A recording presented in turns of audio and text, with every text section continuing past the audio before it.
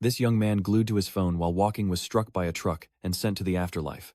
But because of his good karma, he received a chance to be reborn. To find out his new identity, he had to press a button for a random draw. He excitedly pressed the button, the screen spun wildly, and landed on the title, The Supreme Master of Jianghu Tuvi Tone. The main character jumped for joy, unable to believe his luck. He eagerly rushed through the reincarnation gate to his new life. After he left, the staff member in charge of reincarnation began packing up ready to go home but paused by the lottery machine pulling out a slip of paper. This broken system. I can't even read all the text. He thinks he's reborn as the Supreme Martial Arts Master, but his full title is actually Nobody at the Inn casually killed by the Supreme Martial Arts Master. The main character then awakens in a torrential downpour carrying all the memories of his past life, unaware of the mishap at the reincarnation station, and still believing himself to be the #1 martial arts master. In reality, he's now Li Tsuwei, a simple errand boy. Li Tsuwei stood up in the heavy rain, examined himself from head to toe and sighed. Some martial arts master dressed like a pauper. Then his eyes fell upon something like a badge on the ground, but before he could pick it up, 3 armed figures landed behind him. How strange, the Violet Demon Lord's aura was definitely nearby. Why isn't there a trace of him? They muttered amongst themselves as Li Ziwei picked up the token, asking innocently, "Are you looking for me?" Seeing the token with the words, Demon Sect Order, the strangers truly believed he was the Violet Demon Lord, and they snarled in fury. It really is him, or is this some kind of disguise? This bloodthirsty aura is unmistakable. You're a cruel and tyrannical killer, and countless people have died because of your pursuit of power. I've heard that you've been poisoned by the Myriad Antiquity Hall, and your strength is not what it once was. Li Ziwei vaguely heard the 3 accusing him, but he still believed he was the Violet Demon Lord, forced to disguise himself as an ordinary person due to the poison. Therefore, he remained arrogant in the face of those trying to take his life. You think you can take my head? What makes you so delusional? You 3 think you can defeat me? Li Ziwei laughed maniacally, convinced that even if they used poison, he was still the best martial artist in the world. But they were truly intimidated by his aura, and to be safe, the 3 combined their swords, creating the Golden Holy Sword formation. Instantly, a massive golden holy sword materialized. But little did they know, a thunderstorm was brewing. These ancient people are so ignorant. Gold is an excellent conductor, so that giant holy sword attracted lightning strikes. As for Li Ziwei, even though he doesn't know how to use his skills, he still entrusts everything to his body's instincts. As the 3 were coincidentally struck by lightning, Li Ziwei naively believed he had just killed 3 masters with a single thought. Is this the power of a Jianghu leader? This is way too cool, he mutters to himself. Li Ziwei then returned to Wuyu Town, which was bustling with activity, and he was excited to experience the real world of Jianghu for himself. But soon after entering the town, Li Ziwei suddenly heard a child shout, "Mom, look, it's the Violet Demon Lord." Li Ziwei was startled by the innocent voice, and the passers-by began to stir, all talking about the Violet Demon Lord. Li Ziwei was incredibly tense. How is this possible? I'm disguised, aren't I? What to do? Must I slaughter everyone in town? He thought to himself. But as he turned, Li Ziwei's eyes fell upon a notice, a wanted poster, for the demonic Lord Ziwei, complete with his portrait. Li Ziwei breathed a sigh of relief, grateful for his disguise, when a child in the crowd recognized him and called out, "Brother Awei, what are you doing here?" Turning back, Li Ziwei confirmed the child was speaking to him, a large question mark appearing above his head. Then the child led him back to the inn, lamenting along the way. "I can't believe you're so unlucky. Avai, not only did you fall off a cliff, but you also lost your memory. You've been gone for 2 days. Everyone thought you'd gone home. This is your room." He's told to change into clean clothes as the kitchen is waiting, and the boy leads him to a simple room. Li Ziwei surveyed the room, not doubting his identity but assuming the name was just a cover. He knew he had to adapt quickly, but it wouldn't be easy. As a lowly errand boy at the inn, Li Ziwei couldn't even slaughter a chicken properly, a sight that grated on Bi Chang's nerves, prompting constant complaints. "Get back to work or I'll tell the boss to dock your pay for the month. What rotten luck skipping work this morning and now you won't do your job properly. Besides slaughtering chickens, what else are you good for?" He can't even pluck a chicken clean, spending all day on useless tattered techniques. If those worked, even a sow could learn to fly. The head chef berated him, but Li Ziwei didn't respond, infuriating him further as he yelled, "I'm talking to you, are you deaf?" As soon as he finished speaking, Li Ziwei decisively brought the knife down, creating a loud thud as the blade hit the cutting board. The commotion startled the chef, and he became even more uneasy when Li Jiwu suddenly turned around, his face covered in chicken blood with a disturbingly inhuman smile. What more could the head chef possibly say? Seeing that terrifying look, the man could only fall silent. Let's rewind a few hours to understand the source of this misunderstanding. At that time, the demonic Venerable Ziwei in his cultivation had slaughtered countless people, piling corpses into mountains as he maniacally reveled in the sensation of crushing lives like ants. Meanwhile, another group of martial arts masters gathered, determined to stop the Violet Demon Lord, but the difference in power was too great for them to change the situation. Then the fiend produced a demonic sect token, and the faces of the others immediately paled. Oh no, he's trying to send a message to His Majesty. Stop him. But the token in the Violet Demon Lord's hand had already flown away. You think you can stop me. Meanwhile, far from the carnage, the original owner of Li Tsuwei's body was burying a chicken. This young man is so soft-hearted he mourns even a chicken's life, going to great lengths to build a grave. But just as he finishes, the Violet Demon Lord's command token strikes him. The force of the impact sent him flying off a cliff, and with that the original owner sacrificed his life to prevent Ziwei the Devil Venerable from sending a message through the devil token. That's why after transmigrating Li, Ziwei found himself waking up with the confusing token back in the kitchen of the #1 inn, while head chef Bitch was still reeling from his reaction. He had no idea what had happened in the last 2 days because before he was clearly just a timid boy. As his elder, he couldn't stand being overshadowed, so he mustered all his courage and roared, "I've roamed the world for so many years, and you dare to act up in front of me. Do you even know who I am? Why are you pretending with me? I'll turn you into food if you don't watch it," he roared, his voice echoing through the kitchen. Li Ziwei secretly assessed the man, deciding that while his mind wasn't sharp, his physique was decent, suitable to be his lackey in this strange land. Seeing Li Tsuwei look down on him, the head chef couldn't take it anymore. He grabbed an eel from the cutting board, threw it at him and cursed. "What the hell are you looking at?" Faced with such aggression, Li Jiwu decided to test if this guy really had what it takes to be his lackey. He grabbed the kitchen knife stuck in the cutting board and slowly approached the chef, who broke out in a cold sweat. "What do you want?" The chef took a few steps back only to slip on an eel and fall backward. Just then, Li Ziwei lunged forward, knife in hand, and the head chef screamed in terror. Li Ziwei's knife plunged into the wall inches from the chef's neck as he asked with a terrifying expression, "Do you know what my favorite dish is? First, the food is cut coated in flour and seasoned. Then it's left in butter for a while, and finally exquisitely decorated. Oh, and just so you know, the meat for that dish comes from this part of the pig." Li Ziwei withdrew his knife, its icy blade tracing the chef's cheek. "Wanna try it?" Li Ziwei really has a knack for playing the villain. The head chef was so scared he collapsed to the ground sobbing. He's this scared from just a threat. If I took on followers like this, wouldn't it be embarrassing? How boring.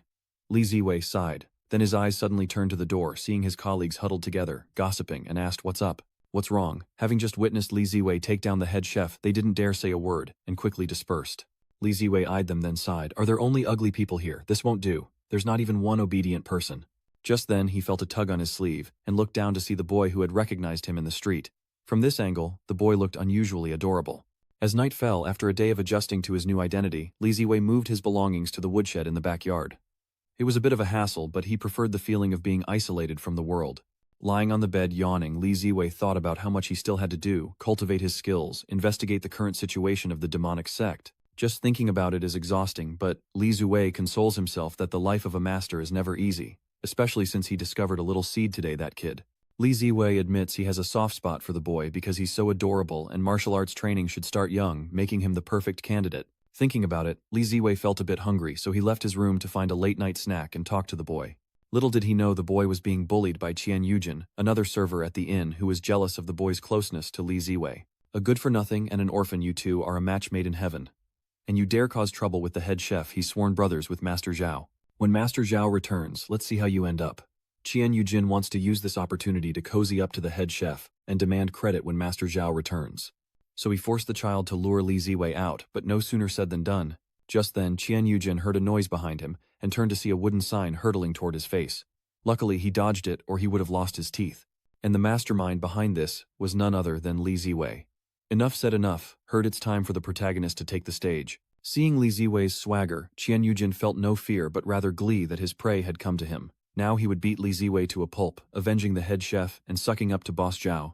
For Li Ziwei, the sudden appearance of someone like Qian Yujin was a golden opportunity. He planned to beat him to a pulp, proving his strength to the child and earning his admiration. And so the two inn workers, each with their own motives but united in their desire to beat the other, prepared to clash. But Qian Yujin truly had the makings of a side character, talking a lot before the fight. As you can see, the one who talks the most usually loses miserably. I advise you to be sensible. If you kneel and apologize now, I might spare your life. Qian Yujin feigned generosity, but Li Ziwei didn't even bother listening, instead telling the child to stand back so he wouldn't get hurt. Enraged, Qian Yujin couldn't believe that Li Ziwei, after returning with amnesia, would dare to look down on him so much. "Stop putting on airs. Trash is trash." As Qian Yujin cursed, he threw a punch, but his fist left too many openings. Li Ziwei took a step back, creating a safe distance, then grabbed the opponent's outstretched arm with his right hand, using his left hand to assist, and finally slammed him to the ground. Lying flat on the ground, Qian Yujin couldn't comprehend what had just happened. Had he really been defeated by the most timid boy in the dormitory? Li Ziwei felt incredibly refreshed after pulling off that move, having wanted to try it out after editing so many fight clips in his past life. In his mind, he's still Ziwei, but he can't use those cool techniques from the novels just yet. Still, with his inner power and past life martial arts knowledge, his fists and feet are unmatched, but he's not used to this body yet. Damn, I can't do that. If I miscalculate and hurt someone, my identity might be exposed. How troublesome. Li Ziwei muttered to himself, words that Qian Yujin happened to overhear. What body, what hidden identity? He was scared, stiff. It was like a scene from one of the dramas he'd seen. Could Li Tuwei be hiding a secret identity with the waiter, just a disguise? At that moment, Li Tuwei turned to see Qian Yujin staring at him with suspicion. As their eyes met, Qian Yujin panicked and shouted, "Who are you really?" Li Ziwei responded by grabbing his throat and slamming him against the wall. "What did you just say? Tell me now, why did you recognize me?" Meanwhile, Li Tuwei's hands were busy choking his opponent, but his mind was racing. He felt that even though Qian Yujin was a bit of a simpleton, he could still see through his identity. Not only that, but he could withstand a throw infused with his internal energy, proving he's no ordinary person. Of course, his identity and profound internal strength were all in Li Jiwu's imagination. It can't be denied that Broken Machine at the reincarnation station really screwed him over, lost in his delusions of grandeur, completely unaware that he's delusional. After a moment's thought, Li Ziwei let go, and Qian Yujin coughed violently, cursing him as a madman in his mind. But Li Ziwei had no intention of letting him off so easily. Deep down, he knew he couldn't let him live, not after realizing his identity as the Demon Lord Ziwei. With that thought, Li Ziwei put all his strength into another strike, hitting his opponent's lumbar spine. Qian Yujin could even hear his bones cracking, and then he was struck by a wave of pain, collapsing face first onto the floor. "Have you seen the light?" Li Tuwei said with a smug tone. "The move that just hit you is called Bone Melting Palm. If you're struck by this in less than 7 days, your bones will turn to mud and you'll die." Where his great-grandfather learned to fabricate such convincing lies is unknown, but they certainly had a threatening effect on Qian Yujin. But Li Ziwei continued loudly, "Young man, are you really willing to give up your life so easily? As the great ones say, enlightenment is death and rebirth, welcoming a bright new future. So I can offer you another choice." Soon after, in the forest on the outskirts of Wuyu town, the trees rustled as someone used their lightness skill. This girl is Xia Yi, a constable of the Iron Cloak sect working under her father. Haxia's father usually gave her boring bookkeeping work to keep her from running around because remnants of the demonic sect had fled to the area, but forbidden fruit is always the sweetest. And so Xia Yi resolved to capture the remnants of the demonic sect to prove her strength to her father. In her hands was a wanted poster stolen from her father depicting their target. Xia Yi wanted to see just how dangerous these remnants were that had her father so on edge. But when she unrolled the scroll, she saw a white-haired woman dressed scantily and striking a provocative pose. Xia Yi froze for a moment, then seemingly out of embarrassment tore the scroll in half. "How could this woman have such an image?" she shouted, and just then a voice echoed from afar. Xia Yi stopped complaining and looked into the distance, seeing the Li Ziwei brothers. "Brother Wei, is what you said true? If I learn kung fu, will people stop bullying me?" The child looked at him with shining eyes, asking seriously. "Of course.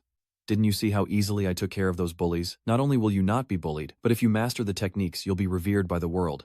Li Ziwei replied, though he felt awkward about the last part since that so-called worship was more like being hunted down. Hearing this, the boy suddenly knelt. He'd heard his sister say that accepting a master required bowing, so the boy Nishu slammed his head against the ground, creating a large bump on his forehead. "I want to be strong, Brother Wei. No, master, please teach me." That night, Qian Yujin returned home.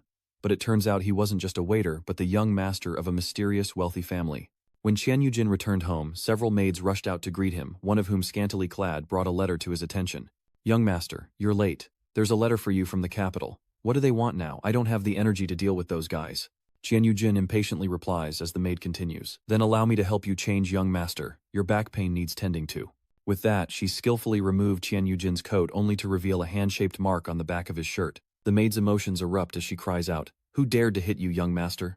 Who's strong enough to leave a mark like that? How could they bear to hurt our young master? This is outrageous." Qian Yujin sat silently for a long time before finally telling her that he didn't need any more poultices, as the back pain that had plagued him for years, which even doctors in the capital couldn't cure, had been healed by Li Ziwei's slap.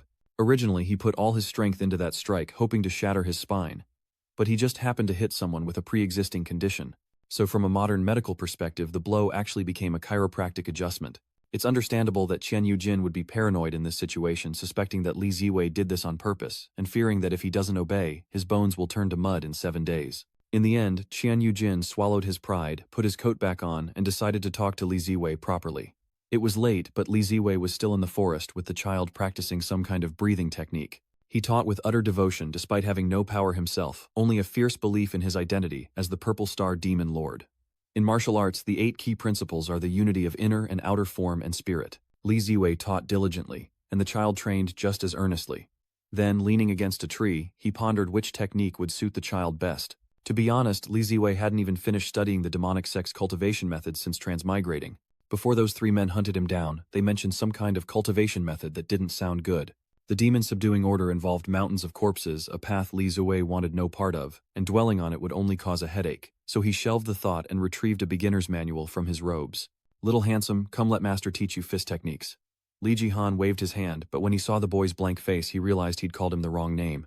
Due to his profession, weren't all the people on his short video platform called Handsome Li Ziwei, made up a reason to cover up his embarrassment. "It's a rule of the road to keep your real name hidden, you'll understand someday." The boy trusted him implicitly, and listened. Meanwhile, Xia Yi was still hiding in the nearby trees, having spent the entire afternoon watching the suspicious pair only to realize they were just two fools practicing stances in the forest in the middle of the night. Though Li Ziwei didn't look like a martial artist, Xia Yi decided to watch over them out of compassion, lest they be carried off by wolves. And so Li Ziwei and the boy began studying their respective manuals. But while he's racking his brain trying to figure out how far he's progressed and how to continue, the kid has already finished reading the basic manual he gave him. "Can I try?" he asked excitedly. "Can I try?" "Of course." Li Ziwei ruffled the boy's hair and stepped aside to let him show off. The boy got into position, focused his mind, gathered his energy, and unleashed a full-powered strike. Since it was the boy's first time trying the technique, Li Ziwei didn't expect much, but who knew his strike would unleash a torrent of power that ripped through the forest. Wherever this power swept, even ancient trees were uprooted. Finally, the fist hurtled toward Li Ziwei's home. With a crash, an irreparable crack appeared in the already dilapidated house, leaving them both speechless with shock. Little did Li Ziwei know he'd picked such a gem, and that his basic technique could be this powerful. He was secretly thrilled, but outwardly, he calmly patted the boy's head. "Well done." The boy was ecstatic, marveling at the power of his master's technique. Meanwhile, Xia Yi witnessed the entire scene, stunned by the boy's punch, her face turning green with shock. Coming to her senses, Xia Yi's first reaction was to clutch her head, a torrent of thoughts flooding her mind. Who are these two really? Xia Yi berates herself for thinking of them as fools. She didn't know why she was secretly following them, but the boy's punch was so powerful, his master Li Ziwei must be even more extraordinary. The boy, still thrilled by his attack, asked Li Ziwei to move out with him. "Sure, but this place is a little small," Li Ziwei replied absent-mindedly, touching the house. After the boy's punch, the house was already on its last legs, unable to withstand any more force, so when Li Ziwei touched it, the whole thing collapsed. Nearby, Xia Yi was stunned once again, believing that Li Ziwei had destroyed the house simply because it wasn't big enough. "Oh my god." A voice suddenly rang in her ear, startling Xia Yi. It turned out she wasn't the only one tailing Li Ziwei. Xian Yujin had been secretly following him as well. And coincidentally, he also witnessed the house being destroyed. Naturally, both were terrified because even he thought he'd lost control and destroyed the house. "You're amazing, master," the boy said with adoration. Impressive as it was, it looks like we're sleeping outside tonight. Li Ziwei sighed, but before he could finish, two voices calling him master pierced his eardrums. Out of nowhere, Qian Yujin rushed over and clung to Li Ziwei's leg, convinced that he was an expert, a supreme master, after witnessing his earlier fight, and the sheer power he displayed by destroying the house with a mere tap. Offending someone like that was definitely not wise, so before things went too far, he had to latch onto this lifeline. "Let go of my leg," Li Ziwei boomed. "I never agreed to take on a disciple as old as you." Qian Yujin stubbornly clung to his leg. "Master, I was wrong. I was blind before, and didn't you tell me to choose? I've decided I want to follow you. I'm very useful." "And how are you useful?" Li Ziwei gives him a dubious look, but Qian Yujin wastes no time showing off his abilities. His greatest asset was money, and lots of it. But Li Jiwu, unaware of his true identity, thought he was mocking him. How much money could a waiter possibly have? Little did he know the next day, Qian Yujin had transformed his thatched hut into a dazzling two-story house. To his astonishment, he eagerly introduced it. "Master, what do you think? The money house has a daily limit on withdrawals, so I could only make simple repairs like this." Li Ziwei was truly blinded by the allure of money, wondering why Qian Yujin, a rich young master, would work as a waiter. Without a second thought, he replied, "In this world, strength is everything, and martial arts talent is highly valued. They say, hidden dragon crouching tiger dwells in Wuyu town. Boss Zhao of this inn is a famous assassin. If your master is so powerful, isn't him working here just another case of a hidden expert? What good is being a useless rich guy?" Those words from the money grubber pierced right through Li Ziwei's heart. "Before I transmigrated, my dream was to be a useless rich guy. But having money is a power in itself. Why don't you just use money to crush anyone you hate?" Li Ziwei wondered. He was just asking, but Qian Yujin seemed enlightened. That very day he had his maidservant bring a lot of money to buy out an old customer. So Li Ziwei's money-based ability was this easy to use. Qian Yujin's eyes were opened. Li Ziwei was studying a map at the time. Qian Yujin may be a bit slow, but taking in a rich underling like that wasn't bad at all. At least buying out an entire area made it easier for him to develop his power. Just as Li Ziwei was focused on his research, a girl suddenly barged into the room. Xia Yi of the Ironclad sect wants to talk, and though he doesn't know her well, Li Jiewu agrees to go with her. Xia Yi led him to the Drunken Flower Pavilion, where the staff's robust style of service nearly blinded Li Ziwei. Once the food arrived, Xia Yi cut right to the chase, revealing she knew his identity and that she was the daughter of the Ironclad sect's leader. These words caused Li Ziwei to spit out the water he was drinking. "If I'm not mistaken, you must be..." Li Ziwei was extremely tense, even contemplating murder. But then, luckily, Xia Yi continued, "You must be a hidden master living among mortals, right?" Li Ziwei sighed inwardly and picked up a chicken leg. "You jest, my lady, as you can see I'm just a common man." He secretly praised his young art of disguise and camouflage, unaware that this identity was all too real. As for the so-called Iron Robe sect, Li Ziwei guessed it was similar to the Yamen, a force opposed to those like Ziwei Sunday. As for Xia Yi, after Li Ziwei's vehement denials, she became even more convinced that he was a hidden master.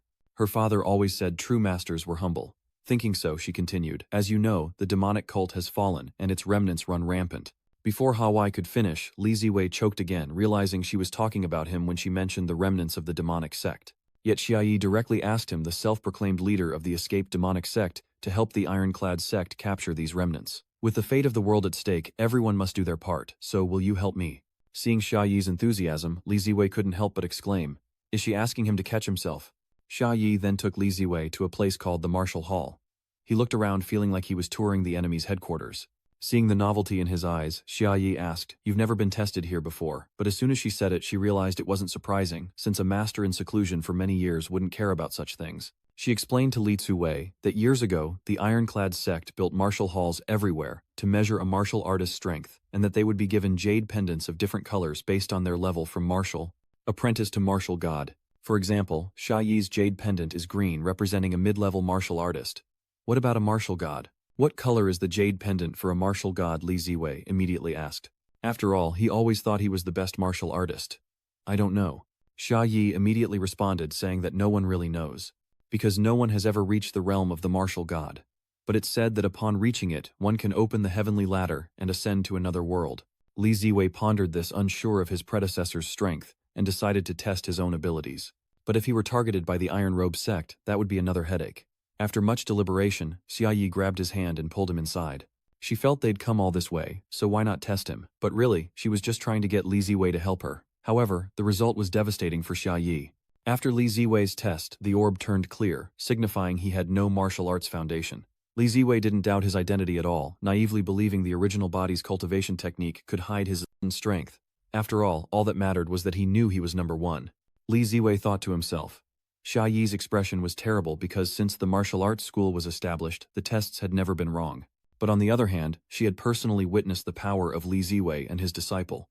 The two things were far too contradictory. Xia Yi was conflicted until she recalled something her father once said, "Yi, martial arts are like reading and comprehending enlightenment. The origin of all things, the great Tao, is simple, evolving into complexity, returning to simplicity is the highest realm."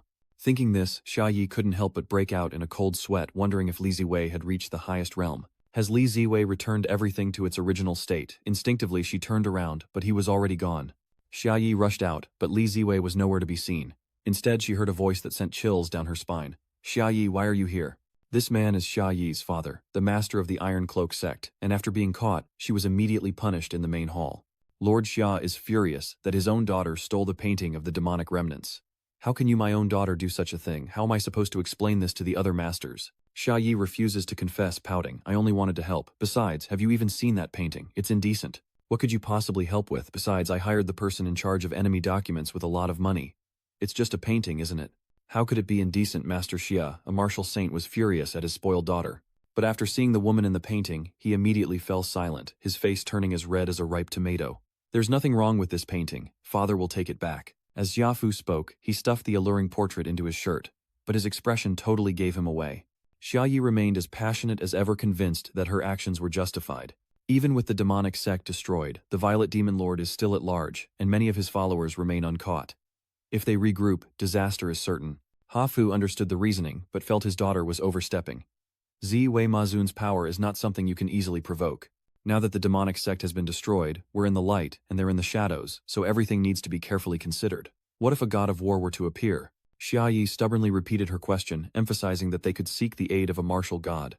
Afterwards, Li Zue officially accepted Yu Jin as a disciple, training with him daily. Meanwhile, he focused on researching the demonic sex token, from which he extracted all sorts of high-level techniques: swordsmanship, fist techniques, mental cultivation, internal energy, hidden weapons. Last time the beginner techniques he tested on the kid were so powerful, so Li Tzu-wei wanted to try something more advanced this time, and so he left his room. Meanwhile, Xia Yi was bringing her father along, hoping he could witness Li Ziwei's abilities firsthand. To prove he wasn't just boasting, but even with his daughter's firm affirmation, Xia Fu still found it all too absurd. If someone could truly collapse a house with a flick of their finger, and teach a 6-year-old to split a mountain with a single punch, why had no one in the martial world ever heard of them? Moreover, no martial gods have appeared in many years. They're not vegetables you can buy at the market. Thinking this, Xia Fu saw the panicked look on his daughter's face, and following her gaze he saw a tiny child practicing martial arts in the distance. Even more terrifying is the technique he's practicing. Behind him, the colossal figure of the Buddha sits upon a lotus throne.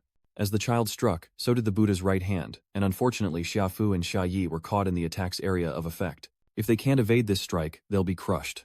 Xia Fu quickly shoves his daughter away, then forms a seal, activating the ninefold heart protection formation. This was his last resort, using all his martial saint power to barely withstand the blow. "Master, I did it," the boy exclaimed, overjoyed that his training had finally paid off. Qian Yu Jin, on the other hand, was extremely frustrated, having made no progress with the same technique. Li Zuwei consoled him, "Don't be discouraged. Everyone has different strengths. Perhaps this technique just isn't suited to you." Then he turned to pat the boy's head secretly, thinking that this was a treasure that had fallen right into his lap. Just then the three of them heard Xia Yi's piercing scream from nearby. "Dad, what's wrong, Dad? Dad, don't scare me." Xia Fu lay in his daughter's arms, clearly unconscious, with blood trickling from his mouth. Li Ziwei recognized Xia Yi but wondered why they were here, and in such a state. Xia Yi, fearing a misunderstanding, explained that she wanted to bring her father to witness his skill, but they stumbled upon their training, and in resisting a blow, this happened. Li Ziwei paled with fear. He never intended to hurt anyone, but despite Xia Fu's claims that he was fine, he'd just coughed up a mouthful of blood. He definitely wasn't fine. If something were to happen to him here, Li Ziwei would be consumed by guilt for the rest of his life. Xia Yi quickly wiped the blood from her father's face as he struggled to speak, his voice faltering, saying that it was Xia's fault for coming without permission, and he hoped the master would not blame them. At this point, he truly believed Xia Yi's words. The boy, hiding behind Li Ziwei, possessed unparalleled power, forcing him to exert all his strength to withstand, but not completely neutralize that one blow. What kind of power must his teacher possess? Furthermore, Xia Fu couldn't sense any martial arts energy from Li Ziwei, leading him to the same suspicion as his daughter had. Li Ziwei truly reached such a high level that he was unreadable. Having come this far and being severely injured, Xia Fu had to meet this master. So he politely clasped his hands, introduced himself as Xia Yi's father and the current leader of the Iron Cloak sect. Hearing this, Li Jiewu's face changed. If he's the master of the Ironclad sect, isn't he the big boss of the opposing faction? Qian Eugene in the back couldn't help but marvel. The Ironclad Gate was full of extraordinary people, and unlike the unofficial assassin rankings, joining the Ironclad Gate was like joining the Imperial Court. They're backed by the Imperial Court, and the Iron Shirt sect master is an even more formidable figure. He never imagined he'd meet such a big shot in his lifetime. Xia Fu bowed before Li Zue for a long time without a response, and when he looked up he saw the man's ashen face. He panicked, fearing he had said something to anger Li Zue. But in reality he was simply deep in thought, until his disciple's innocent voice broke through. "Master, this old man doesn't look so good." That's when Li Ziwei finally snapped out of it. "That's right, why panic? These people don't know who you really are anyway. On the contrary, they seem to trust you implicitly. In that case, Qi Pengshun can use this to his advantage and infiltrate the enemy, killing two birds with one stone." "Are you the Ironclad sect leader Xia? Forgive my rudeness," Li Ziwei finally responded. Hearing this, the terrified Xia Fu finally regained his composure. "I am Xia, and I apologize for disturbing your training, master. I will make amends." Haxia's father spoke so quickly that Xia Yi feared he would bite his tongue. "Sect leader Xia, no need for formalities. I'm just bringing the child for some practice. Besides, I'm no expert, just an ordinary person." Li Zue responded politely, leading Xia Fu to believe his earlier anger stemmed from not wanting his identity revealed, so he played along. "I misunderstood. What should I call you, young brother Uncle Xia? Please just call me Awei. Calling me Uncle Xia is too much, just call me Brother Xia." Seeing their polite exchanges, Xia Yi couldn't help but frown. After a few more words, it was as if they were old friends. Then he cautiously asked Li Zue about the technique he had just taught the child. But the phenomenon caused by that boy had actually alarmed many people. In a distant temple, the monk Rukong also noticed this. His young disciple was extremely excited. After a moment of thought, the monk Rukong stroked the child's head. "Haven't you always wanted to go down the mountain? Go call your eldest brother here." The martial arts competition is about to begin, and it's going to be lively these next few days. About an hour later, Xia Yi and his son finally left. Because Xia Fu seemed so enthusiastic, Li Ziwei couldn't refuse and guided him in practicing this technique. But wary of his position as Iron Shirt sect master, he didn't give him the complete manual, wanting to keep a way out for himself. Lost in thought, the boy suddenly grabbed his hand, looking utterly dejected. "Little guy, what's wrong?" Li Ziwei asked anxiously. "Master, have I caused you more trouble? After all, this child is an orphan without a name, so I just decided to call him by my nickname from my past life." The boy seemed worried and aggrieved, and Li Ziwei had to focus all his energy on comforting the little seed. "It's not your fault. It's this master who wasn't thorough enough. You've practiced enough for today, go to sleep. I'm going out for a walk." Obediently returning to his room, Xiao Shuai closed the door tight, then removed the hat he always wore, revealing a surprising secret: he was actually a girl. Li Ziwei said he wanted to take a walk, but he really wanted to test the effectiveness of that cultivation technique. He'd already seen how it affected Xiao Shuai, so he wondered what would happen if he used it himself. So he found a rocky hill to test his abilities. Little did he know, he sensed someone in a nearby cave, a remnant of the demonic cult, hiding within the painting Ha Fu hired the artist to recreate. Badly wounded, the girl panicked at being discovered. She couldn't die here. Her master was waiting. She couldn't fall now. She thought to herself, but then coughed up a large mouthful of blood, her vision blurring. Before losing consciousness completely, she recognized a familiar aura identical to the Purple Star Venerable. She lost consciousness and fell into Li Ziwei's arms, who, being kind-hearted, couldn't leave her seriously injured, so he took her home and spent the whole night tending to her wounds. Just as he finished, a servant knocked, announcing a visitor. To his surprise, it was Xia Yi again. "Miss Xia, what brings you here again?" Li Ziwei quickly closed the door, hoping to keep the stranger inside a secret and avoid misunderstandings. Beaming, Xia Yi presented a bag, saying her father asked her to deliver it to Li Ziwei, who, ever curious, opened it immediately. Xia Yi's warning came too late, and Li Ziwei was buried alive under a mountain of gifts. That tiny bag was actually a spatial pouch filled with everything from techniques and hidden weapons to elixirs and secret manuals, the Xia sect master's return gift for the technique Li Ziwei gave him. Furthermore, Xia Yi gave him a painting to hang at First Guest Inn, the biggest inn in town, so more people would see it, a painting of the remaining members of the demonic sect in hiding. As Li Ziwei unrolled the painting, he was met with the portrait of the girl he'd rescued yesterday. Hongshu, beautiful to look at, but a cold-blooded weapon raised by the Violet Demon Lord himself. Hongshu once nearly destroyed 3 minor sects opposing the Violet Demon Lord in a single night, a revelation that left Li Ziwei utterly stunned. This is too much of a coincidence, don't you think? What's wrong? Even if Hongshu is evil, you don't have to be so dramatic, Xia Yi wondered. Xia Yi's business here should have been concluded, but her keen senses picked up the faint scent of blood on Li Ziwei, and she immediately questioned, "Are you hurt? Or is someone injured?" Li Ziwei was caught off guard and stammered, unable to speak. Xia Yi's curiosity then led her to wonder what was hidden inside the bedroom, and Li Ziwei immediately blocked the door in a panic. "This is my bedroom, you can't come in." Seeing his anxious expression, Xia Yi became even more curious, and finally pushed Li Ziwei aside and rushed into the room. Indeed, the room reeked of blood. Li Ziwei thought he was done for, but the room was empty save for his blood-soaked jacket on the bed. The strong smell of blood from the bed. "Are you hurt?" Xia Yi grew even more concerned. Only then did Li Ziwei breathe a sigh of relief. Where did Hongshu go? Could it have left because of the commotion outside? "I'm not hurt. It's a cat I found injured in the back hills. I felt so bad for it I brought it back." Who knew that after applying the medicine and falling asleep, it was gone when I woke up? Li Ziwei did his best to make up a story. "A cat. No one in this town keeps cats. Maybe it was brought here by a disciple of the Myriad Antiquity Pavilion, but it ran away." The Wangu sect, Li Ziwei asked curiously. "That's right, the great sword debate is about to begin, and the Eternal Ancient Pavilion is participating. This time they really love cats. Cats are the sacred beasts of the Myriad Antiquity Pavilion." "That's right, Zhen Wuyu has been chosen as one of the arenas. This time it's going to be lively. Keep an eye out for anyone suspicious. With so many people, there's bound to be a few bad apples." The Eternal Pavilion was behind the parasitic worm that afflicted the Violet Demon Lord, and Li Ziwei, now believing himself to be the Violet Demon Lord, is consumed by hatred. With that in mind, he asked Xia Yi, "Miss Xia, is it still possible to register for this sword debate tournament you mentioned?" Xia Yi nodded immediately, guessing that Li Ziwei wanted to register the young commander. After all, the kid is talented, but the real reason Li Ziwei doesn't want to fight is because the demonic Lord Ziwei disappeared not long ago. He feels that if someone of equal strength suddenly appears, it will easily arouse suspicion. The young commander's strength, while not exaggerated, is certainly not ordinary, and bringing him out could attract attention. Meanwhile, he could act in secret, seeking an opportunity to approach the Eternal Pavilion and break the ancient poison. After discussing the sword debate stage, Xia Yi and Li Ziwei left the bedroom together. Hongshu then descended from the ceiling, picked up Li Ziwei's coat, took a sniff, and confirmed it was the scent of the demonic sect token.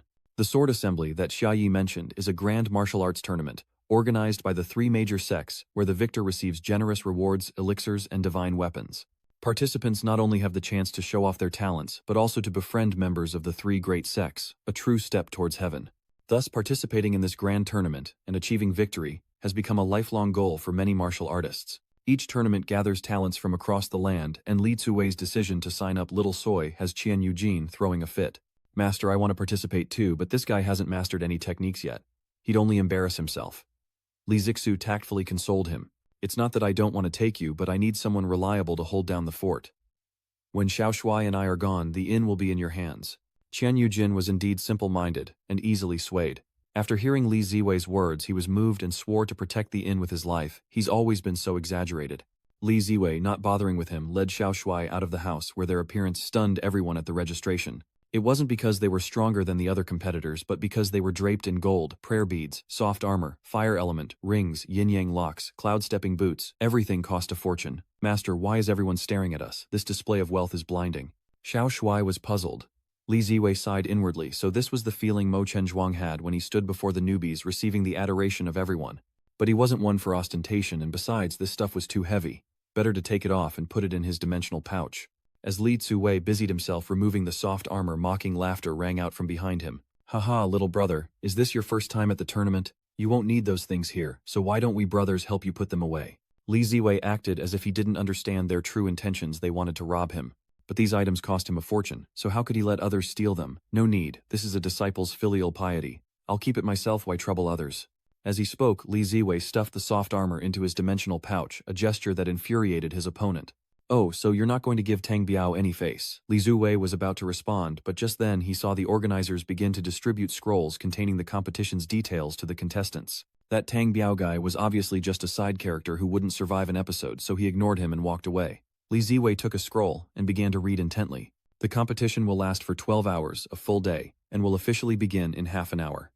Li Ziwei sighed incessantly after reading the scroll. He thought the competition would be a simple fight, but now he has to gather herbs. Is he just doing free labor for someone? But this was a golden opportunity to get close to the Myriad Antiquity Pavilion, one that Li Tsuwei couldn't miss. And so he and Xiao Shuai entered the competition, and before long night fell. Li Ziwei lit a fire for the child to rest, unaware that Tang Biao and his gang had been following him for half a day, assuming he was weak and easy to defeat. Their ultimate goal was to seize his spatial pouch, and the thought only fueled their greed. Finally, they charged, hoping to take him out in an instant. But before they could touch a hair on his head, they were ensnared by something like spider silk falling from the sky. These fools were instantly bound into tight cocoons, with Li Ziwei holding the other end of the line. "See, I told you these extras never last more than an episode." Li Ziwei spoke with a chuckle. "The treasure I used to bind these people is crimson cloud silk worth 25688 taels of silver, all funded by Yujin, of course. You didn't really think I was an idiot, did you?" Li Ziwei, reveling in his spider-like triumph, gloated to the funeral attendees, flaunting his wealth, feigning ignorance and provoking trouble. "It was all part of my plan." By the time they realized they'd fallen into Li Ziwei's trap, it was already too late.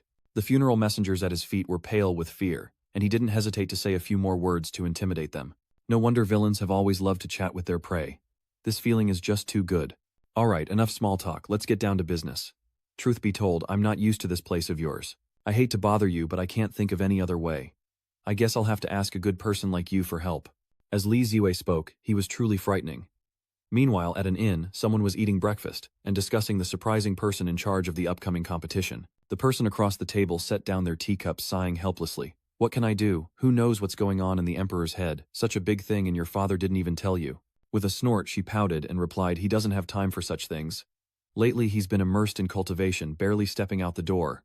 The person you met is the holy maiden of the Myriad Ancient Pavilion."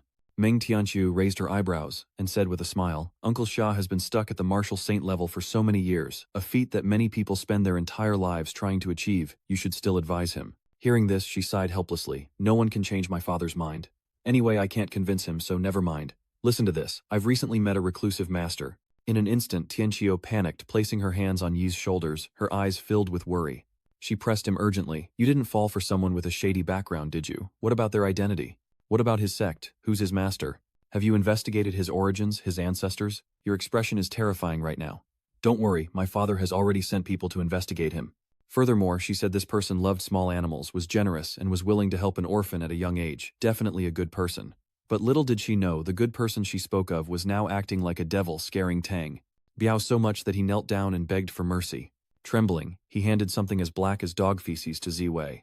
Holding it, Ziwei couldn't help but wonder, this is black mystic ginseng, why is it so different from the pictures? It looks more like what she used to make soup. Hearing this, Tang Biao was even more horrified. Using black mystic ginseng for soup. Just how rich is this person? I can't comprehend the world of the wealthy. He cried his eyes out before Su Wei finally let him leave. Now that things are settled, you and your little brother can go.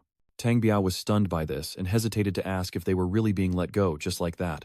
Shu Wei glared at him and scoffed. Or what? What kind of status do you have that's worth me taking action personally? Killing small fry like them is too much effort to clean up after. He winked and said, your dog life is precious, take the chance and go. Don't be ungrateful and seek death. But as a villain he deserves a warning. From the beginning he was just a pawn to be discarded, less than a passerby. Though they pride themselves on martial arts, a strategic mind is crucial for achieving greatness. Hearing this, Tung Bu nearly wet himself. Kill and discard. Was that what he meant? Kill and discard the body. The more he thought about it, the more frightened he became, so he got up, grabbed his underlings and left, deciding not to provoke this cunning fox. Tang Bu's reaction confused Ziwei, but he didn't ask much, resting in the forest for the night only to be woken up the next morning by Xiao Shuai Master. Wake up. Dazed, Ziwei sits up and mumbles. What time is it? She then handed Ziwei a wild fruit, prompting him to ask, where did you get this? Xiao Shuai happily replied, I found them over there. All of these were picked up over there. It was only then that Ziwei noticed a pile of black Xuan Shen next to her. He froze, unable to process what was happening. After a moment he finally spoke. That's too much. Let's put it away for now and take it over later. Meanwhile, Hongshu secretly watched the two from behind a nearby tree, a hint of joy in her eyes. A moment later at the inspection site, looking at the dog poop like black thing on the table, Qianqiu angrily shouted, failed I. Told you, we don't need to do this. Instead of wasting time on this, quickly issue a notice to purchase on a large scale. Upon hearing this, her handmaid playfully chided. A saintess shouldn't speak like that. This year's heat is different. Unscrupulous merchants are taking advantage of the situation, driving up the price of black mystic ginseng, and the court can't afford it. With a snort, Qianqiu scoffed. So you just want to take advantage of the situation. How noble, how disgusting. And they dare pawn this off on us at the Myriad Antiquity Pavilion. Aren't they afraid I'll poison their wine? As the two were talking, Shu Wei stepped forward and asked, is this where I submit? Your drawings are too abstract. I don't even know if this is it. Hearing this, Qianqiu was immediately displeased. What did he mean by abstract? She drew that herself, but before she could retort, her eyes involuntarily narrowed. Hearing this, Qianqiu stood up abruptly from her chair, for on the table black mystic ginseng had been piled into a mountain of precious medicine, more than one could find, digging up an entire mountain. Seeing her expression, Ziwei hesitantly said, you didn't say how much you wanted, so choose for yourselves. This made Qianqiu even more astonished. What did you say? Just pick them. This is dark mystic ginseng. Seeing her silence, Ziwei spoke up, confused. What's wrong? Isn't this what you wanted? It was then that Tianqiu reacted quickly, saying, I do want it, but really just a low-grade fruit is enough. Hearing this, Shu Wei nodded in agreement. Why don't you just take them all? Tianqiu and the maid beside him were immediately confused. Really, take them all? Doesn't he know how precious these are? Shu Wei pouted. I just picked them up anyway, and I don't even like them. Tianthu was truly caught off guard. Is this guy trying to fool someone?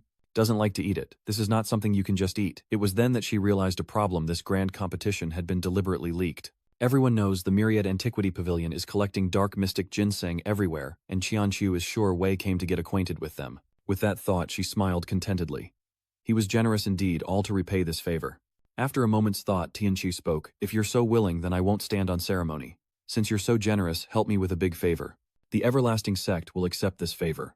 Hearing the words everlasting sect from her, Ziwei was immediately stunned. Before he could understand, Qianqiu loudly introduced herself. I am Meng Qianqiu from the Eternal Pavilion.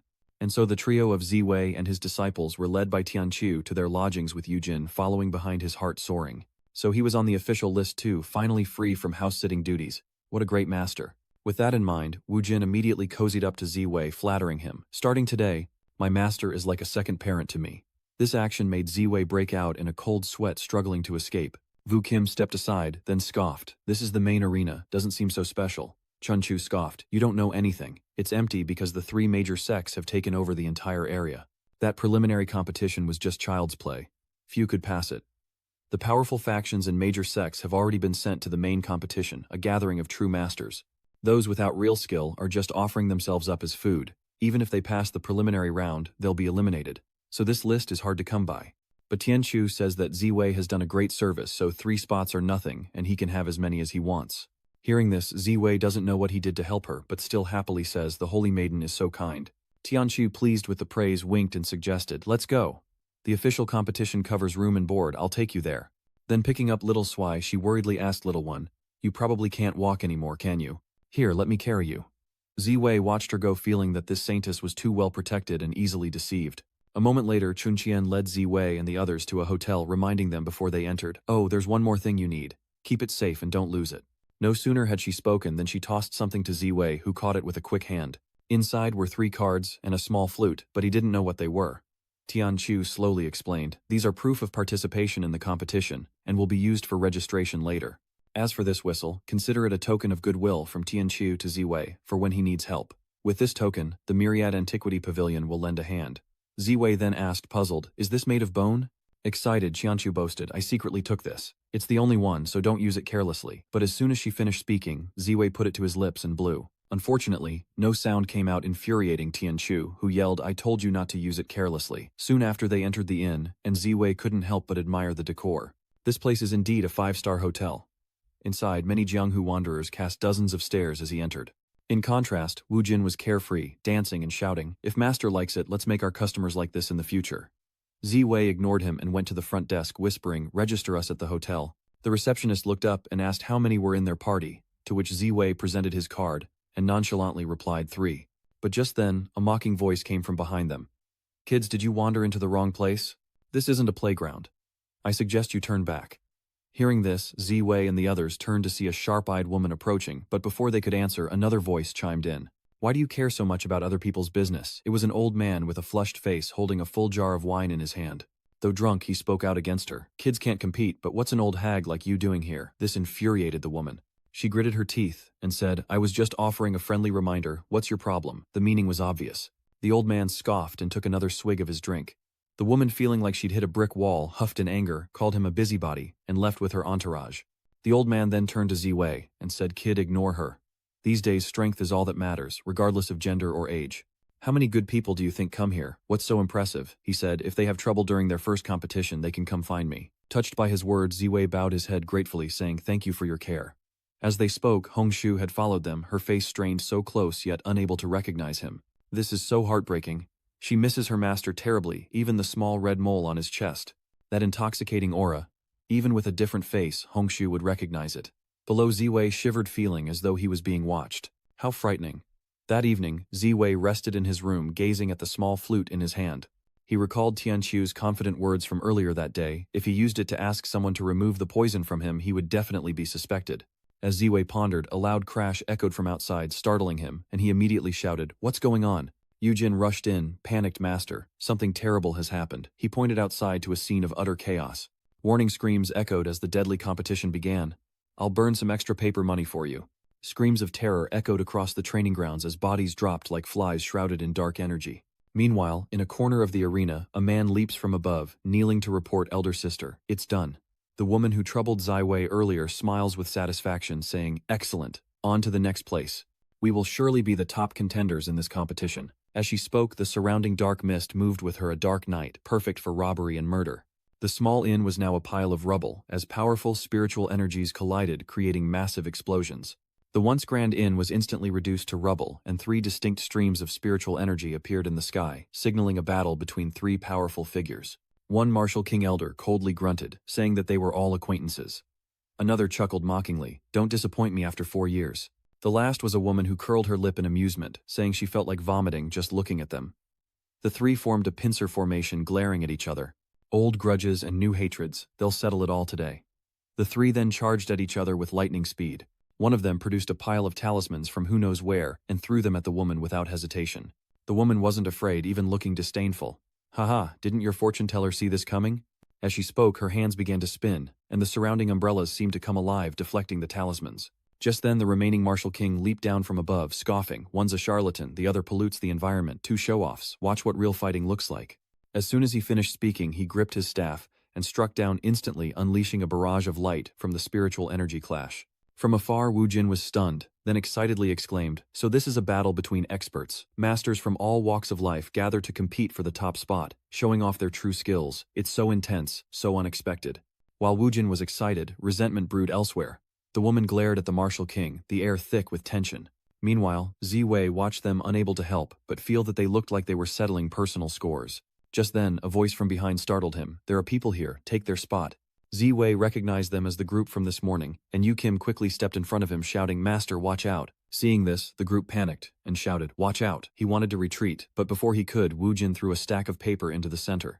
The men's eyes lit up at the sight of the silver notes, but by the time they rained down, their targets had vanished. They looked around in bewilderment. Where did they go? How did they disappear?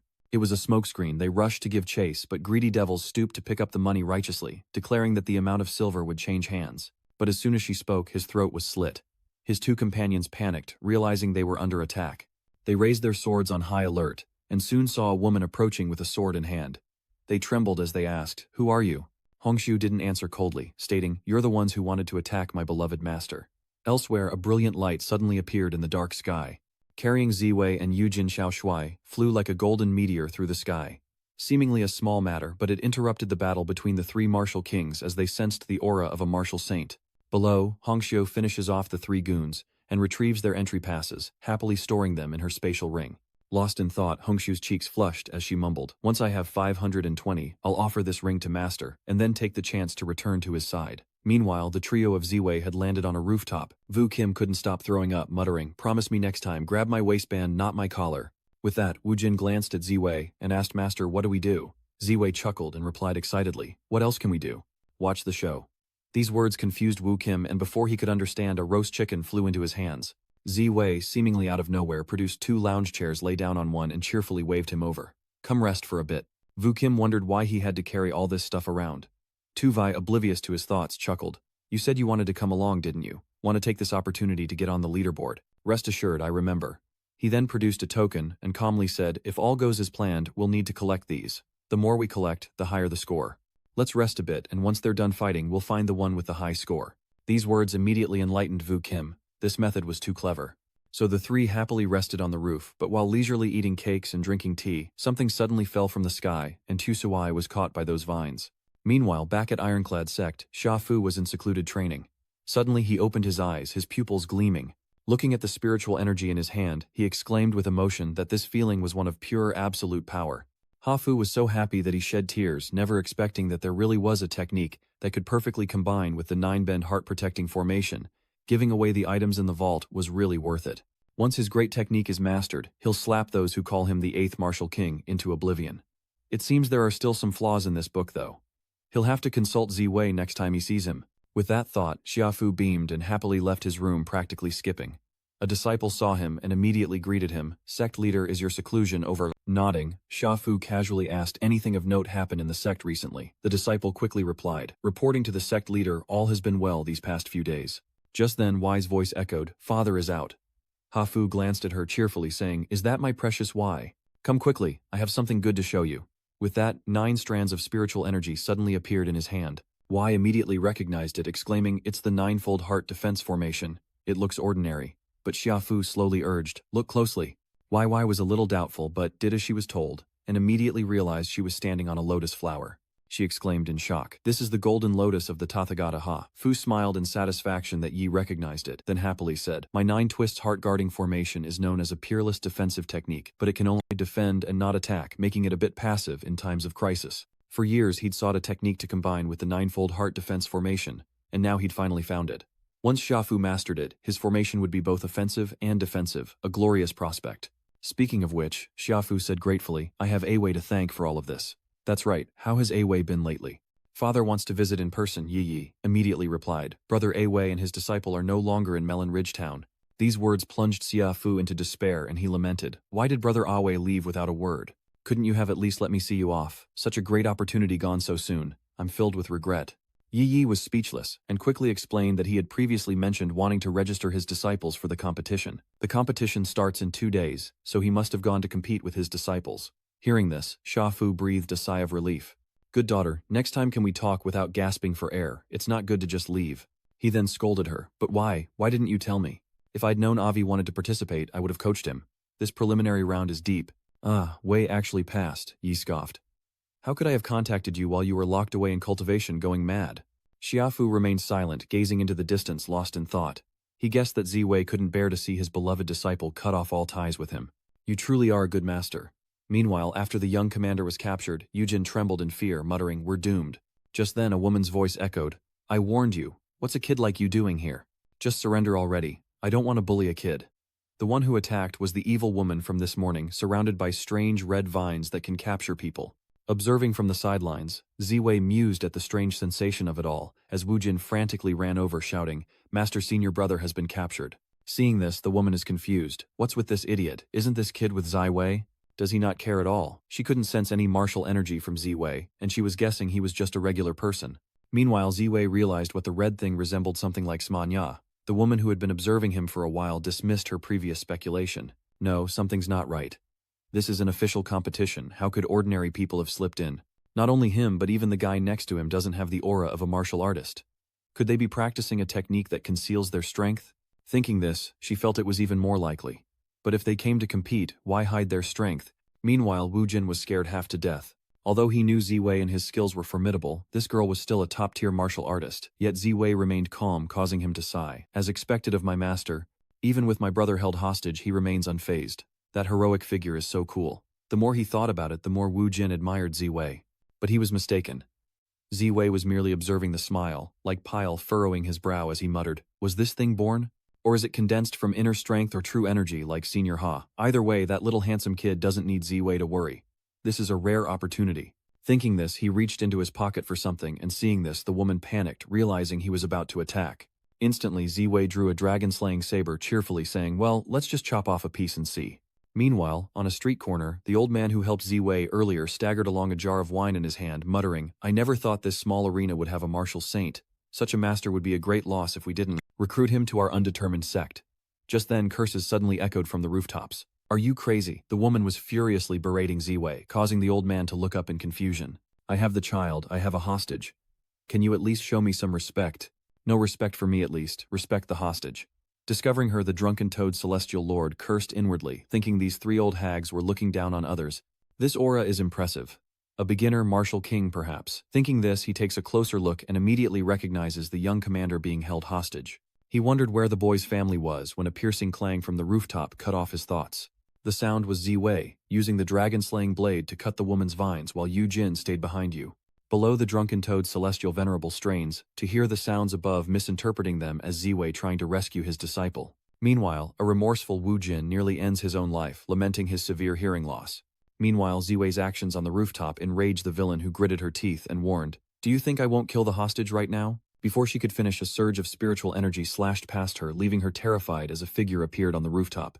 The celestial venerable Sui Wo successfully rescued the little commander and berated her, "Madame Tron, how could you bully such a small child? Hundreds of people in the arena, and you pick on these three, bullying the weak are we, and I've ruined your fun." The woman angrily retorted, "Where did you crawl out from, old man? What makes you think I'm bullying children? Clearly that man is provoking me."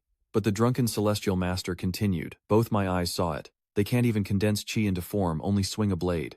Look how pitiful he is." These words only fueled the woman's rage. She gritted her teeth and shouted, "This is enough, Soulguard's secret art." As soon as she finished speaking, the vine-like things around her began to move. They quickly attacked drunken toad celestial, who dodged, but Ziwei was captured.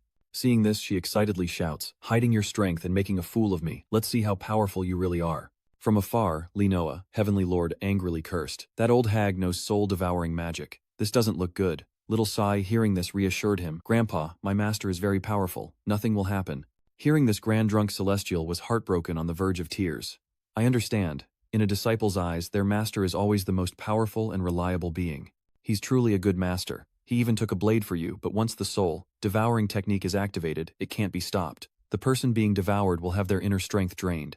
Only when his core was empty and he was crippled did he say that Ziwei's chances of survival were slim." But at that moment, Ziwei's body suddenly began to change. The vines on his body were gradually opening up, a sight that stunned both Zuiwa Tianzun and the woman. She stares in disbelief, wondering how this could be. The soul-devouring technique can only fail in two cases. First, if the target is an ordinary person with no foundation or internal strength. The second is if the target's power far exceeds that of the soul-devouring caster. As the woman was confused, Ziwei slowly opened his eyes, thinking it wasn't as scary as he'd imagined. As he broke free, the woman coughed twice, suffering from the backlash, and wondered who Ziwei really was, as did the drunken toad celestial. As everyone wondered what was happening, a figure appeared on the roof, Hongshu, who swiftly swept Ziwei into her arms. Ziwei stared blankly at the woman who had just arrived, and before he could ask who she was, Hongshu put him down, then embraced him tightly, calling him master. Ziwei didn't understand anything, but she continued to speak sweetly. It's all my fault for arriving too late, forcing Master to take action personally, but Master, you're still as handsome as ever, easily dealing with the enemy. With that, Hongshu gave him her spatial ring.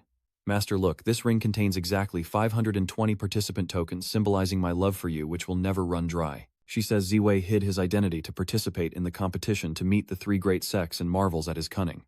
Ziwei just stood there staring blankly at Hongshu, not understanding a word she said. Seeing Ziwei's silence, Hongshu immediately burst into tears, heartbroken. Are you still angry with me? Everyone used to call me Tu-Ni. Ziwei looked at her confused before finally speaking. So, Tu-Ni, how long have you been following me? Hongshu quickly regained her composure, smiling happily. Ever since you saved me and were seriously injured, I recognized your aura at first glance. It was then that Shu Wei understood and asked, so the black profound ginseng and all the other things Xiao Shuai picked up during the preliminary competition were secretly placed there by you. You've done me a great service, Shu Wei replied calmly, reaching out to pat her head. No wonder he always felt like someone was watching him. So it was her. She must have been close to his predecessor. I wonder how Hongshu contacted the old master. I hope he doesn't reveal anything. Meanwhile, Yu Jin stepped forward and asked Master, are you all right? You scared me to death back there. Suiwo, a celestial master, chuckled. Haha, your master is fine. To make a low-level martial king use soul-devouring techniques in defense. Kid, you're hiding things well. Though brief, that aura above the martial king level was definitely aimed this way. When he saw Ziwei captured earlier, he thought it was just that woman Chen bullying someone. I forgot you're participating in the grand tournament, so you can't be an ordinary person. Even with your disciple captured, you wouldn't reveal your strength to hurt anyone, only using a knife to threaten them. Even when faced with that woman's soul-devouring technique, he wasn't afraid. If the enemy doesn't move, I don't move, very fitting for your martial order. Drunkard Celestial Master smiled contentedly. Such a promising seed must be lured over. He raised an eyebrow and asked, young man, what is your name? Hearing the voice, Ziwei glanced at him inwardly sneering. Who is this guy? Why does he look even more like a villain than I do? As Ziwei pondered, Hongshu approached, frowning as she spoke. Master, shall I take care of him? He asked suspiciously. You know him. Namo nods, and Hongshu replies indifferently. I know him, but he's not worthy of knowing me. If I remember correctly, he's the third elder of the martial order sect, known in the martial world as the Drunken Toad Celestial. Hearing this, Ziwei asked in surprise, one of the three great sects, the martial stability sect. Hongshu nodded. That's right. Back then I thought they were too poor and their disciples were too scattered, so I skipped them when sending out the challenge letters. Ziwei couldn't help but exclaim. You could just skip them. Were you that arrogant back then? After that, the other sects suspected them of colluding with the demonic sect. If not for the three grand elders of the martial god realm guarding the martial order sect, they might have already started an internal war. But she remembered the heyday of the demonic sect, when even the combined might of the three great sects couldn't shake them. Though weakened now, she believed they would rise again soon. Drunkard Celestial stood in the distance watching them chat and laugh, unable to hear what they were saying. Finally, he couldn't resist any longer and called out in a deep voice. Boy, I'm asking you, what's your name? Do you belong to a sect or have you taken a master? At this, Ziwei finally stopped, squinted at him, and slowly said, My name is Li Ziwei. Thank you for your help earlier, senior. May I ask how I should address you? Drunken Toad Celestial smiled and said, My kids all call me old man, so call me whatever you like. Hongshu, standing behind, watched Ziwei bow to him, a pang of pity rising in her heart. When did her master ever need to personally take care of someone? What exactly happened while she was searching for him? As she pondered, Wu Jin approached, calling her young lady. Hongshu snapped out of her thoughts and glanced at him. He asked shyly, What's your name? Are you acquainted with my master? Hongshu just gave Yu Jin a contemptuous look before turning away, still upset that she couldn't protect her master, forcing him to be with these ugly people. Hongshu suddenly thought about breeding with Ziwei, and the more she thought about it, the redder her face became. But just as she was daydreaming, Zuiwa Tianzun interrupted, asking if this girl was with them. With that, he glared at Hongshu, whose power was undisguised, yet her aura was strange and elusive. Just then Ziwei stepped in front of Hongshu and said, This is my cousin. We haven't seen each other in years and I didn't expect to meet her here. She's not comfortable talking to strangers, so please excuse her. Hearing this, the Drunken Toad Celestial Lord immediately chuckled. So that's how it is. If you're acquainted, then that's fine. You probably know that this grand competition is jointly organized by the three great sects, with the aim of gathering experts from all walks of life. Tai Vo Ne, Tu Soai, and Vu Kim listened with wide eyes. He continued, but the most fundamental purpose is actually to recruit thousands of exceptional individuals. I see some real talent here. Would you be interested in joining my Martial Peak sect? Without hesitation, Ziwei waved him off. Thanks, but I'm not really interested. The next morning in the carriage home, after learning about everything from the previous day, Qianshu exclaimed, in shock, You rejected the invitation from the third elder of the Martial Peak sect. Ziwei casually replied, That's right. He doesn't know what's good for him wanting me to bring little Shuai into the Martial Peak sect. Qianshu leaned in asking suspiciously, So you're really not going? Not interested. Xu Wei shook his head indifferently, saying calmly, submitting to another sect and following their rules is meaningless compared to creating my own. Carefree and happy. Tianqiu found this thought a bit interesting. He was right, everyone calls her the Wangu sect's holy maiden, but how many people remember her real name? Ziwei may not seem smart, but he sees through everything. At that moment Ziwei suddenly smiled mysteriously. Looking at the book's title, he felt it would attract readers, and then he could take the opportunity to promote the new demonic sect. Would he still have to worry about no one knowing about it? But he had to come up with a catchy name. He couldn't just call it the demonic sect. He'll have to discuss it with Hongshu later. As he pondered, the carriage came to a halt. The coachman immediately shouted, "My lord, she's here." Ziwei quickly jumped out of the carriage and politely said, "Thank you for bringing me back, holy maiden. Would you like to come in for a cup of tea?" Tianqiu asked in surprise, "You own a shop?" But before Ziwei could answer, a series of explosions suddenly rang out, lighting up the sky, and to his surprise, a woman walked in flanked by 2 rows of servants, standing in perfect formation. The Dongqing shouted, "Welcome home, Dong family, wise and mighty, the best army under heaven." A maid approached Ziwei and asked sweetly, "My lord, where is my young master? I have something to tell you." Ziwei pointed behind him and said, "Your young master is in the carriage behind us." Just then Xiaofu brought Yi over to greet him. "Brother Awei." He embraced Ziwei, saying with a smile, "It feels like ages since we last met. I'm glad you're finally back. I waited here since dawn just to be the first to congratulate you." Seeing this, Yi was speechless and reminded him, "Father, please be serious." At that moment Tianqiu stepped out of the carriage and called out to Beixia, finally making Xiaofu turn around, but Tianqiu's face was frozen stiff. "What's going on? Is this the northern Xia you know?" He was the first to react quickly, asking Tianqiu, "What are you doing here?" Tianqiu, confused, retorted, "I should be asking you that. Why are you all here? Do you know each other?" Wai nods slightly, replying, "Of course we know each other. This is the person I mentioned to you before. Let me introduce him. This is Li Ziwei." Is the emphasis really on introducing his name? Tianqiu glares at her, questioning her unhappily. "Are you kidding me? Uncle Xia is a respected elder. Why is he acting like this in front of this guy?" Xiaofu turned to her, scolding, "Even though you're the Wangu sect's holy maiden, strength is respected in this world. I call Awei a master, so how can you be so impolite when speaking to him? Calling him Brother Yang seems a bit off." Xiaofu ignored the small details and said calmly, "As the saying goes, one is never too old to learn, and the able are our teachers. If Brother Awei didn't object, I'd even call him father." He's praising him to the heavens, practically ready to build a shrine, leaving Tianqiu speechless. She glanced at Yi and whispered, "What's wrong with my father? Is his mental state usually like this?" She shook her head, replying, "It's nothing, he's just overly excited." Tianqiu frowned slightly, asking suspiciously, "Overly excited? Did Uncle Xia really have a martial arts breakthrough thanks to his Awei brother?" Why, calmly admitted, "Indeed, do you remember the weakness of my father's 9 twists heart defense formation?" Tianqiu Danmo replied. Of course, the 9 twists heart defense formation is a top-notch defensive technique, but it lacked offensive capabilities, making it somewhat passive. Although Xiaofu always wanted to find a technique to combine with it, how could it be so easy? Don't even mention his 9 twists heart defense formation. What you gain, you lose. How many techniques in the world can truly merge as one? Xiaofu ignored them, focusing on Ziwei. "Right away, could you take a look at this move of mine and see if there are any problems?" Moments later, inside the tea house, Qianqiu clutched his head in disbelief. How did things turn out like this?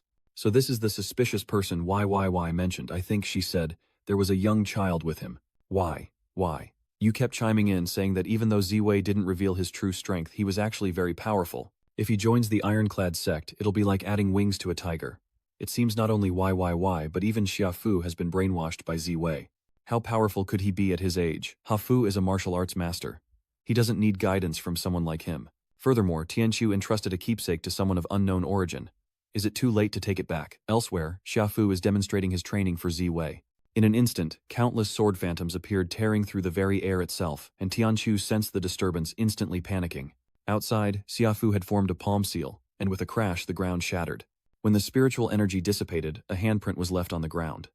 Xiaofu looked at Ziwei expectantly and said, "What do you think, Brother Awei? It may not be as powerful as that child's, but it has some form." But as soon as he said that, he saw Ziwei frowning, and he panicked, his expression darkening. Was his performance so bad that he had to think before speaking? But Hafu was overthinking it. Tuvi was just utterly bewildered that an incomplete technique could be cultivated. Isn't he just shooting himself in the foot? But if Ziwei maintains the same style as his former master, won't they never suspect him? Right now Ziwei is just an ordinary harmless person in their eyes, and it wouldn't hurt Zhao Bingma to invest a little, offering a minor version of the technique to attract people to join. Meanwhile, as Qianqiu arrived, she was speechless at the sight before her. Everything Yi had said was true. The next day, Tianqiu returned to the Wangu sect headquarters, where she knelt before a woman reclining on a chair. The woman raised an eyebrow and smiled, saying, "You've done well this time. With these, that emperor should be quiet for a while. I just wonder how many people's vaults were emptied for so much top-grade dark mysterious ginseng." Tianqi reported in a low voice, "My lady, all of this dark mysterious ginseng was given by one person." The mistress was surprised, and she slowly explained, "At first I suspected he was trying to curry favor with the Myriad Antiquity Pavilion, but he took nothing, only asking for 3 official competition slots from me." She said she felt uneasy after taking them back to Yuhang town. She wondered if Ziwei could merge the 9 Serenities heart defense formation with other techniques, could they do it too? But before she could finish, the mistress coldly interrupted. "All right," Tianqi fell silent, startled. The mistress continued, "Tianqi, have you forgotten your place? A goo cultivator cannot learn martial arts. If Tianqi wants to, she'll have to ask the goo worms in her body for permission first. Furthermore, she is a holy maiden of the myriad ancient pavilion. How can she associate with others so easily?" Hearing this, Qianqiu fell silent, unwilling to accept it, and stubbornly retorted, "But Sister Yu can cultivate to become a martial king. Not only can she cultivate, but she also has many handsome men by her side. I just feel that this person is not simple, and wanted to befriend him." "Nonsense," the mistress roared, causing Tianqiu to tremble in fear. Narrowing her eyes, she said coldly, "I rarely praise you, yet you dare to argue with me." The mistress says Meng Tianyu is special, unlike Tianqiu, who participated in the competition, and has been unconscious ever since due to internal backlash. The mistress, knowing Tianqiu was in charge of Group A's competition, orders her to clarify the matter. She wanted to see who dared to touch the people of the Myriad Antiquity Pavilion, and with that, a murderous intent rose on her face. She gritted her teeth, saying, "Daring to bully my people, I will tear him apart." The town of Yuhang remained bustling for many days after. Everyone kept talking about the winner of the recent competition. Some were skeptical, while others were excited that their small town had produced such a great figure.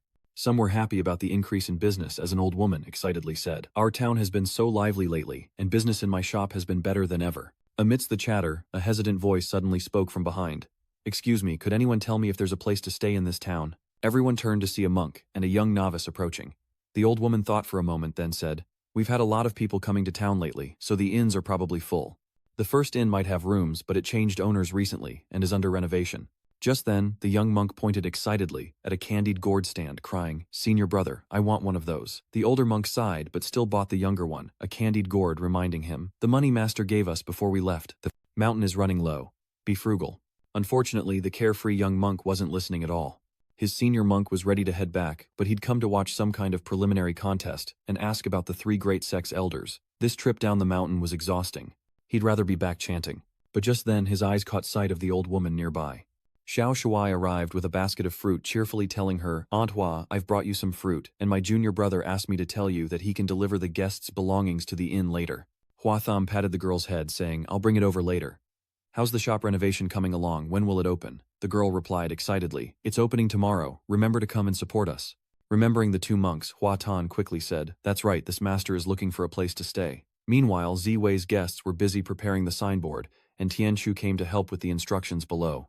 Emerging from his room, Ziwei felt a bit awkward seeing the scene and said, "Even for such a small matter you have to trouble the holy maiden. I'm really sorry." Tianqiu narrowed her eyes at him, scoffing, "What time is it? Why are you just waking up?" Shu Wei yawned, replying casually, "I've been busy every day lately, more tiring than work, so I finally get a break. Of course I have to sleep in. But why do you ask? Aren't you back on duty?" Hearing this, Tianqiu coldly replies, "This holy maiden is free to come and go as she pleases. I'll stay where I like. I rarely get a chance to go out and play, so I'm not going back."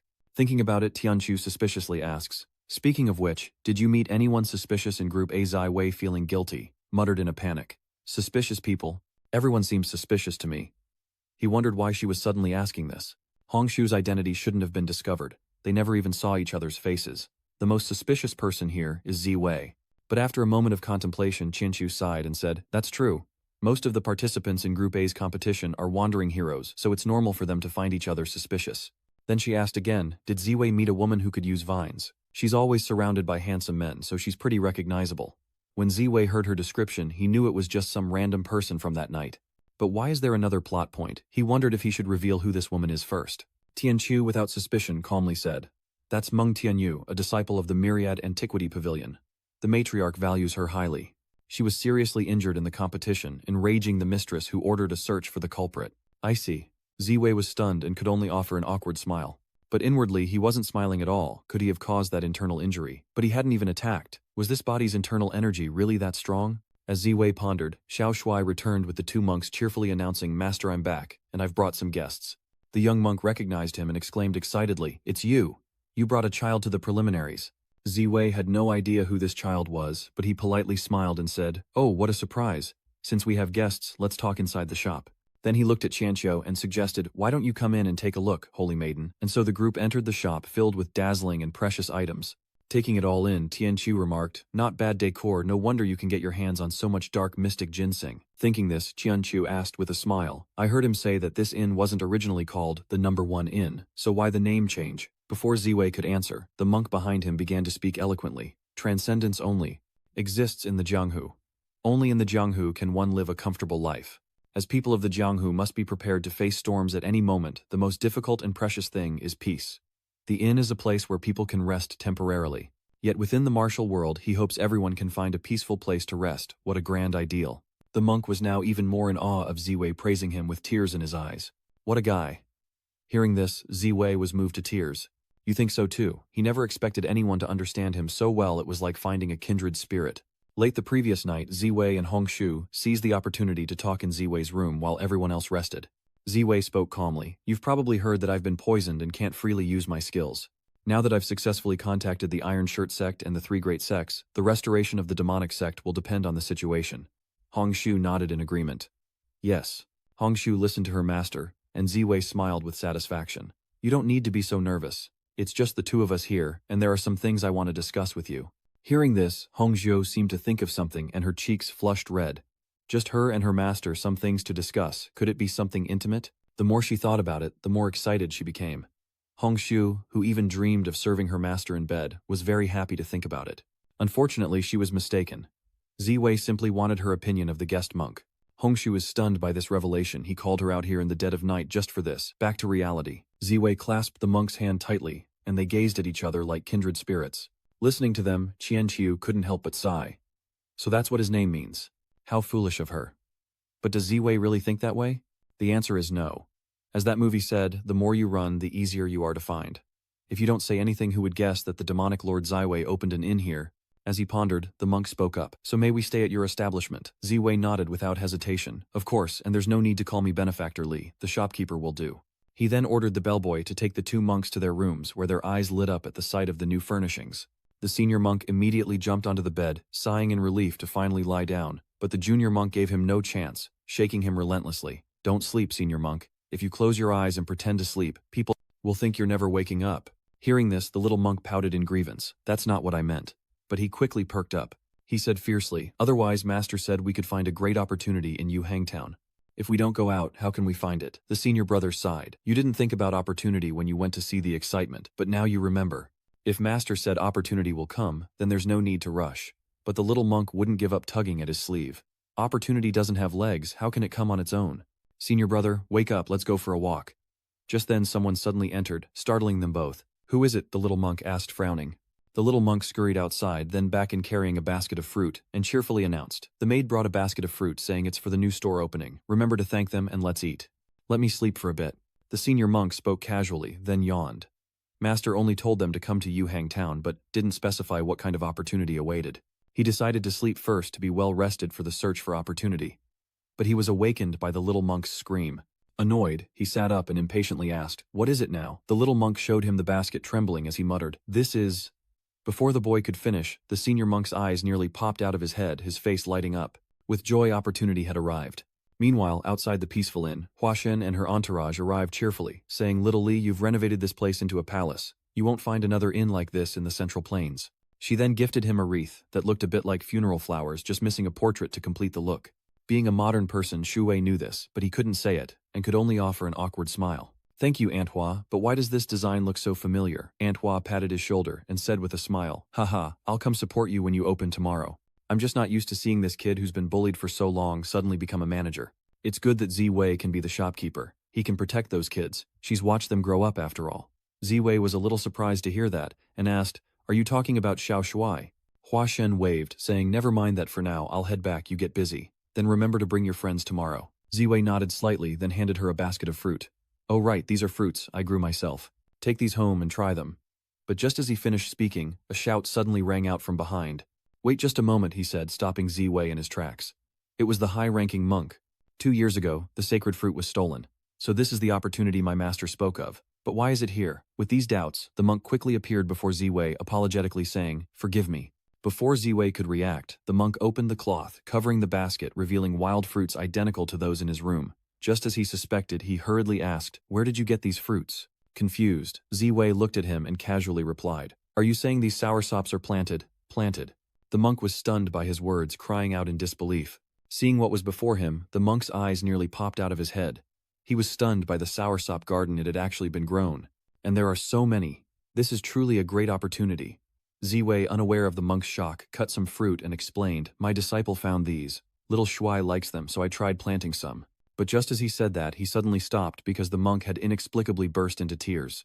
He wept with grief and emotion. His master had said the sacred fruit was precious, and the branches in the temple were more prickly than his own head, never bearing fruit in decades. 2 years ago, it barely produced a few fruits, and they were stolen before he could even hold them. Now, in his lifetime, the monk is witnessing this scene. The sacred aura is blinding him. Shuwei, a little perplexed, approached with a mango and said, "Don't cry. Is this fruit really that good? How about this? Take some home with you and spread the word for me." The monk hurriedly asked, "How is it that this sacred fruit tree is so lush? We have similar trees at our temple, but they've never been so vibrant." Hearing this, Shuwei asked suspiciously, "Where is your temple built? What's the climate like?" The monk calmly replied, "Wuchan Temple is located on the summit of Lingfeng, where an array keeps the 4 seasons like spring." Ziwei finally understood the problem and sighed, explaining, "Well, that explains it. Mangoes are tropical fruits, and they simply can't grow in that environment. You can't just wish for something to grow. You have to understand its nature and create the right environment for it."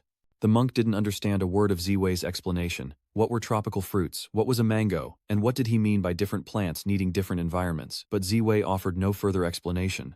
The monk didn't ask any more questions, lost in thought as he held the custard apple. Wuchan Temple thought they were giving the holy fruit the best care, but they ignored what it really needed.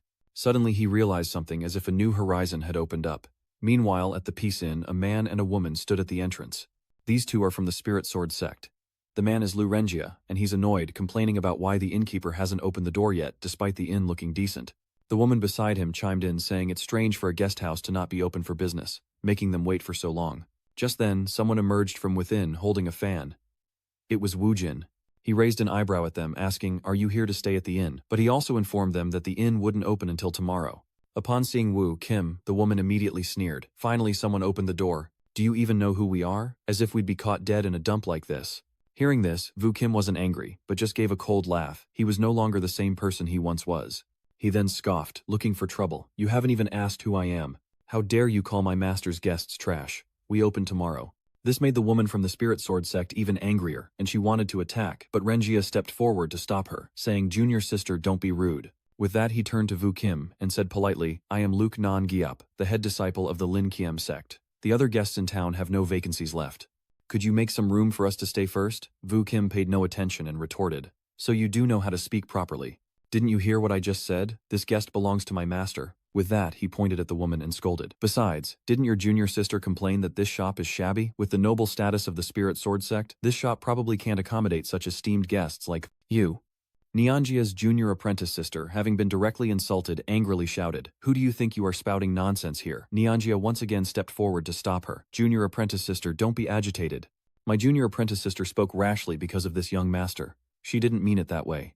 With a sincere smile, he asked, "Where is the shopkeeper? I'd like a word." Wu Jin coldly replied, "My master is entertaining guests and is unavailable." "Announcing your name upon arrival. Aren't you trying to use your status to intimidate us?" Renjia did mean that, but even the identity of the top disciple of the Spirit Sword sect couldn't suppress him. Just who is this guest? As he pondered, his junior sister said with dissatisfaction, "Senior brother, look at how condescending he is. I have to teach him a lesson." As soon as she said that, she drew her sword and charged forward without another word, but this woman was just putting on a show. She wondered why Renjia hadn't stopped her, but then he finally spoke up. "Junior sister, don't act rashly," though he says it casually. He wanted to see who was behind this guest. Then a massive explosion suddenly erupted from the Hoa Bin guest, drawing the attention of Xia Fu and Tian Chu. Tian Chu frowned, saying the sound came from the Li family's inn. Xia Fu's expression turned grim. Who dared cause trouble here? Meanwhile, in peaceful guest Soursop, Garden Zi Wei was explaining to the monk how to grow soursop when he heard a loud noise in the distance, causing him to pause. But he didn't think much of it, simply remarking on how lively the town was. Come to think of it, he'd been in this world for quite some time now. With effort, everything was falling into place, and Ziwei was sure that soon his Peace Inn would become a legend.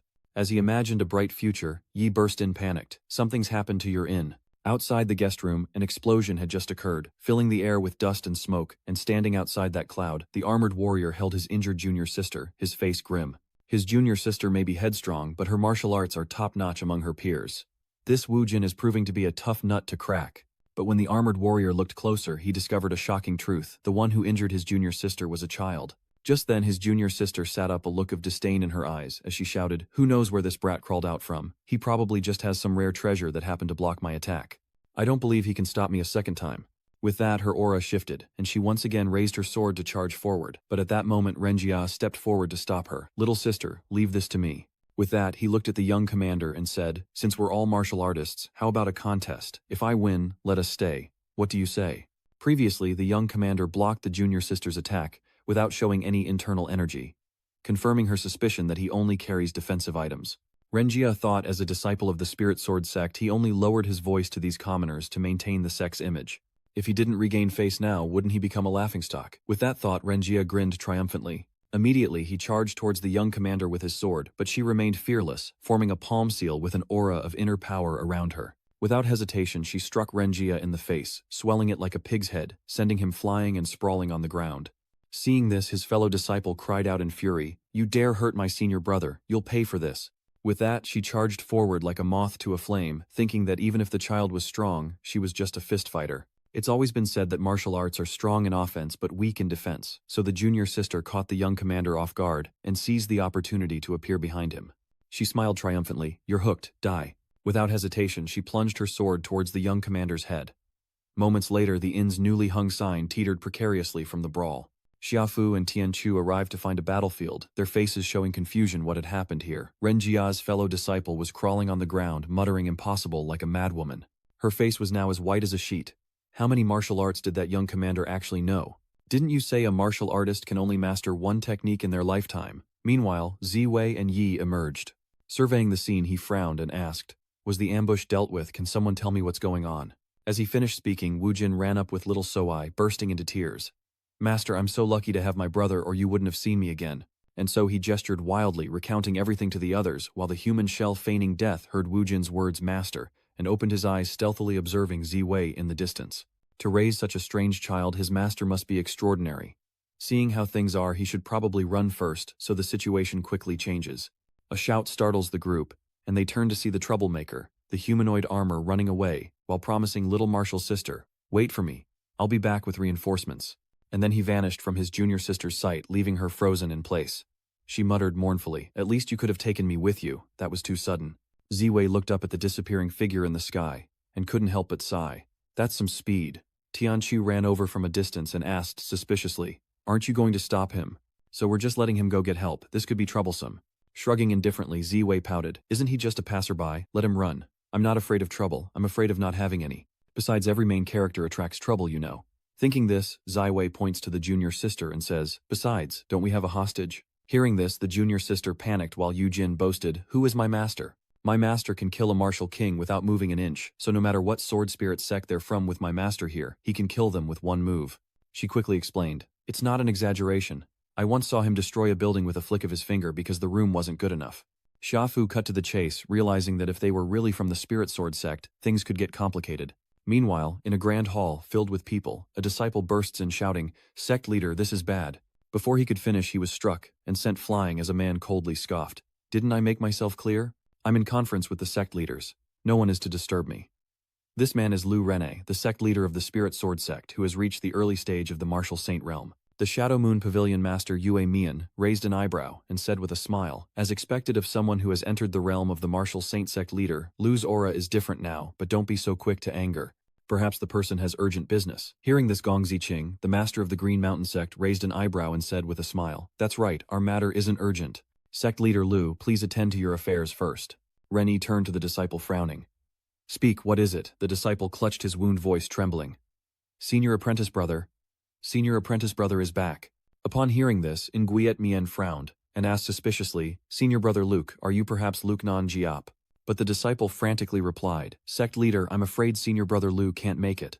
At these words, Ren Nuo angrily roared, "What do I need to invite him personally?" Seeing this, Ziqing chuckled and advised, "Sect leader Lu, don't rush. Maybe the child is preparing a surprise for you. Kids are like that. My son likes to do these things too. With that, he embraced the woman beside him and chuckled. If he can't come, then shouldn't we go to him? But at that moment, Renjia rushed in from outside, sobbing uncontrollably.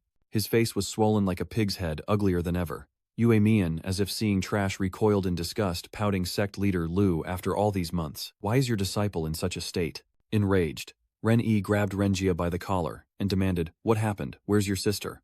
Renjia sobbed. My junior sister and I were traveling to Yuhang Town and wanted to stay at an inn for the night. I spoke to them politely, but the innkeeper's wicked son suddenly attacked and seriously injured me. He said he'd escaped while no one was watching, but his junior sister had been captured.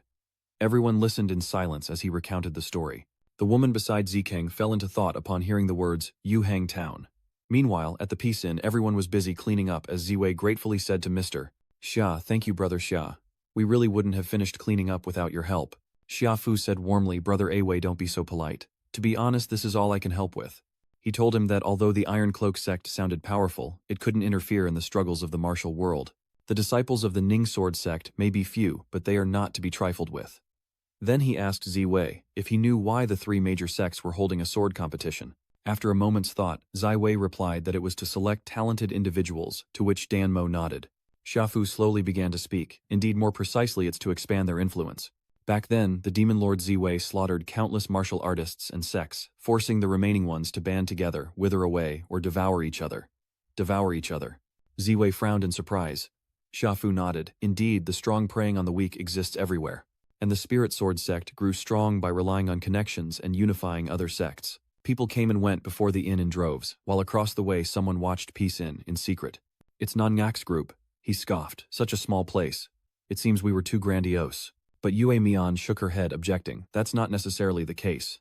Sect leader Lu might want to take a closer look. Then she pointed to the wreath below, smiling. Here at Shadowmoon Tower, this wreath design is used to honor the dead. Perhaps they anticipated their arrival, and did this on purpose, even writing the character congratulations on it to mock them. Hearing this, Nangak coldly ordered, listen up, capture everyone in the inn for me, and bring the leader to me if you find him. At the same time, the woman next to Tukan fell into thought as she saw the guest before her. As she pondered, Ziqing embraced her tightly, raising an eyebrow teasingly. What are you thinking about, little beauty? Oh right, you're from Melontown, aren't you? He says he'll take her home to visit once he's done here, knowing she has a younger sister. The woman wanted to resist, but before she could speak, Ziqing's wicked hand squeezed her waist and he coldly asked, what is it? Do you dare disobey me? The woman fearfully replied, no, it's my honor that the sect leader is willing to take me home for a visit. Unconsciously scoffing, Shu Qing coldly said, good girl. This Gen River is practically next to the Qingshan sect. If you want, I'll bring you here any time. Thank you, sect leader. The woman casually says this, then looks down at the inn below. She couldn't possibly mistake this location. This inn is clearly the #1 inn. New guest, has the place changed hands? If so, what's become of my sister? Meanwhile, inside the inn, a woman was seething with anger. It was the puppet master's junior sister, pacing back and forth, muttering curses. Damn it, how dare they trick me? When my senior brother arrives with reinforcements, I'll skin these guys alive and turn them into lanterns.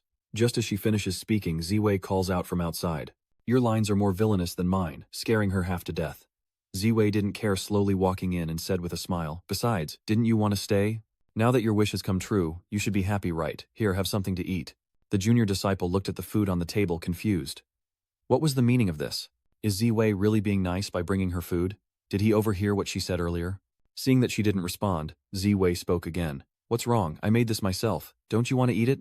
Your master once said that treating prisoners well is a virtue, yet you, a villain, are so kind it would make anyone weep. But in her eyes, Ziwei's expression was sinister. He must have put something nasty in there. He's definitely no good. But as soon as she thought that her stomach betrayed her, rumbling non-stop. If she eats, she dies. If she doesn't eat, she dies. And so the junior sister picked up the bowl and began to eat, deciding that even in death she would be a well-fed ghost. She devoured a large bowl, feeling as though the light of truth had pierced her heart. Little did she know, this delicious poison was her gateway to paradise. But she quickly realized something was wrong and began to weep inwardly. The poison was working too fast. Just then, a voice suddenly rang out from outside. Sect leader Lu, is this the disciple who was kidnapped? The junior disciple immediately stopped crying, turning her head to see Yane and his men appearing. Ziwei looked up at them, sighing, so soon my poor inn is cursed. The roof was destroyed just like that. Looking down, Renengak coldly asked, are you the owner of this guest? He spoke all the while, subtly observing Ziwei, and just as Renjia had said, there wasn't a trace of martial arts energy about him. He coldly stated, you severely injured my beloved disciple, and captured a disciple of the Spirit Sword sect. Hand over that little beast and I'll grant you a swift death. As he finished speaking, a sword phantom appeared in Yanni's hand. But Tuvi showed no fear, sighing in resignation. Just when one passerby leaves another arrives, how tiresome. Hearing this, the junior sister panicked. Not only did he know her senior but also her master, meaning he knew their identities before attacking. But she quickly retorted. Wait, Ziwei mentioned a familiar trick. Has he used this tactic many times before? This ordinary appearance must be a disguise. Just who is he? Receiving no answer, the master was enraged, declaring that if they refused to hand him over he would show no mercy. With that, he unleashed a swift attack, a phantom sword hurtling towards Ziwei. Seeing this, junior sister Gu shouted, Master, stop, he knows people. This is a trap. He's faking it. Hearing this, a flicker of panic crossed Yanni's face. He wanted to reel it back, but it was impossible. The phantom sword shot forward like the wind, and Wei, seeing this, didn't help but instead shouted a warning. Everyone stand back. Qianchu cried out in alarm. Yi, be careful. Yi turned to look and her eyes widened at what she saw rushing toward her. In a desperate moment, a figure suddenly appears before Yi, blocking the phantom sword with her own. But this person wears a mask, and Yi doesn't recognize her. This unexpected savior is Hongxiu. Why is she wearing a mask? Well, we have to go back to the night before. Zue suggested she do so, surprising her, but he confidently stated, Trust me, I know this trick well. It's the law. Legend has it that anyone who wears a mask becomes unrecognizable. And with that, Hongxiu was convinced, and so, appearing before everyone, she concealed her face, Hongxiu boldly standing beside Ziwei to confront Rene. At that moment, Ziwei spoke up, accusing them of ruining his guests and attacking the Iron Cloak constables and commoners. Is this how the Spirit Sword sect behaves? Qianqiu rushed over as well, asking worriedly if Li Ziwei and Yi were hurt. Seeing her non-Ingok's expression turn sour, she wore the robes of the Myriad Antiquity Pavilion, and was accompanied by members of the Iron Cloak Gate and a rabble of commoners. This is troublesome. I was too eager to show off, and now this problem has surfaced. And that disciple of his said this was a trap, that the enemy did this on purpose. While Yan A was pondering, Yue Mian chuckled and said, More lively than I thought. She glanced at him and Qianqiu and said with a cold smile, The Iron Cloak Enforcer and the Saintess of the Myriad Ancient Pavilion are here, along with 3 others, a rich-looking fool, a plain-looking simpleton, and a very suspicious kid. Speaking of which, Yue Mian seems to remember something, and says, in surprise, Aren't these the top 3 from the martial arts competition? Even someone from the Myriad Ancient Pavilion was seriously injured in the arena and hasn't woken up yet. To seize the championship with overwhelming force from a group of martial kings, quite the feat. These words sparked murmurs among the crowd, mostly filled with suspicion toward Ziwei. These words reached Ziwei's ears and he couldn't help but glance over exactly what Yue Mian wanted. She smirked, saying, Indeed, I'm also curious how an ordinary person with no martial prowess not only suddenly became a shopkeeper, but also won first place in the martial arts competition. Where did this woman come from? She's already found the problem with just a few words. As he wondered, Hongxiu whispered in his ear, Master, I know her. She's the Shadow Moon Pavilion's information broker. Somewhat surprised, Ziwei asked, How do you know everyone? Hongxiu didn't answer, but slowly said, This woman is best at stirring up trouble. She also uses our name to eliminate people and cause trouble everywhere. The Jianghu's hatred for the demonic sect is partly her doing. Hearing this, Ziwei pondered for a long time before quietly asking, So she's the one who created the image of the evil demonic sect? Am I truly being framed? Hongxiu shook her head. That's not it. It's just that our master is so mighty and imposing. How could he be as vile as they describe, turning every nobody into one of us? Are they worthy? Li Wei was startled, realizing the demonic sect was even more brutal than rumored. Hasn't this woman spread enough propaganda? He quickly reassured her. Hongxiu, calm down. Do you remember what I told you? Hongxiu nodded slightly. Understood, master. Rest assured I will adhere to the 3 principles when questioned about the demonic sect. No acquaintance, no intimacy, no knowledge. Just then, Yi suddenly roared, I don't know what you're talking about, nor do I know what you mean, but Brother Awei, our Iron Robe sect, has investigated Li Ziwei's identity. 2 years ago, Li Ziwei came to Yuhong Town and worked as a waiter at the First Inn. He has a clean background, his parents are deceased, and he only has a cousin whose whereabouts are unknown. She says he's friendly and unambitious, and that this inn was bought by Yujin as a gift. As for Ziwu winning first place, he secretly practiced martial arts and reaped the rewards. It's normal to hide one's skills. Why is she still secretly investigating him? But if what she said is true, doesn't that make him really cool? She even chose a character whose parents were dead as her online persona, and didn't forget to assign distant relatives to her subordinates, building a harmless image for herself years ago. So the original host really did think about these things. Was it because Ziwei scolded too loudly before, as expected of the leader of the martial world, so impressive? But everything you've been thinking is just a misunderstanding. At that moment, Yue Mian spoke indifferently.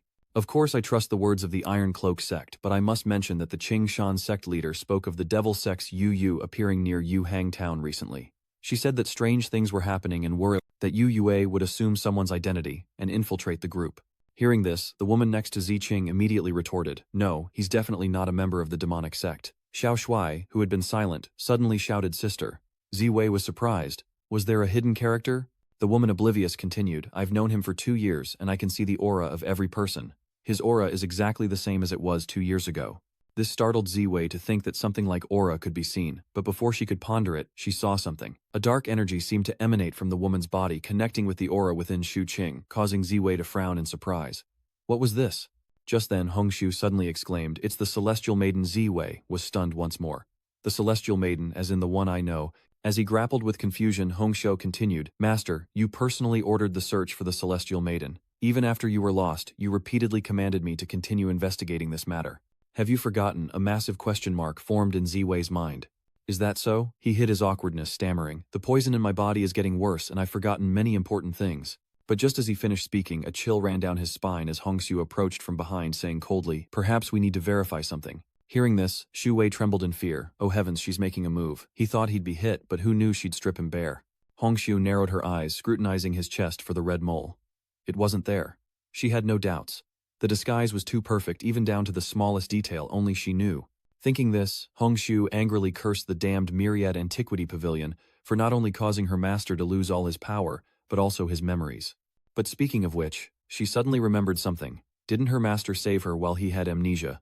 The more she thought about it, the redder Hongshu's cheeks became a classic case of love brain. At the same time, the woman beside Ziqing was observing Xiao Shuai. According to sect leader, Lu Ziwei's disciple was severely injured by a child who was accompanied by a young master and a commoner. By that logic, the child sounds a lot like her younger sister. As she panicked at her own deduction, a hand suddenly landed on her shoulder. Like a demon, Ziqing approached her coldly, scoffing, So the beauty has a witness for him. Before she could answer, Ziqing grabbed her hair and dragged her back. He gritted his teeth and said, Whether he's a remnant of the demonic sect or not, how dare you speak up for another man in front of me? Have you forgotten your place? It seems I've spoiled you too much. In pain, the girl quickly apologized, but Ziqing coldly replied that it seemed she needed to be taught a lesson. These words made the woman pale, but they only excited Ziqing more. He gripped her hair and squeezed her neck, ignoring her desperate pleas. Witnessing this, Xu Wei couldn't help but remark, This looks familiar. It's a demonic cult technique. This title of Celestial Maiden sounds impressive. Even the original owner sought her out. She must be special and useful. He must save her. With that in mind, Ziwei immediately ordered Hongshu take her. Hongshu, ever obedient, instantly appeared before Xu Qing, snatching the woman from his grasp. He couldn't even react. But Yue Mian was faster, immediately shouting, Engage the enemy. Hongshu grabbed the woman and pulled her aside as Yue Mian charged forward like lightning. Finding the woman a nuisance, Hongshu throws her aside and engages Yue Mian in battle, while Xiaomang rushes to the woman's side, calling out in concern. The woman shook her head slightly, reassuringly, I'm okay. As soon as she finished speaking, she crawled to Ziwei and said urgently, Is that girl your friend? She can't handle those 4. Before Ziwei could respond, Yi suddenly exclaimed, So strong. In the sky, 2 powerful energies collided. Xiaofu had warned Yi that these guys were no joke, yet Hongshu was effortlessly taking on 3 of them, even easily wounding one. Hearing this, Yi pursed her lips. No wonder her father told her not to act rashly if anything happened. She would only be a burden. In the heat of battle, Hongshu clashes fiercely with Ren Yi. Seeing an opportunity, Yue Mian seizes the moment to strike a sneak attack. Hongshu was caught off guard but managed to dodge the attack, though her veil was knocked off, revealing a small scratch on her face and her true appearance to everyone. Yi immediately recognized her, exclaiming in shock that she was a remnant of the demonic sect. Hongshu paused, glancing at Ziwei. So doesn't that make you a remnant of the demonic sect as well? At this point, Ziwei appeared calm, but inside he was panicking. His artifact at 100% alert was exposed at the worst possible moment. As he panicked, Yi spoke up. Ah Wei, you and this person. Before he could answer, Rennie sneered, then scoffed. Are the people of the Iron Cloak sect just going to stand there and watch? With the appearance of the demonic sect's remnants, this is no longer a matter of sectarian strife. He then pointed at Ziwei and the other person, sternly demanding, Quickly capture those 2. Ren Yi suspects your Iron Garment sect is secretly colluding with the demonic sect. This infuriates Y, who retorts, Damn it, the Iron Garment sect is upright and fears no crooked shadows. How could we be involved with the demonic sect? Besides, you couldn't catch me even if you wanted to. I just arrived at the 3 great sects this morning, why would I choose today? Meanwhile, Ziwei tried to calm himself, taking a deep breath and coldly laughing. Haha, who are you calling a member of the Yang Moon Demon sect? Anyone can tell he's a demon disciple. He glanced at Xia, reminding her, Miss Xia, can't you sense the demonic energy around him? These words caused immediate panic. Even Hongshu was a little confused, whispering, Master, I don't know what demonic energy you're talking about, but you once said that your cultivation method is no ordinary thing, and if it's no ordinary thing, then ordinary people probably can't see this demonic energy. Hongshu could sense the demonic cultivation energy on Shu Qing, but she didn't recognize him. He wasn't one of them. He must have been trying to learn their techniques and failed miserably. Just then, a worried disciple came to Shu Qing's side to give him medicine, but his expression was so terrible it frightened the disciple. Hongshu spoke at length, but Ziwei didn't respond. She called out a bit bewildered, "Master." But Ziwei, frustrated, cried out, "Only I and the readers can see this. I thought everyone could see it. You were just muttering to yourself with a terrible look on your face." Worried he'd lose it, Hongshu quickly tried to calm him down, but Ziwei was lost in thought. This was supposed to be his big moment, so why is this happening now? He's furious. But then Ziwei suddenly had an idea. Is there another celestial dancer here? She can definitely see it. With that thought, his eyes lit up as he looked at the woman. Unfortunately, even the so-called celestial maiden couldn't see him, and Ziwei froze in place. Fine, this must be his fate. Though he can't use his techniques, the original owner's strength should be enough to retreat unscathed. Taking the little cutie and the beauty with him starting over somewhere else isn't impossible. With that in mind, Ziwei was ready to reveal his hand, declaring, "I'm done acting, but before he could finish, a loud scream cut him off. Oh great, it's really the demonic sect. Ziwei gritted his teeth in anger, annoyed. What are you yelling about? Couldn't you have waited until I introduced myself? But when he turned around, he saw Tianqi trembling and muttering, "Li Ziwei, look behind you." Ziwei was a little confused. Is there a demon behind you? Why are you so scared? When Ziwei looked back, he saw Zikan enveloped in demonic energy, screaming madly, "Damn it, this damned thing dared to cut off my arm. I'm going to kill you all." Zikan was almost insane, his eyes completely empty. Ziwei was speechless at the sight. Reversal of fortune, huh? You couldn't see the special effects before, but now your eyes and ears have mutated so you can see them now. Seeing this, Nongak's eyes flashed with panic. Damn it, that idiot young Master Khan. Thinking this, he attacked Ziqing, a sword piercing right through him. Upon hearing the words evil sect, the people scattered in terror. Hongshu glanced at Ziwei, asking worriedly, "Master, what do we do now?" The Lingjian sect leader always claimed to be righteous, and for his reputation he'll surely try to kill that good-for-nothing to prove his innocence. Ziwei chuckled softly, saying calmly, his reaction doesn't seem like someone who doesn't know the inside story. "If he kills him, won't I lose my chance to shine?" He paused, then spoke after a long moment, "Remember, starting now we will eradicate the Yang Moon demon sect and punish evil in the name of justice." As he finished speaking, Shu Wei wore a very smug grin. Meanwhile, Xiaofu and Drunken Toad Celestial were using their lightness skills to head this way, chatting about Shu Wei as they went. Drunken Celestial, as usual, held a wine jar in his hand and said with a happy laugh, "I didn't expect such a coincidence. I was wondering where to find that kid after the competition." From Xiaofu's words, he learned that Ziwei was opening a sect. No wonder he was unwilling to join Wuding sect. Hearing this, Xiaofu laughed and said, "I think Wei is afraid that joining a major sect would restrict his actions, so he'd rather start his own sect and open a tavern." Although Drunken Toad Celestial Lord didn't give up on his recruitment plan, he continued, "Such an interesting kid is bound to attract attention. It hasn't been long and he's already provoked someone from the Spirit Sword sect. It's still important to have a backer." On the contrary, Xiaofu feared his benefactor would be deceived and said indifferently, "Rather than causing trouble, I'm afraid he doesn't like entrusting himself to others. Being restricted. I feel that if one is strong enough, they are their own support." Though Celestial worthy Swain and Goa didn't give up, let's drop the subject. After all, I made the trip to lure this kid. Are these his guests? Xiaofu nodded slightly, replying, "The Spirit Sword sect must have brought people right." But as soon as he finished speaking, an explosion resounded from the inn, startling Xiaofu. On the guest side, Hongshu is eliminating the remnants of the Moon Demon sect, just as Ziwei said. At the same time, Ren Yi is dealing with Ziqing to avoid being implicated. Even the monks have joined the battle, and Xiaofu arrives to find utter chaos breaking out in a cold sweat. While he was still trying to understand, a shout from the side caught his attention. It was Yi fighting off Ziqing's disciples while yelling, "What are you doing? These are all civilians. What do you think you're doing?" Lingjian sect attacking civilians. Just then, another tried to attack her from behind, but a massive explosion suddenly erupted, sending them flying. When the smoke cleared, Xiaofu was standing in front of Yi. Seeing him, Yi was immediately happy. Then Tianqiu spoke up, saying that these people's condition was not good, and they looked like... Before she could finish, Ziwei quickly interjected. "Like they're under a curse, right? Their consciousness seems uncontrollable. Their steps are faltering, but their strength is immense. Their faces are a ghastly pale green, like walking corpses. This is the state after being soul snatched." His words startled Qianqiu, but he continued, "Demon Lord Ziwei is the greatest under heaven, having tried countless cultivation methods. Soul capture is just scrap born from his experiments. Just catch the envoy, and these people will return to normal."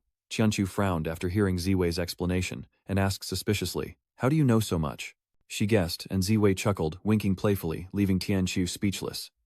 At that moment, the Drunken Toad Celestial also appeared. Surveying the scene, he chuckled, "What fine young people fighting with such spirit. Very good, very good. And that kid's cousin is there too, her skills are not bad."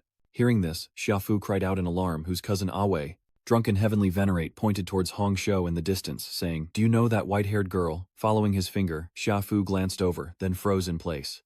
Isn't that a confidant of the Violet Demon Lord? But the drunken celestial venerable doesn't know this, and after taking a swig of wine he cries out in satisfaction, "Ah, that's the stuff." With a burst of power, his arm suddenly swelled and his entire body became more muscular than before. Drunken flower, Heavenly Lord laughed. "Now it's my turn to make a move," and with that he charged into the fray. Seeing this, Ziwei was overjoyed the people from the undetermined sect had arrived.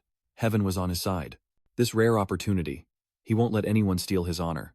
Whether he can clear his name depends on this. With that thought, Ziwei called out softly, "Xiao Shuai." Meanwhile, Drunken Flower, Celestial Lord, immediately strikes Ziqing with his palm, then throws a punch at Renyak, roaring, "Eat my fist." Before Nyanga could react, he took a hit mouthful of blood. He didn't understand why he was attacked. His own grandmother never slapped him before. Commoner or not, he's lost all face, so he might as well silence them all. Thinking this, Rennie began to gather his inner strength. In that instant, his eyes widened in terror, as his inner energy seemed to be draining away. While Rennie was still bewildered, the remaining internal energy within him was gathering in one direction. Xiao Shuai was chanting an incantation like a star-absorbing technique, drawing all of Rennie's internal energy into himself. The battle quickly turned in favor of the villain Shu Qing. Li Ziwei mentioned the woman beside Shu Qing, named Da Piao Liang. She was as beautiful as her name suggested, a main character type, but as we all know, main characters often attract trouble. And of course, so did Piao Liang. Years ago when she returned home, she found Zi Qing sitting in a chair being flattered by someone. Terrified, she trembled and asked Uncle Zhao, "Where's my mother?" But fate is a cruel mistress, and Piao Liang ended up serving Shu Qing. One day a maid served tea to Shu Qing. He took a sip and immediately began to complain. "The tea tastes weak today. Are you new?" The terrified servant girl trembled, muttering in a panic, "I've never learned to make tea, please forgive me, master." Ziqing chuckled softly, saying coldly, "I didn't mean to blame you, don't be afraid, let me have a look." As soon as he finished speaking, he reached out and lifted the girl's face to examine it. By the next morning, she was a dried-up corpse. When Piaoliang entered, she saw this scene, and was frozen in fear, until Ziqing spoke up. "Why are you standing there like that, my beauty? Come here and dress me." Piaoliang flinched, and hesitantly went to dress him. Hesitantly, she asked, "That girl, master?" But before she could finish, Ziqing coldly replied, "Just a toy, barely useful." He says if Piaoliang cares about the girl, she can go take a look. Piaoliang hesitates for a moment, then goes over to see. But after seeing it, she was pale with fear, and Shu Qing like a demon came from behind, raising an eyebrow and asking, "Why is the beauty silent?" The girl on the bed trembled, reaching out to Piaoliang for help, but within seconds she collapsed to the ground. Piaoliang, terrified, covered her mouth, unable to utter a word. When she finally calmed down, she dared to turn and look at Ziqing, trembling as she called him sect master. Ziqing approached her, a smirk on his face, and said, "Don't be afraid, special beauty, I won't treat you like that. That's right, from now on, call me sect leader, understand, Piao?" Liang nodded slightly and replied, "Understood, sect leader." Hearing her obedience, Shu Qing was extremely satisfied, realizing that using such a beautiful woman with a special constitution only once would be a waste, so he might as well take good care of her. He'd planned to use her after his breakthrough. In time, he would have become a legend, and the Green Mountain sect would have been the greatest under heaven. But now all of Ziqing's illusions have been shattered. He screamed madly, "Damn you, I am the sect leader of the Thon, Sun sect, how dare you lay a hand on me? You'll pay for this." Tu Vai, annoyed by his words, pouted and said, "You're so noisy." Tu Ni, shut him up. Hongshu is very obedient, and as soon as he spoke, she sent Ziqing to his maker, blood splattering, freezing Ziwei in place. When he regained his composure, he cried out in alarm. "I didn't actually mean to kill him." Hongshu won first place in the martial arts competition. Confused, he frowned. "When you said that you meant to silence him, so did Hong Tu misunderstand." As the two bickered, Reningok spoke up righteously, "Heaven and earth are my witness, I knew nothing of this. If I had known he was a remnant of the demonic sect, I wouldn't have associated with him even if it meant my death." Moon Mian, upon hearing this, shouted in dissatisfaction, "Do you think that's believable? I've really been screwed over by you two." Rennie countered indignant, "How was I supposed to know it would escalate like this? Aren't you supposed to be smart? Think of something." "Without inner strength, what can I do? You're Trang Junji, but I don't know what you two have to do with the demonic sect," sneered Yue Mian. Watching them bicker, Ziwei was speechless, and he looked at Xiaofu and said, "Brother Xia, demonic art backlash is incurable. The sooner they die, the better. You understand, right?" But before he could finish, Xiaofu smiled and said, we understand. Brother Awei, go and rest, leave the rest to us. Hongshu personally helped them eliminate a remnant of the demonic sect. All that's left is a little more coaxing." He thought, then continued, "Actually, Ruer, she." But it was only then that Ziwei realized Xiaofu had dismissed him, so he hurriedly took his men back to the inn. And on the way, he asked his father suspiciously, "Father, why did you stop me? Brother Awei knows so much about the demonic cult. I have to ask him about it in case he and the cult." But before he could finish, his father coldly interrupted, saying his impulsive nature needed more tempering and that he suspected Wei was involved with the demonic cult. Yi spoke up, displeased. Or what? Hongshu is by his side. Hafu shook his head, slightly smiling mysteriously. No, that's exactly why we can't act rashly. He wonders if Ziwei is truly connected to the demonic sect. Why would he openly keep Hongshu by his side? She's the left hand of the demonic venerable Ziwei, yet she's now with Ziwei, even obeying him. He's sure that Ziwei has somehow controlled Hongshu, and is likely getting information from her given his understanding of the demonic sect. Xiaofu advised him to observe silently and not cause any more trouble for Ziwei. When the time comes, he will tell them himself. He was instantly brainwashed, excitedly agreeing. Right, Father Wei mentioned demonic energy earlier. Do you know what that is? Xiaofu frowned slightly, asking suspiciously, what is demonic energy? Before Yi could answer, drunken celestial abode appeared smiling. Regardless of demonic energy, demon lords or demon sects, I have no interest in such things. Let's talk about something else. Hafu watched him intently, waiting for him to continue, and drunken celestial abode actually spoke. It seems this kid is simpler than I thought. Did you break through the ninefold heart defense formation because you got something good from him? Xiaofu was startled, and quickly waved him away. Go on, aren't you close to a Vaihin? Go ask him yourself. He has lots of treasures, so stop looking at me. Rejected the drunken celestial, Lord huffed in displeasure. Stingy, I'll just ask him myself. He claimed that the little marshal's moves were more powerful than the soul-devouring secret art of the woman before, and that there might be something even more potent. As Tianchu arrived, he overheard this and exclaimed in shock. Senior, did you just mention the soul-guarding art? And over here the peaceful guests are sinking into Ziwei's crisis. Because he saw the little commander's true form only to find she's a girl. He shouts in frustration, Are you kidding me? Give me back my Xiaoshui. Xiaoshui looked up at Piaoliang and said calmly, Sister Master lost his memory when he fell into the abyss. Go change your clothes. These aren't suitable for training. Hearing this, Piaoliang was a little stunned, then looked at Ziwei with pity and asked in a low voice. Falling into the abyss must have hurt a lot. Ziwei, feeling attacked by beauty, immediately had a nosebleed. He quickly wiped it away, chuckled, and said, Haha, just a little stumble. But very quickly, Ziwei realized a problem. In Piaoliang's story, the original sought the celestial maiden, so his alternate persona is by her side. How could he not realize it? Or does it take a whole team to deal with this? As he pondered, Qianqiu suddenly approached holding a bowl of medicine. Li Ziwei, so this is where you've been. I've been looking for you all day. She tells Ziwei that the Green Mountain sect and the Spirit Sword sect are indeed colluding with the demonic sect, secretly practicing their demonic arts. Lu Renee was taken back to the three great sects by Drunken Toad Celestial Venerable for deliberation, while Yumian, unaware of this, was imprisoned in the Iron Garment sect awaiting her fate. This time, Ziwei's guest is famous, everyone is talking about it. Here Tianchu gives the medicine to Piaoliang and says, drink this soup. Piaoliang asked a little confused, and Tianche sighed, explaining, Xiaobaba found the goo worm in Master Qing's room, a worm nourished by blood. Even though the mother goo is dead, and the offspring are useless, it's still better this way. Shu Wei couldn't help but say, with your spur of the moment decisions who could possibly obtain your goo worms. Just a sip of soup and the death goo is extracted. Is it really that simple? With a cold snort, Qianqiu pouted. Why are you asking me? It must be the mistress always prioritizing immediate gains over long-term consequences. She asked if he was doubting her professionalism and told him to drink the soup before she took it away. Ziwei didn't dare say anything more, and quickly drank the medicine, a mysterious smile suddenly appearing on his face. Li Ziwei roared, the goo worm suppresses my strength. In the name of Li Ziwei, the best in the world, I order you to release the seal. But nothing changed, leaving Ziwei frozen in place. What's going on? My power isn't returning. As he stood there, confused, Qianqiu scolded him, displeased. Li Ziwei, are you sick in the head? I told her to drink it, not you. You don't have the curse in you, so why drink it? He blankly asked, why isn't anything happening? What did you expect to happen? Qianqiu protested, then sighed. Never mind, you drank it, so let me check you. And with that, she placed her hand on Ziwei's chest to examine him. Looking at her actions, Ziwei muttered in surprise. It's not that I'm afraid. It's just disgusting to have bugs in my body. Finally, that damned goo worm is gone. Once my strength returns, I won't need to hide any longer. I'll scare them all to death and ascend to my rightful place as the top dog. But then Qianqiu shattered his illusions, saying, I told you there's no strong goo worm in your body. In an instant, Ziwei crumbled, crying out in disbelief. No, how could it be? Tianchu looked at him, confused, muttering, what's with that disappointed look on your face? Just then the young commander disguised as a girl ran over.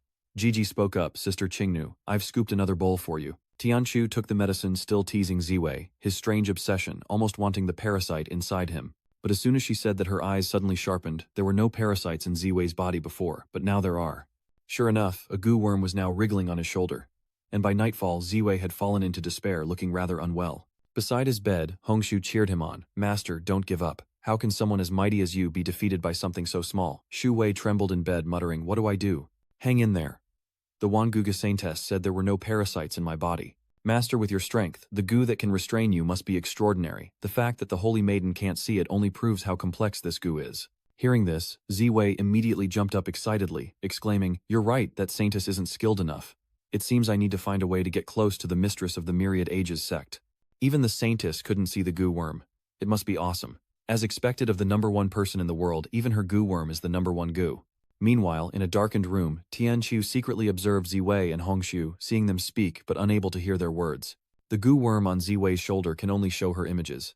Tianqiu frowned, pondering that according to Drunken Celestial, Tianyu attacked Ziwei first and then he didn't struggle, and the soul-devouring technique backfired.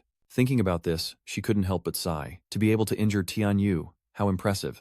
And what means did he use to control the Yu demonic sect? Thinking this, she immediately looked up at the surveillance point, but only Ziwei remained. She muttered in surprise. Where did that white devil woman go? And what is he doing? He's sneaking something out of his pocket. Ziwei carves words onto a token, and after a long while he finally speaks. That's right, how can someone in Jianghu not have their own keepsake? From now on this will be your token, Li Ziwei. Just then Hongshu returned, surprised, asking, is this a demon token? Shuwei handed her the token, casually saying, the old demon sect tokens are useless now. I modified it a bit earlier. Remember what it looks like now, and call it the Sacred Fire Away token when you're out. Understood. Hongshu nodded slightly, then began to examine the token in her hand. She couldn't help but sigh, such meticulous thought, worthy of her master. The Vi in his name meant the great first demon lord. Then remembering her task, Hongshu quickly said, right master, I've brought what you asked for. Is this enough? Ziwei glanced over, saw the many scrolls on the table and nodded slightly. That's enough. Then picking one up, he said casually, now that peaceful customers are so popular, we need to put publicizing the techniques on the schedule and do some trials first.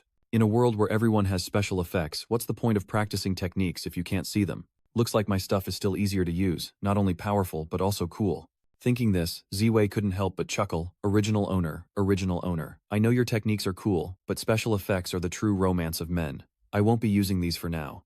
He then began to move his brush, leaving Qianqiu completely stunned as she muttered in disbelief. He's too fast, what is he doing? Full of doubt, she controlled the ancient insect, which quickly crawled onto his shoulder.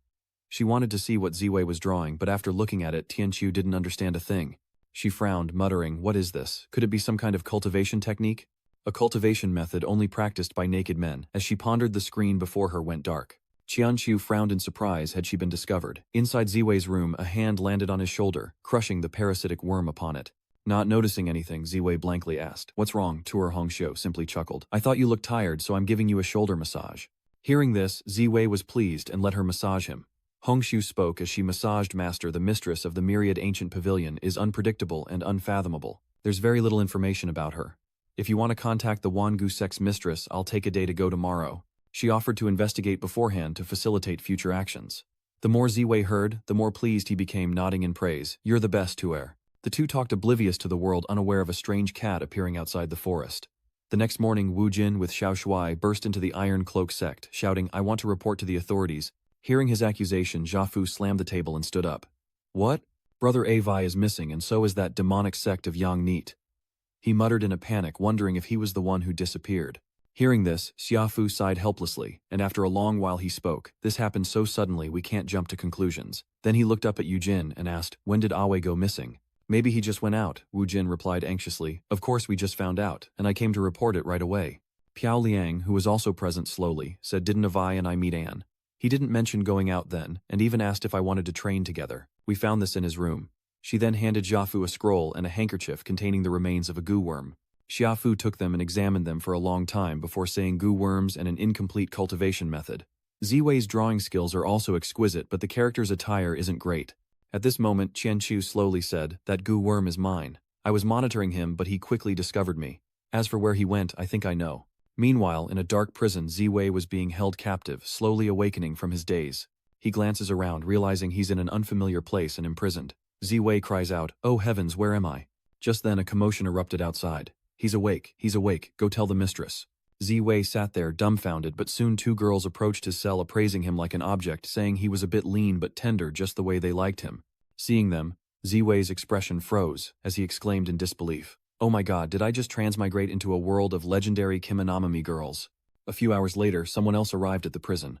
As Tianqiu entered, she was stopped. High Priestess, shouldn't you see the mistress first? She coldly replied, I'll go later. The person beside her said unhappily, If you don't go see the mistress, she'll be angry. Is a mere criminal worth your personal visit? Tianqi snorted. If my actions are inappropriate, I will apologize to the mistress later. Hearing this, the person beside her could only offer an awkward smile. Understood, but I was only looking out for you. Outwardly compliant, inwardly they curse Shen Tianqiu as a saintess in name only.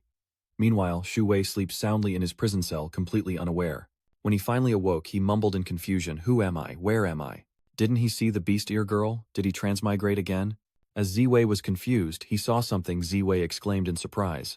"The holy maiden Qianqiu is at the prison door, staring intently at you." Ziwei scratched his head bewildered and muttered suspiciously, "So what's the situation now?" Without answering, Chun gently ordered the guard beside her, "Leave us. I have something to discuss with him." The guard hesitated, then replied, "Be careful. If you let him escape, none of us can bear the consequences." When they were alone, Tianqiu entered and slowly explained, "This is the Wangu sect's dungeon where criminals are held."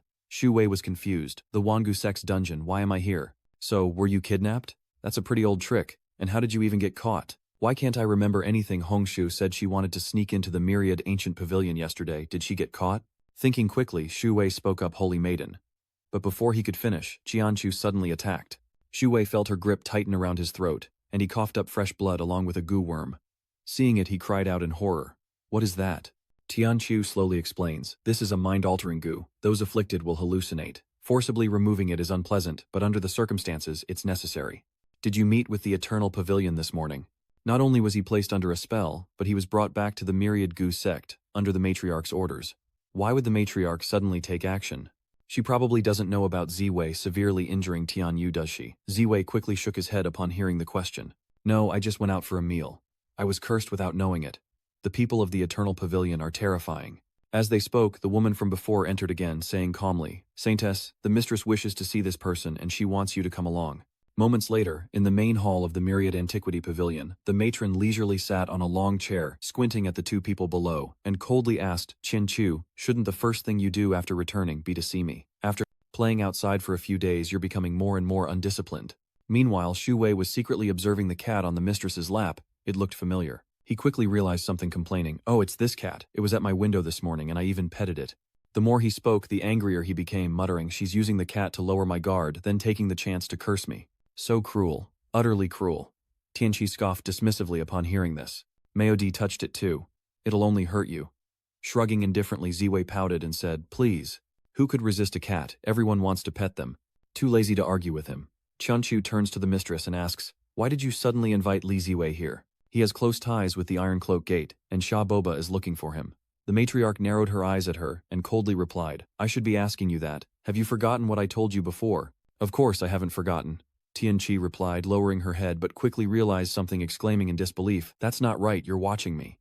The mistress sneered, "You can monitor him, but I can't monitor you, Ziwei." Hearing this, angrily rebuked Tianqiu. "You were secretly monitoring me. A mole. There's a mole among us." Tianqiu frantically tries to explain, but the mistress cuts her off, saying, "You're quite capable, kid, to make our little saint lose her mind and ignore my orders." As soon as she finished speaking, she appeared before Ziwei like lightning, raising an eyebrow, and saying, "I heard you're quite powerful, but unfortunately hurting someone from the Myriad Antiquity Pavilion means even the heavens will have to pay." Ziwei curled his lip, reminding her, "Despite the bluster, the last person who wanted to avenge their disciple is already in prison." The matriarch scoffed, "You dare compare me to those fools? You've got nerve." She stepped back, coldly declaring, "It's over. The conversation ends here." As soon as she finished speaking, the mistress waved her hand, and a stream of dark energy seeped into Ziwei's body. She sneered inwardly, "Why make things so complicated? Whether it's identity or strength, a glimpse into his memories will solve everything. Why bother investigating?" Meanwhile, Ziwei suddenly bound cries out in alarm. "Hey, aren't you going to ask any questions?" The mistress didn't answer, only looked at him coldly. If he was truly special, that power must be brought under the control of the Myriad Antiquity Pavilion. If Ziwei is nothing special, she'll turn him into a puppet.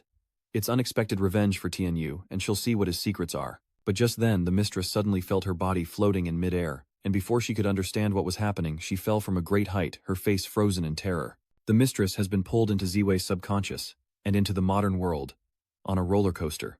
The people beside her were modern, and the Mo family's attire was something they'd never seen before.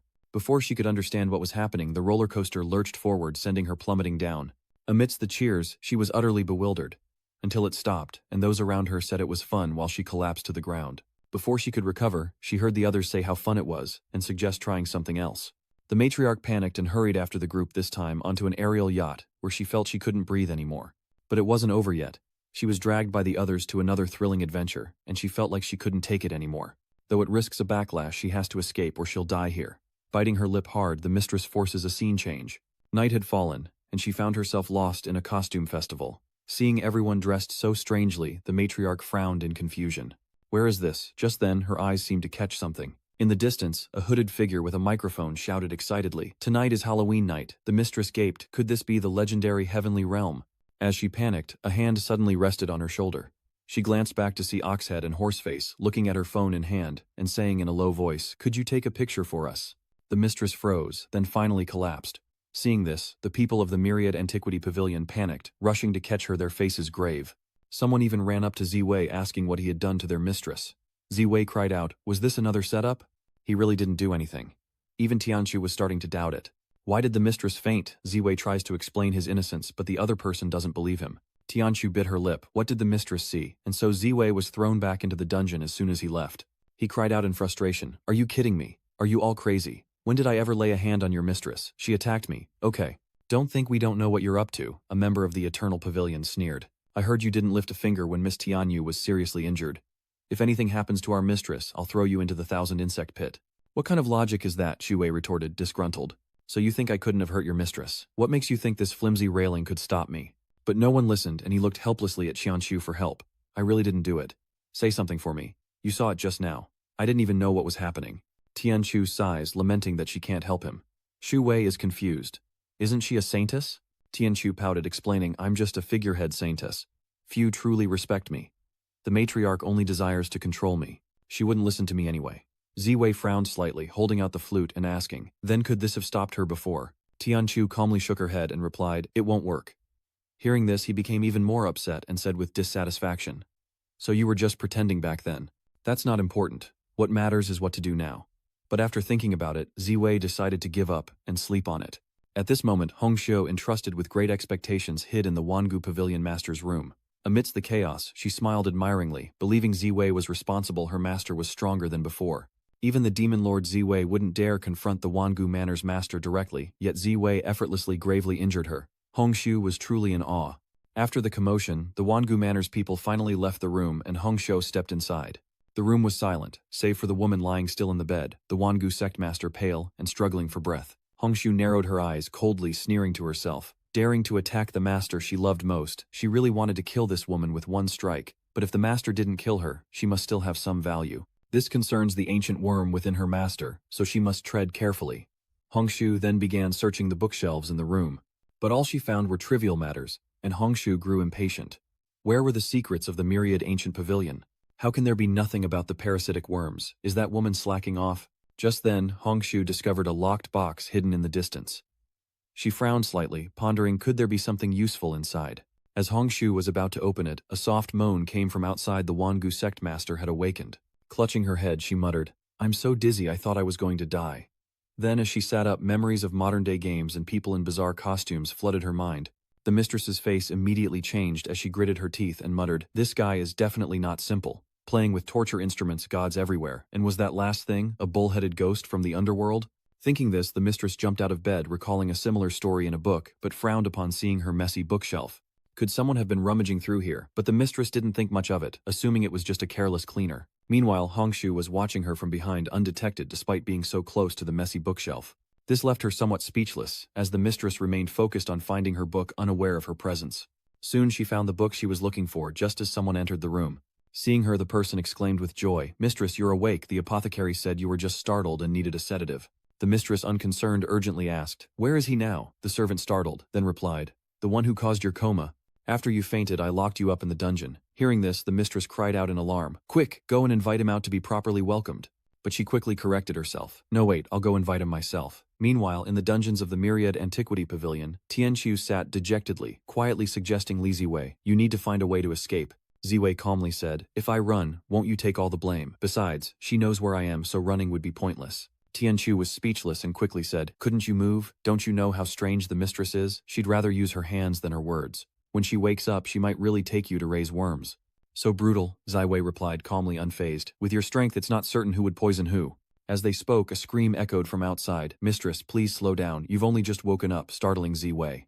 Tianqiu's expression immediately turned grim. Moments later in the Wangu sect's reception room, Ziwei sipped tea leisurely chuckling. I told you it was all a misunderstanding. The sect master across from him responded warmly. Yes, it was all my fault causing such a spectacle. Is your disciple all right? It's my fault for not asking who she was. Tianqiu stood by witnessing everything with a blank expression, utterly confused. The mistress finally noticed her and frowned, asking Tianqiu, why are you still here? Leave and don't interrupt my conversation with Manager Li. Tianthu had no idea what was happening. Inside the room only the two remained, and the mistress poured Ziwei a cup of tea. Ziwei chuckled, you don't have to be so polite. To be honest, I'm a little scared by how much your attitude has changed. Meanwhile, the madam was confused, wondering if Ziwei was holding a grudge for her earlier attack. According to the books, this person is 80% likely to be a celestial being, and Tuvai must not be offended. Thinking this, the mistress immediately put down the teapot, and without a word knelt down respectfully, saying, Great One, no celestial being venerable one. I was rude before, please forgive me. Hearing this, Ziwei was a little dazed. What did she mean? Before he could understand, the mistress grabbed his hand and continued, I know your identity. Qianqiu mentioned your divine abilities before. She said, if Ziwei is willing to impart even a little knowledge, Wangu Manor will obey his every word. Ziwei was shocked and muttered, you recognized my identity. Could you be the only one who survived the Purple Demon Lord, the one who had to use witchcraft to control him because you loved him? The next morning in Yangheng Town, Wu Jin and Xia Fu's group heard that Ziwei would be returning today, and rushed out to greet him, overjoyed to see him. Besides Ziwei, the mistress of the Myriad Antiquity Pavilion has also arrived at Duanghang Town.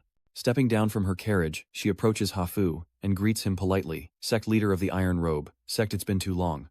She says she knew Tianqiu had made some new friends, so she invited Ziwei to be her guest without asking, and that forgetting to say hello was her oversight. Xiaofu simply smiled faintly and replied, you don't need to worry about it, Chief Tianqiu already told us. On the surface, yes, but inwardly he wondered what this woman was up to, and why the sudden change of heart.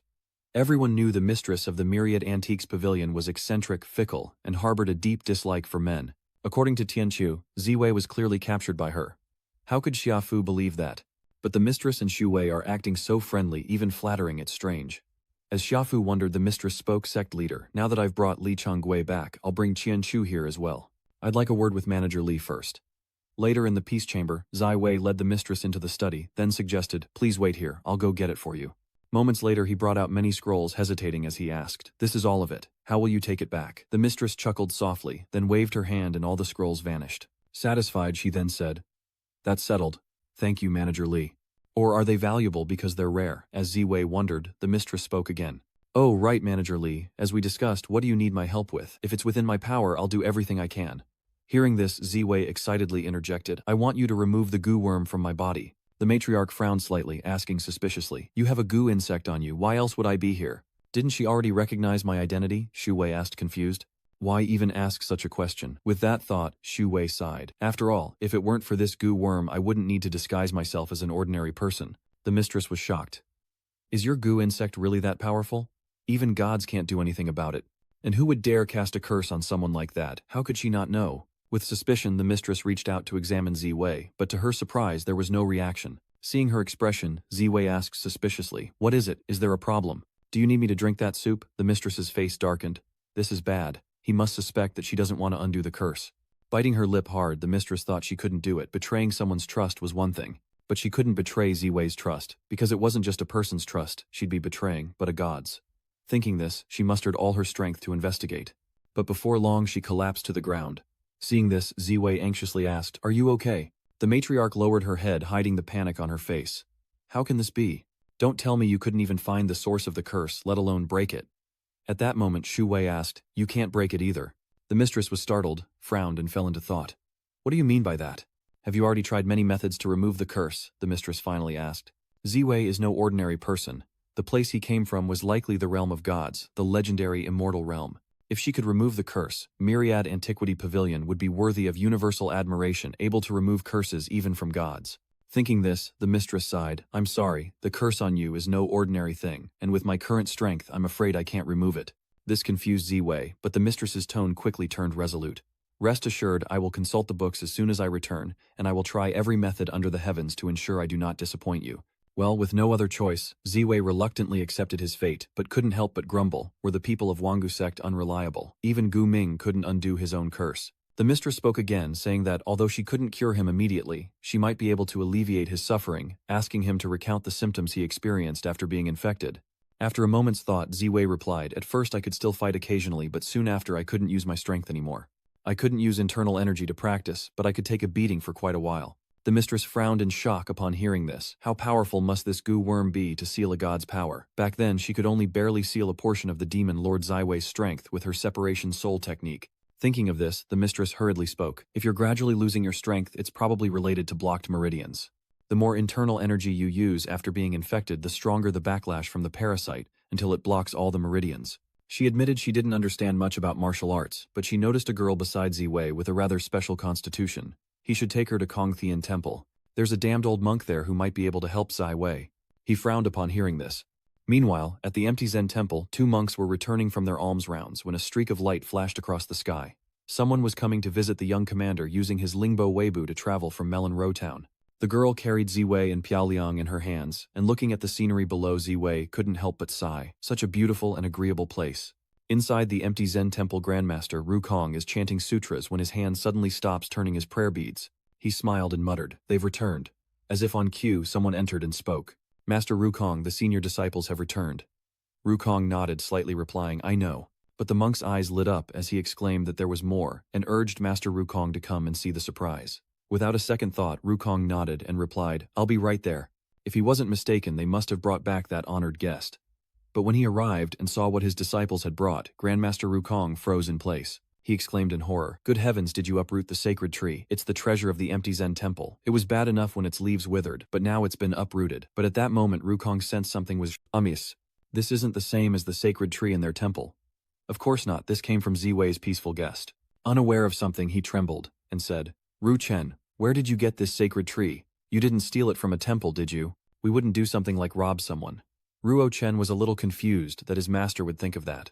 He slowly opened his mouth. "Didn't you tell us to come to Duhangtown to seek our fortune?"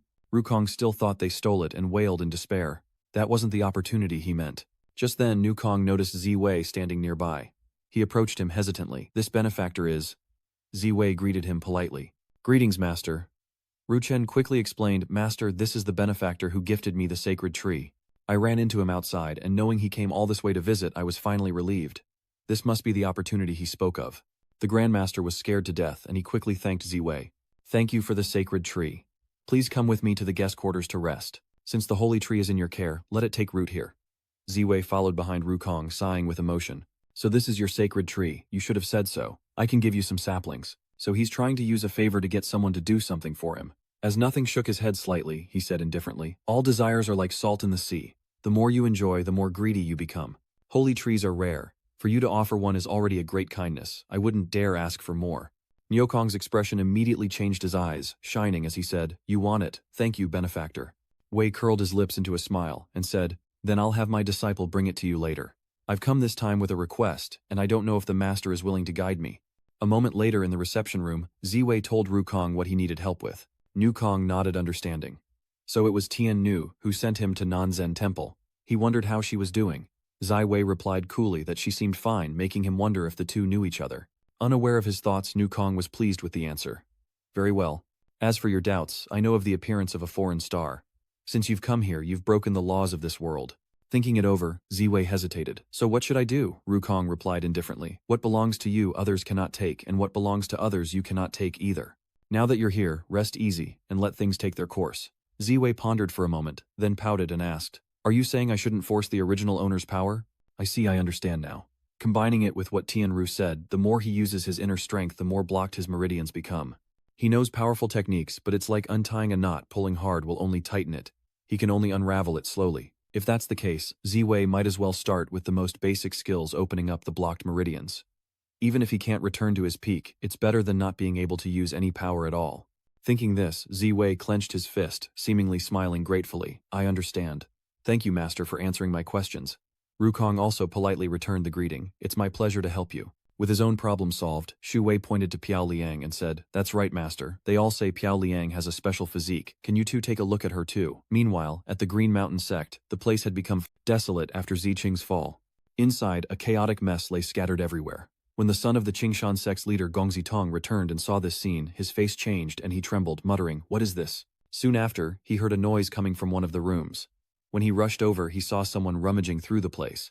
Zedong angrily shouts, "What are you doing?" The man chuckled and replied, "Looking for treasure. Are you here for the treasure too?" He told Zedong what had recently transpired. The Qingshan sect leader had acquired many treasures, but now that he was dead and the Qingshan sect had fallen, keeping these things here would be a waste. Hearing this, Zedong was stunned. His father was dead, and the Green Mountain sect was gone. He refused to believe it, shouting, "You're lying, how could my father be dead?" He was about to break through to Martial Saint. How could Green Mountain sect, one of the 3 great sects of Melon Province, just fall?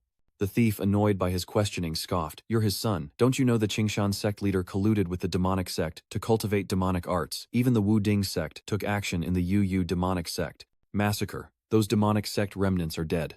The 3 great sects and the Iron Cloak sect spared the other disciples of the Green Mountain sect, claiming ignorance as an excuse. The more Zedong heard, the darker his expression became, but the man paid no mind, running out with his belongings, saying, "If you don't know about this, you better change your name and appearance immediately to avoid being implicated. Don't say I didn't warn you. Colluding with the demonic cult is no small matter." But before he could finish, Gu was cut down by a sword, fresh blood dripping from the blade. The one who intervened was naturally Zedong, his face now somewhat gloomy. He would avenge the death of his father no matter what. A few days later, in Melon Market Town, the streets were still bustling with people, and a figure in a black cloak mingled in the crowd, slowly walking down the street. The townsfolk are gossiping about the Qingshan sect, one man exclaiming, "I was there. You wouldn't believe the demonic sect's remnants, a chaotic brawl and martial artists like zombies. If it weren't for that child, I'd be dead." The story seemed to draw in passers-by, and someone walked over and patted the man's shoulder. The storyteller suddenly stopped, glancing back to see a figure in a black cloak approaching, who quietly asked, "Excuse me, would you mind telling me about what happened that day?" Meanwhile, at the Peace Inn, Ziwei was training with a wooden dummy. He frantically punched it with his bare hands, but nothing changed. Only his hands were throbbing in pain. Ziwei inwardly sighed, so this is what it feels like to be a newbie. Just then, Piao Liang walked in with a tray of food, softly suggesting, "Wei, why don't you take a break and have a drink?" Xiao Wei turned to her, grateful, "Thank you." Piao Liang smiled softly, saying sincerely, "Don't mention it. You saved me, took care of my sister, and even taught her self-defense. I can hardly repay your kindness." Having been away for 2 years, Ziwei was the only person she knew in the manor. After her parents passed, her sister was her only remaining family. Ever since Ziwei lost his memory, he's been more straightforward, complimenting her beauty every day, which makes her blush. Thinking this, she quietly says, "I feel very safe with you here." Ziwei listened in silence, inwardly marveling at her gentle nature and how Piao Liang had become his shadow since returning from Kongchan Temple. Whether he's bathing or discussing matters with Hongshu, Piao Liang is always there to serve tea. This infuriated Hongshu, and Shu Wei felt that Piao Liang was becoming too attached. He wondered what that monk had told her. Meanwhile, in the woods not far away, a figure lurked, watching the two from afar. It was Zedong. So, this was the legendary manager Li. And stylish too. Wasn't she by his father's side before? You damned bitch, she must have betrayed his father. The more Zedong thought about it, the angrier he became. What was so special about Ziwei? Even a monkey could knock him over. And that hussy even wants his ragged shoes. What a loser. Zedong also heard that he was the child's master, but that must be a lie to deceive people. He might as well kill him first. Thinking this, he immediately drew his knife, ready to rush out, but at that moment Zedong accidentally stepped on a branch and his face fell. Xiaofu was talking to Ziwei when they heard a noise and stopped. Ziwei glanced over, wondering maybe the wind broke a branch. Xiaofu frowned, pondering. What a coincidence. I think Ziwei probably broke the branch during training. But he's wrong, the culprit is hiding in the bushes. Zedong bites his lip, cursing, "Damn it, Iron Cloak sect, damn it." But he didn't give up, silently listening to Ziwei and Xiaofu talk. Xiaofu was now speaking seriously. "Brother Awei, the reason I came to find you this time is about something recorded in a book. North of Gusu lies a cave, within which is hidden a treasure not of this world." Ziwei frowned in suspicion upon hearing this. Xiaofu continued. "I'm sure you've heard this mortal realm of ours may very well be the immortal realm. The realm of gods may not be interested in such things, but rumor has it that the treasure was left behind by a martial god." Something felt off to Ziwei, and he interrupted. "Wait, didn't you say you'd never met a martial god?" Xiaofu casually replied, "Hence the rumor." Hearing this, Ziwei couldn't help but sigh, so that's how interesting it is. Seeing his smile, Xiaofu was satisfied. He was indeed interested in this. Thinking this, he spoke again. "With the treasure appearing, the strong will likely rush to seize the opportunity. I plan to go watch the excitement. Would Brother Ziwei like to join me?" He figured with Ziwei's strength, snatching the treasure would be a piece of cake. And if he could piggyback on that opportunity, breaking through to Martial Emperor would be within reach. Meanwhile, Ziwei wondered what realm this soul was from. Even if it wasn't a martial god, it couldn't be far off, could it? If it was left behind by a previous martial god, it must be something good. Thinking it over, Ziwei smiled and said, "All right, when do we leave?" Xiaofu happily replied. "We'll set off tonight, and we should arrive in 4 or 5 days if we hurry." "That's slow." Shu Wei frowned slightly, pouting as he said, 1 or 2 hours is fine, but sitting in a carriage for 4 or 5 days will make my butt fall apart. Seeing his displeasure, Xiaofu Lian awkwardly said, well, I was just thinking about the horses needing rest, and I was worried you'd get tired on the long journey. But he replied with great generosity, no need to trouble yourself. Old Xia want to experience the feeling of extreme speed flight. Xiaofu was a little confused, asking, isn't it the same as flying normally? And so Xiao Shuai set off with Zue, Xiaofu, and the other three. Zue glanced at Xiaofu and cheerfully asked, how are you feeling, brother Xia? Before he could answer, Yu Jin cried out, Master, I can't breathe. Xiaofu thought it might be better if he just flew on his own. Hours later, in a small town in Gusu, Xiaofu stood on a boat fighting a constant wave of nausea, and muttered, we're finally here. Ziwei, looking refreshed, chuckled from behind. I remember the days when I used to parachute, skydive, and race cars. Aren't you martial artists? Your endurance isn't looking too good. Xiaofu frowned, realizing he was less impressive than even a leaf, and definitely being looked down upon by Ziwei. Meanwhile, Wu Jin was sprawled out on the boat, barely clinging to consciousness. But upon arriving, Yu Kim suddenly perks up and a melodious voice calls out from afar. Have you knights also come for the secret treasure? The treasure zone won't open for another 7 days. There's no need to rush. Beneath the veil was a beautiful young woman with incredibly bright eyes. Xu Wei eyed her warily, asking suspiciously, who are you? The girl cheerfully introduced herself, I am Kutui Zhao. Xu Wei was taken aback by the name, impressed by the wordplay, and wondered about the accent. The boat drifted along the river for 2 days when Yu Qian spoke up. Master, now that we're here, I'll go take care of things. He was thinking it would be best to run first. The protected zone is sure to be full of experts, so don't turn yourself in. Without much thought, Xu Wei waved him off, saying, go on, send me a letter when you're done. Wu Jin tossed him a pile of silver notes, tearfully pleading, Master, now that I'm not by your side, please take care of yourself. Keep these notes for emergencies, and if you need more, just get them from the bank. With that, he boarded another boat and departed, leaving Xiaofu to watch him go, unable to help but sigh. Awei's disciple is quite interesting. He's a wealthy man. Tuijiak then asked what their next move was, and Tu Vai replied that they needed to gather supplies before exploring the cave. Hearing this, Tuijiak chuckled. Then let's meet again in 5 days. Tu Vi nodded slightly, then left with his companions. As they left, Xiaofu asked Brother Awei, do you know that girl? Xu Wei coldly replied, no. Once they were gone, a frantic figure rushed over from afar. Your Highness, we found you. Please don't wander off like that. If something were to happen to you, I wouldn't have enough heads to pay for it. The man looked panicked. This was the current princess, and he couldn't afford to lose her. Zui Zhao pouted and replied, I know, I'll take responsibility. If anything happens, you coward. But she was overjoyed, never expecting to meet the legendary trio of master and disciples here. Her sneaking out was worth it. 5 days later, Xiaofu approached Ziwei's room and knocked. Piao Liang was the first to emerge. She chuckled softly. Sect leader Xia, we've cleared the way. Xiaofu nodded. With Awei's 5-day preparation, the treasure is as good as ours. Just then, Ziwei emerged, scepter in hand, and eagerly announced, let's go, my scepter can't wait any longer. Hafu was speechless. This equipment of yours, Ziwei happily replied, it's cosplay. Moments later, at the legendary treasure zone, everyone was present, and upon seeing Hafu, someone couldn't help but speak up. Sect leader Ha has come to join the fun. Just so you know, I won't be holding back. Xiaofu nodded calmly. Of course I won't go easy on you because of your status either. Seeing Ziwei's group, someone asked suspiciously, Brother Xia, who are these young men? Xiaofu smiled and introduced. This is Manager Li from Peace Inn. Hearing the name, he immediately recognized the man who had been hunting the Qingshan sect leader. A pleasure to meet you. Hearing them talk about him, Ziwei glanced at Xiaofu and asked Brother Xia, who are these people? Xiaofu casually replied, most are leaders of various sects and some are well-known experts. This trip into the cave could be dangerous. Is your cousin secretly following us? Xu Wei chuckled. I told Juor to stay behind and watch the house. Just then, Tui Jiak jumped out and said, Shopkeeper, Li, I'll go with you. I just want to take a look. If I find any treasure, it's all yours, okay? I saw that Tu Vai didn't mind, but Hafu did. In the end, they all went inside the treasure trove together. As Yafu walked, he thought to himself, so she followed us after all. This woman has an indiscernible aura, likely concealing her appearance. Could she be targeting Ziwei? I have a bad feeling about this. Just then, Piaoliang suddenly spoke up. I keep feeling like we're being followed. Upon hearing this, Ziwei frowned in suspicion.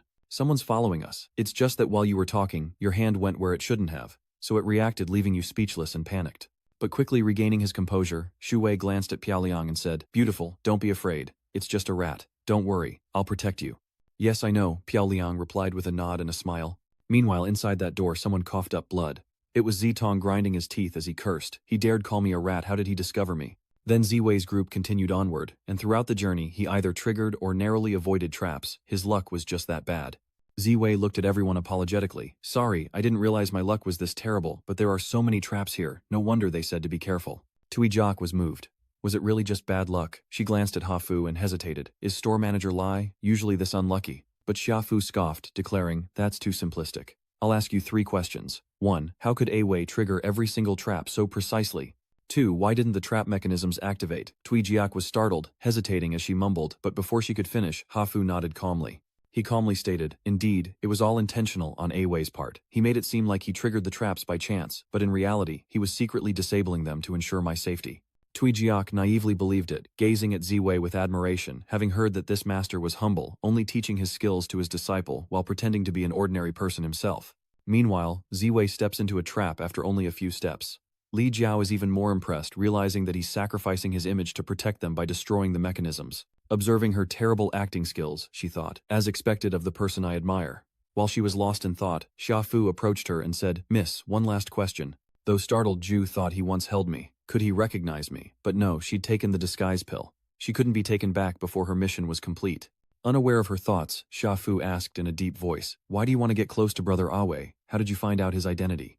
Tui Jiak breathed a sigh of relief, and after a long pause casually replied, "This heroine finds you pleasing to the eye. Is it wrong to want to get close? As for your identity, didn't you already introduce him?" Xiaofu thought it made sense.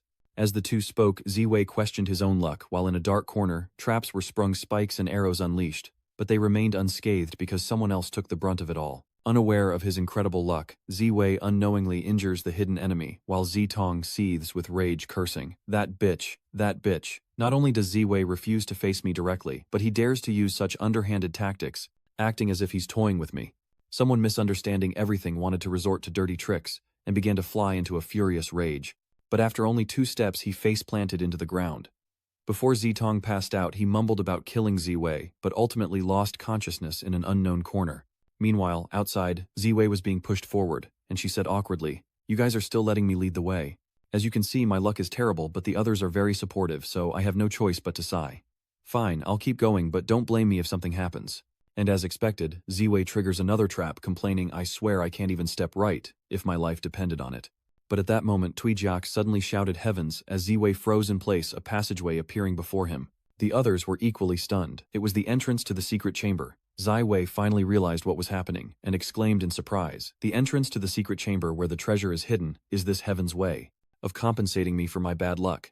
At that moment, Tui Jiak cheered with excitement. Heaven's truly a great master. The subordinates quickly followed suit. Brother Wei is amazing. He found the secret chamber in one shot. Sui Jiao charged ahead, rushing inside. "Let this heroine take a look." But as soon as she finished speaking, an iron chain suddenly grazed her face, leaving a scratch on her beautiful features. A group of people came from behind, sneering. "Oops, our hand slipped." The leader smirked. "How about we go first?" Li Jiao retorted angrily. "Who do you think you are? Ever heard of ladies first? We found this secret chamber." The leader picked his ear and sneered. "So what? Haven't you ever heard the saying, first come, first served? You want to go first, be my guest." Hearing this, the leader sneered, thinking, "Good, the kid knows his place." With that, he led his men inside, while Tui hesitated, asking Wei store manager, "Are you really going to let them go in like that?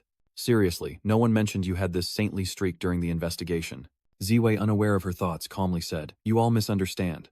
As a great man once said, the first soldier to breach the city walls is always the one covered in blood. With so many traps, who knows what hidden weapons lie within? Let them go first and clear the path."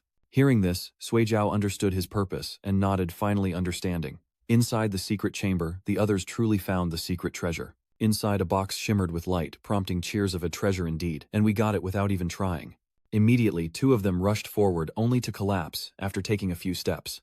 The remaining one, seeing this, cried out in alarm, "Big brother, second idiot." He rushed over to check on them, but the 2 were already unconscious, prompting Wei to enter and remark, "There's definitely a trap." This enraged the remaining thug, who glared at Wei and spat, "You did this on purpose. You knew about the poison and lured us in. Now that Boss and Numbskull are gone, everything's going your way." Hearing this, Wei couldn't help but say suspiciously, "I thought you were going to regret exploring this cave."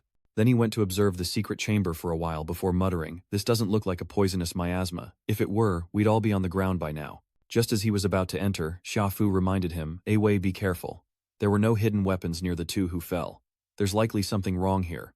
Wei frowned slightly and said in a deep voice, "This poison gas can be contained in such a small space. There's nothing here that could hold this much poison, and it's not like this is some kind of biochemical lab, so how is this possible?" But as soon as he said that, he seemed to realize something and quickly said, "Old Xia, give me the torch."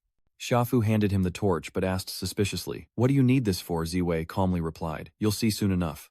Xiaofu didn't say anything more. He must have his reasons. As he pondered this, Ziwei threw the torch at the two men. Seeing this, their accomplice panicked, screaming, "He's burning the bodies. Boss, you guys up there, protect me and help me get out of here alive." Xiaofu was confused. So Ziwei was the type to always take revenge. Good thing he never offended him. Just then Ziwei spoke up. "As I thought, this isn't a poisonous miasma." Hearing this, Xiaofu asked in surprise, "What do you mean by that, Brother Wei?" But as soon as he finished speaking, he saw the torch go out. Xiaofu breathed a sigh of relief. "I was wondering why Brother Awei was so fierce.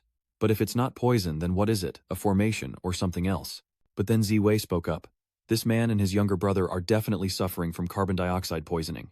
Hearing this, Xiaofu and the others were dumbfounded, wondering what that was. Ziwei calmly explained that being in a low CO2 environment for a long time, then suddenly entering a high CO2 environment causes this phenomenon, but his modern terminology was lost on them. After a moment, Xiaofu firmly suggested, "In that case, Brother Awei, wait here. I'll figure out how to get that treasure out."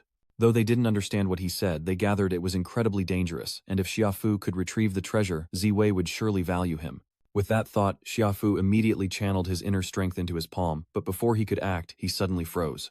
Because the treasure is already in Ziwei's hands, and he exclaims in surprise, "This weight! It's real gold!"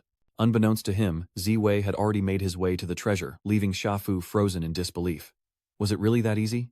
Not only that, Ziwei discovered it wasn't locked, and he immediately opened it to take a look while Tui Zhao eagerly ran over as well. "Impressive Manager Li, what's inside? This heroine wants to take a peek." As she rushed over, her eyes widened in surprise. What was this? Inside the box was a letter and a strange device. Moments later, another group entered the chamber, and seeing nothing, their leader sighed. "We're too late." Another suggested, "I'll give chase." But the leader quickly retorted, "Chase after who? Chase after who? There are so many people here. Even if we interrogated them one by one, it would take days. Let's go back and report to the master." No sooner were the words out of their mouths than they turned to leave when one of them stepped on something. A severed arm. Immediately a scream echoed through the chamber. "My hand!" The scream startled the man, and he shouted, "There is," but he quickly realized it was a person, and tossed a banknote as an apology. They quickly left the chamber, but Zitong grabbed the last man by the leg, whispering, "Wait, you're here for the treasure, aren't you? I know who took it." Hearing this, the man raised his eyebrows and smiled. "See, isn't my reward here?" Meanwhile, back at Shu Wei's group's lodgings, they gathered in one room to examine the legendary treasure. Xiaofu showered Shu Wei with praise, saying he was worthy of easily obtaining the treasure. The object is a shiny black and made of a material unlike anything Dufam has seen, truly a treasure. But in Ziwei's hands, it's just a camera. He doesn't understand why a camera would be here, but there might be even more outrageous things he hasn't seen yet. Could there be someone from Ziwei's world here? He starts snapping photos, thinking this was left behind by a martial god, a predecessor who became a god. Soon Ziwei exclaimed that he'd turned it on, exciting everyone present. Ignoring them, he turned the lens towards Piao Liang, saying, "So beautiful. Smile for the camera." Piao Liang obediently turned and smiled at him, and as Ziwei snapped the photo, he couldn't help but compliment her. "Not bad." Immediately, Piao Liang cried out in alarm, "Away, why am I in this little black box? Legend says there's a secret art that can steal a person's soul. Could this be it?" Hearing this, Ziwei chuckled softly and reassured her, "Don't worry, this isn't powerful. It's just a device for capturing images." As he finished speaking, a voice suddenly echoed from the camera announcing the time in Beijing. "You've managed to open this camera. Hello." As Ziwei looked back, a middle-aged man appeared smiling as he introduced himself. "My name is Long Batian, known as the only martial god in the world. If you can open this camera, you're either from the same hometown or very clever." Xiaofu was shocked to see the man, and even Sui Jiao recognized him. They both exclaimed in unison, "It's the god of war, the spirit of the god of war." Ziwei, speechless, slowly explained, "I told you it's just recorded footage." After a while, everyone finished watching and went their separate ways. On the way back to her room, Tui Zhao was in high spirits. This trip was worth it. Not only did she meet Ziwei, but she also saw traces of the martial god. He was more approachable than she thought. She imagined him to be arrogant. As Tui Jiak pondered, a servant rushed in, exclaiming, "Princess, we really must return to the palace." Tui Jiak scoffed, retorting, "What's the rush?" "My important business isn't finished yet," the servant asked suspiciously. "What important business could you have running around?" With a giggle, Tui Jiak struck a mysterious pose, then declared, "Of course, it's to try and win over shopkeeper Li and become his disciple. If I become his disciple, I'll surely become a powerful figure and reach the peak of life." Tui Jiak agreed, and with a wink said, "You're right, let's head back to the palace." Meanwhile, back at the royal palace, a room was still lit late into the night. The current emperor reluctantly spoke, "Royal preceptor, please wait, my youngest daughter is not used to rules." Then he glanced at the servant and ordered, "What are you waiting for? Hurry, and call your master." The royal advisor took a sip of tea, then chuckled, "It's all right, nothing urgent today. A little wait won't hurt." A moment later, a clear voice echoed through the room. Isn't that my once in 800 years, genius, mentor, and father, and I wonder why I was summoned here in the middle of the night. It's the ninth Princess Zui Zhao, but she's back in her true form. They really know how to pick their moments. She hasn't even had a bath yet. Hearing this, the emperor couldn't help but scold her for her increasing impudence, while the national preceptor looked at her and slowly said, "Long time no see, ninth princess, you're as lively as ever. I wonder if you're ready to join the team to rescue Wu Ming after today." Is the ninth princess ready? Though unaware, the national preceptor noticed a few stray blades of grass in her hair and she scoffed. "I don't want to go. Can't my brothers handle it?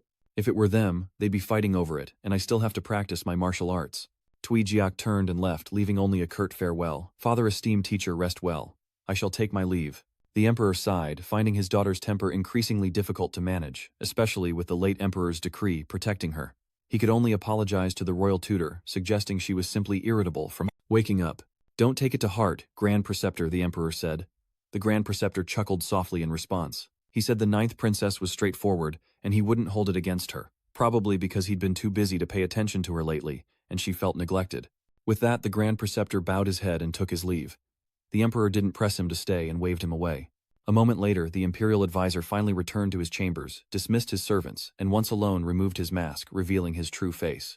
Below was a woman who sighed in relief. "Oh, I thought I was a goner." Then she looked up and asked, "Did you get it?" As soon as she spoke, a shadowy figure appeared, saying, "Your Excellency, we were a step too late, but I brought someone back. He claims to know the whereabouts of the treasure, and the person he's referring to is Zitong."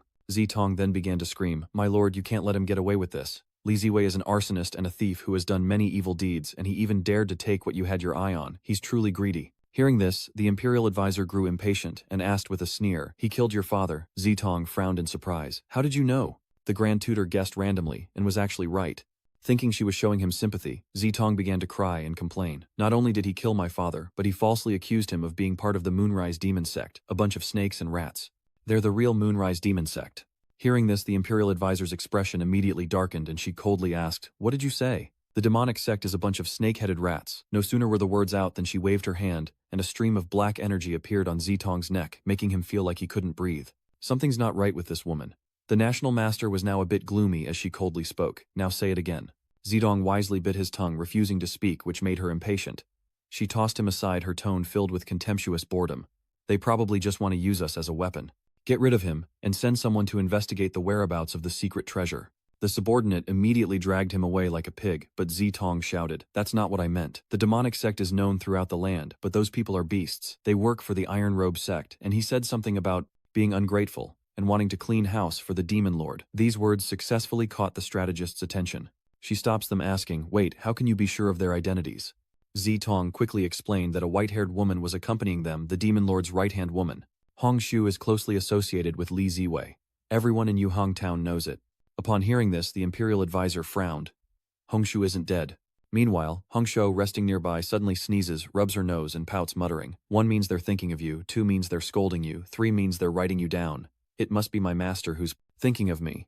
She beams, her cheeks flushing red. Meanwhile, in Ziwei's room, he retrieved a memory card from the letter he got from the secret treasure, excitedly exclaiming, "I knew it. Something hidden in a cave wouldn't be stored in a bunch of logs, would it?" He also found a pile of documents, but there were too many words, so Ziwei decided to check the memory card first. Hidden so carefully, it must contain important information. It might even be useful to him. Without hesitation, Ziwei inserts the memory card into the camera, and immediately Batian's image appears. Finally, he's got the right distance. This thing is hard to use. He waves to the camera. "Hello there, watching from beyond the camera. You must be curious how a camera came to be in this world, right? This is going to take a while," he says, introducing himself as a martial god, though he claims to know no martial arts. Hearing this, Tuvi froze in place. Long Bathian, a staunch materialist, had transmigrated from within the womb. But he's been transported to a world of fantasy, shattering his materialist beliefs. When Batian learned he'd transmigrated, he was thrilled until the system informed him this wasn't a world of fantasy. Batian wondered what this had to do with him. This special effect was plastered on his face, and they were saying it wasn't fantasy. But as he grew up, Batian realized, according to the system, this was just a small, low-level world, and his job was to complete the tasks assigned by the system to earn points. At that moment, Batian was confused, shaking his head in refusal. "I really can't do this anymore." But under the threat of this dog system, he lived a life of constant struggle, never expecting to transmigrate, only to become someone else's employee. Exhausted, Batian complained, "You can shock me 100 million times, but it won't work. This body is too weak. Find someone else to save the world. Do I not deserve any privacy?" But the system was extremely firm, saying, the host was randomly selected, and the system cannot actively interfere. Ziwei was shocked to hear this, forced to do missions from the moment he was in the womb. This senior's transmigration has all the elements, but 6 hours long, seriously. But Ziwei continued watching the video. Basically, Ba Tian kept doing tasks to earn points day in and day out. Using items exchanged for points, a useless man with no martial arts like him finally became a god of war. His martial prowess may be lacking, but his firepower is more than enough. Finally, the system announced that accumulating over 100 million points would allow him to exchange for the final item and complete the final mission. But Ba Tian just stared at his computer, frustrating the system, which urged him on. Annoyed by the nagging, Ba Tian retorts, hurry, hurry, hurry, that's all you ever do. These points are mine, earned one by one. In the end, Ba Tian exchanged his points for an item, but it wasn't what the system expected.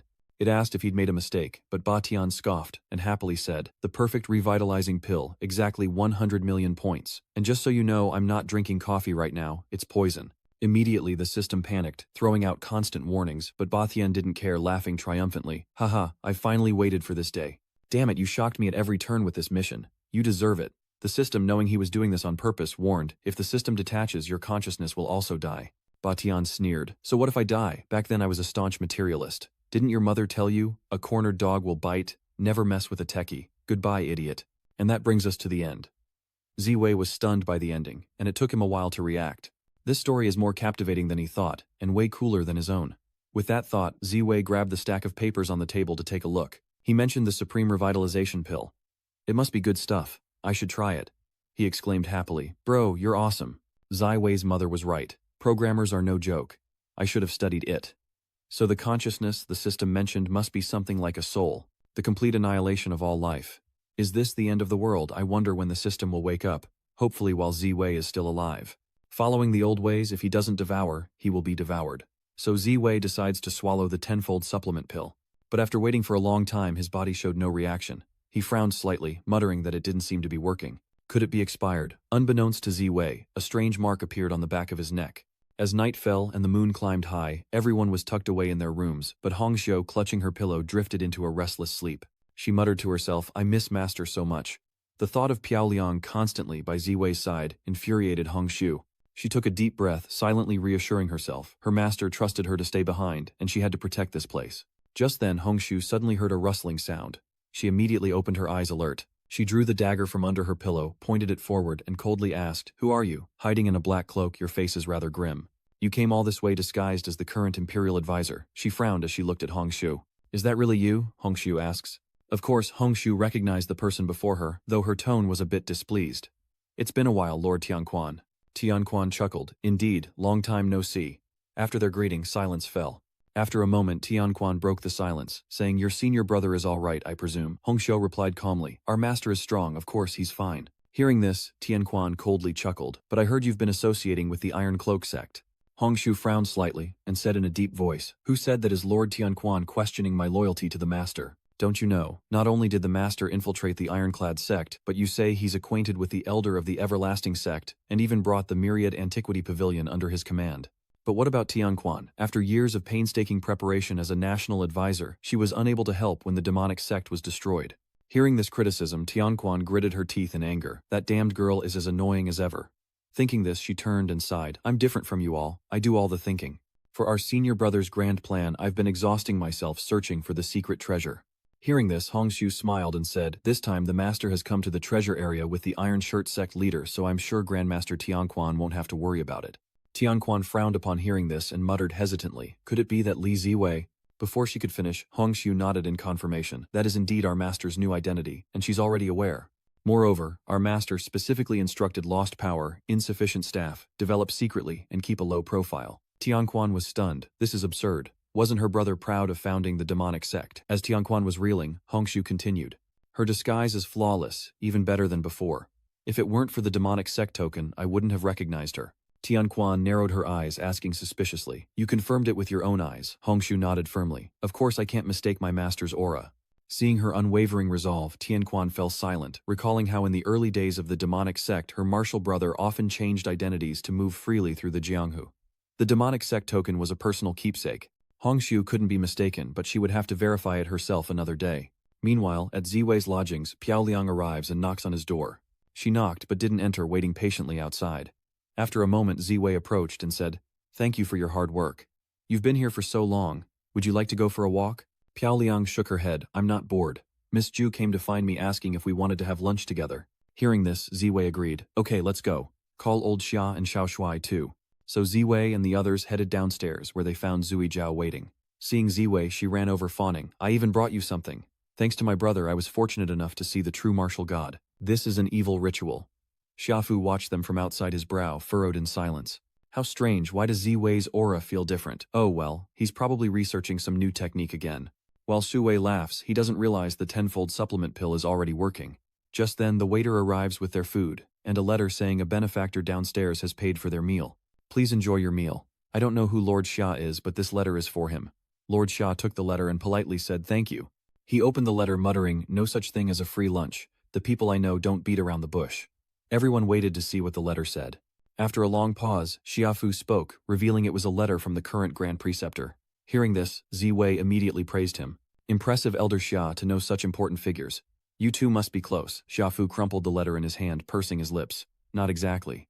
Of the late emperor's many sons, this man supported the weakest, the fourth prince, who was then favored after the new emperor ascended. He says that although he and the Grand Preceptor have their differences, the man doesn't seem to abuse his power for personal gain.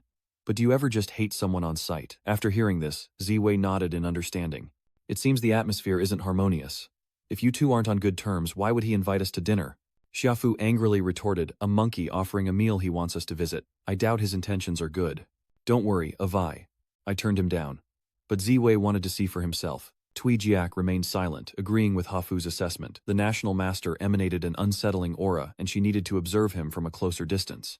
Moments later, at a detached palace, Ziwei's group finally arrived where they were greeted by a eunuch. He turned to Xiaofu and suggested His Majesty wishes to speak with you before you meet the Grand Preceptor. Meanwhile, Ziwei was led away by a maid, and without suspicion they followed her inside. After a while he couldn't help but sigh, wondering why the palace didn't seem so grand. Xiaohong chuckled. "This isn't the imperial palace but one of its detached palaces. The emperor often brings the princes and princesses here to relax, and since the Grand Tutor favors this place, the emperor put it under his care." They continued deeper into the palace. Finally, they reached a door where Little Hong stopped and gestured for Ziwei to enter the main house, inviting him inside. Just then, the door opened, and out stepped Tian Quan disguised as the imperial tutor. Raising an eyebrow, she smiled. "If I'm not mistaken, you must be the famous shopkeeper," Li narrowing his eyes. Ziwei sensed demonic energy emanating from her. Meanwhile, in the main hall, the emperor awaited Xiaofu's arrival and spoke from his throne. "It's been a while." Sect leader Xia. Xiaofu bowed, respectfully replying, "Your Majesty is busy with many affairs. This subject wouldn't dare trouble you." That's what he says, but inwardly he's cursing them for bringing the emperor into this. That damned Grand Preceptor is definitely targeting Ziwei. As he pondered, the emperor chuckled. "That's not what I meant.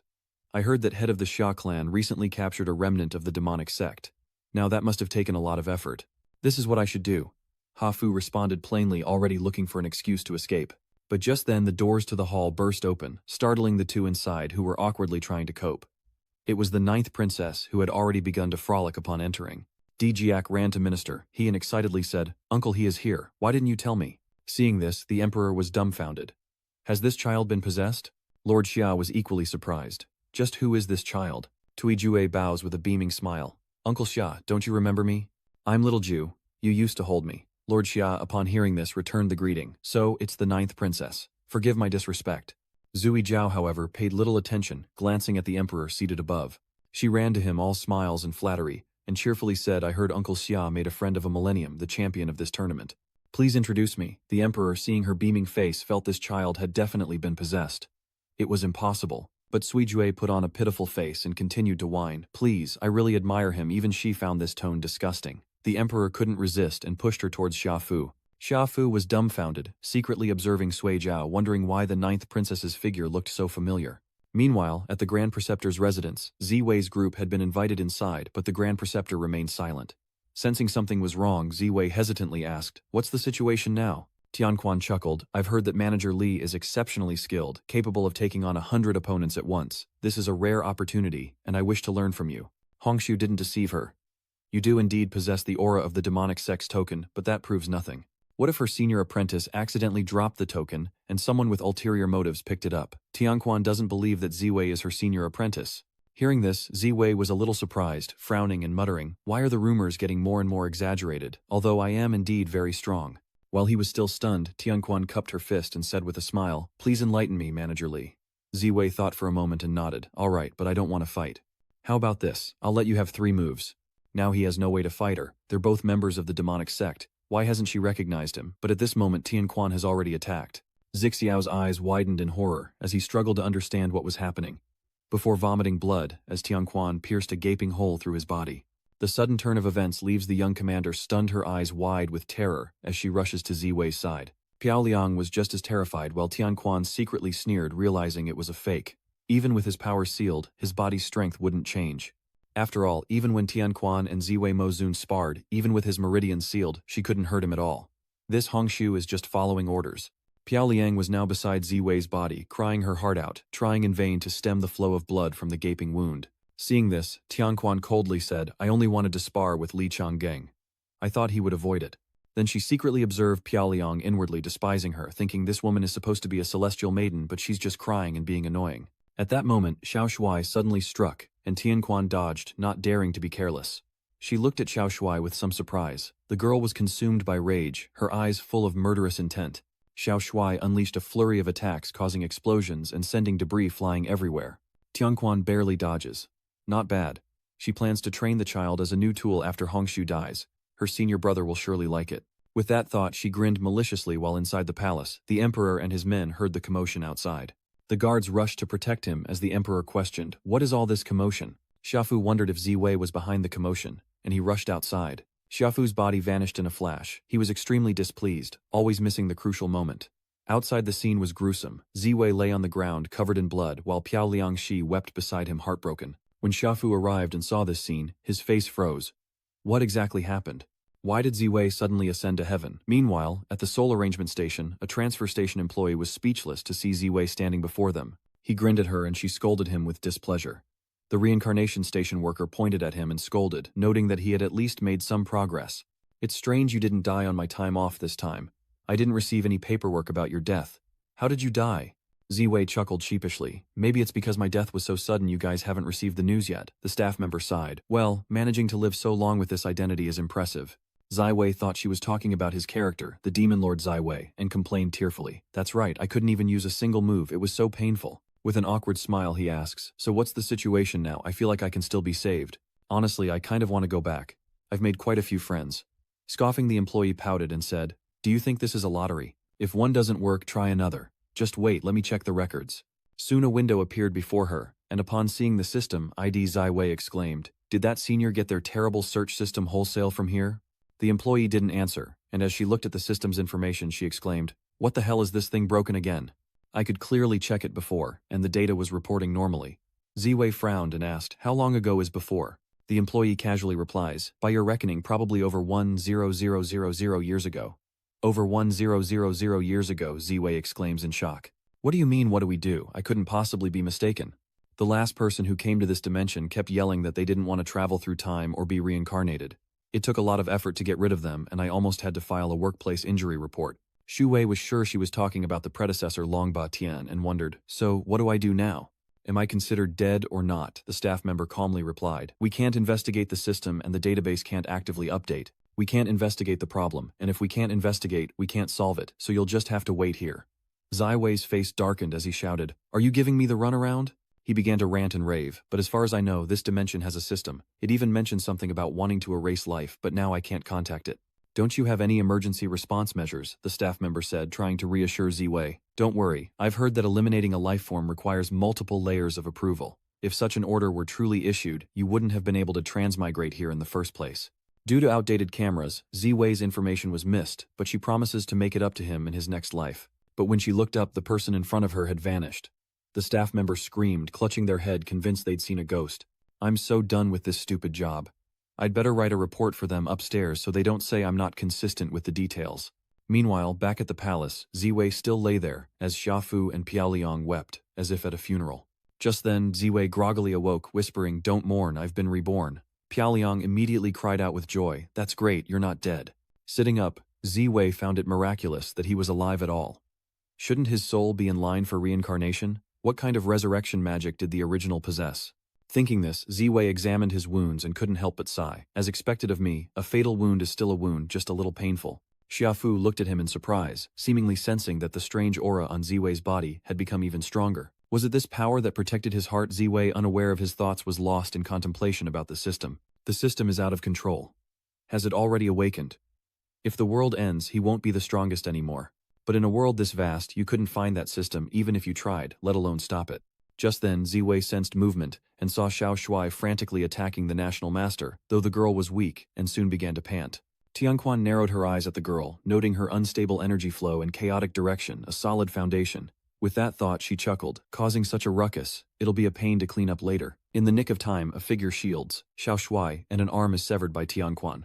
Seeing the figure, Tianquan's eyes widen in shock. This guy isn't dead. Of course it was Ziwei. Clutching his severed arm, he scoffed, "We're brothers, why treat each other like this?" But before long, Ziwei's arm had grown back, and he smugly remarked, bullying, "My precious disciple right in front of me. How rude." From afar, Tiangshuan observed Ziwei's bizarre healing ability, something he'd never seen before. Just then the emperor appeared, exclaiming in dismay, "What is going on here?" But when he saw the battlefield before him, his face grew even more grim as the emperor clutched his head and cried, "My palace." As he grieved, Tianquan approached him, saying apologetically, "Your Majesty, I was caught up in the moment and wanted to spar with shopkeeper Li and his beloved disciple. She said their skills were extraordinary, and if she didn't give it her all, wouldn't that be disrespectful?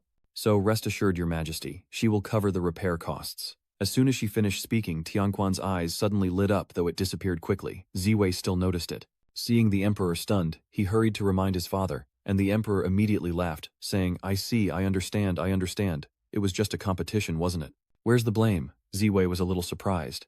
"We're emperors of old, so easy to talk to, and the Grand Preceptor's eyes are so red, he looks like he has pink eye." But then he quickly realized that only he could see it, probably due to some demonic cultivation technique. As Ziwei pondered, Tianquan approached and said, "Shopkeeper, Li, I'm very sorry for ruining your clothes. To express my apologies, I'll personally escort you to change." Hearing this, Xiaofu cursed inwardly, "Damn it, you've said all the nice things. Is this just about a torn shirt? If it weren't for Wei's skill, this would surely have become a bloodbath." Soon after, Tianquan led Ziwei and Xiao Shuai to a room where Ziwei set Xiao Shuai down and calmly instructed Xiao Shuai, "Wait for me here. I'm just going in to change clothes. Don't worry, your master is awesome, nothing will happen." He then patted the little girl's head. The little one obediently nodded, "I understand." Then Ziwei followed Tianquan inside. As he walked, he commented that controlling the current emperor was quite impressive. But before Tianquan could answer, Hongshu burst in. She threw herself into Ziwei's arms, exclaiming, "Master, I sensed your presence earlier, Tuni, missed you so much." Bewildered, Ziwei asked, "Why are you here?" Hongzhu casually replied, "Lord Tianquan sent for me, so I came to tell her what's happening." Then Lady Tianquan said she wanted to discuss something with you and asked me to wait for you here. Ziwei was confused and asked, "Who is Tianquan? Is this person on the list?" While he was trying to remember, Hongshu saw the wound on his chest and cried out in alarm, "Master, you're—" Before Ziwei could answer, Tianquan spoke first. "Long time no see, senior brother. I couldn't help but want to spar with you. I didn't expect my brother's body to be so weak after being poisoned. I accidentally hurt him." Ziwei stared blankly at Tianquan, now in the form of the imperial advisor. "Senior brother, why the sudden change in address? A man referring to himself as this concubine. Does he have some strange fetish?" Seeing his expression, Hongshu couldn't resist mocking him. "Lord Tianquan, it seems the master no longer favors this guise." But as she spoke, Tianquan threw the mask to the ground, shocking Ziwei. She revealed her true face, raised an eyebrow, and said, "Wearing a mask is a bit strange. This is much better. I can change how I refer to myself." Ziwei's eyes widened in shock. The disguise techniques of this world are too numerous. A human mask is a first for him. Can it be reused? At that moment, Tianquan looked at Ziwei and said with a smile, "I didn't mean to hurt you earlier. I was just joking. You don't mind, do you?" Sensing Ziwei's worth, she speaks softly, but Ziwei calmly replies, "I've lost my memory. I don't remember anything, not even having my heart and lungs ripped out." This is a rather unique way of greeting someone. Why hasn't Hongshu ever mentioned such an important figure? With eyes so wide and red, does she want to devour me? She doesn't trust you, using her dark magic. Thinking this, Shu Wei changed the subject. "Just now, Juer said you wanted to discuss something with me." "Discuss what?" Tianquan replied calmly with a soft chuckle. "When our brother suddenly disappeared, we were all worried sick. Now that we have news, of course we have to tell everyone." She pushed a switch on the wall, then continued, "Follow me, brother. The child outside will be taken care of." And so a corner of the imperial palace became the meeting place for the Yu demon sect. Inside a dark cellar, Tianquan led Shu Wei and Hongshu down into this place. He passed a night-luminescent pearl, unable to resist touching it, his eyes lighting up, and then Shu Wei secretly observed Tianquan. "This woman doesn't trust me, and even tried to take my heart.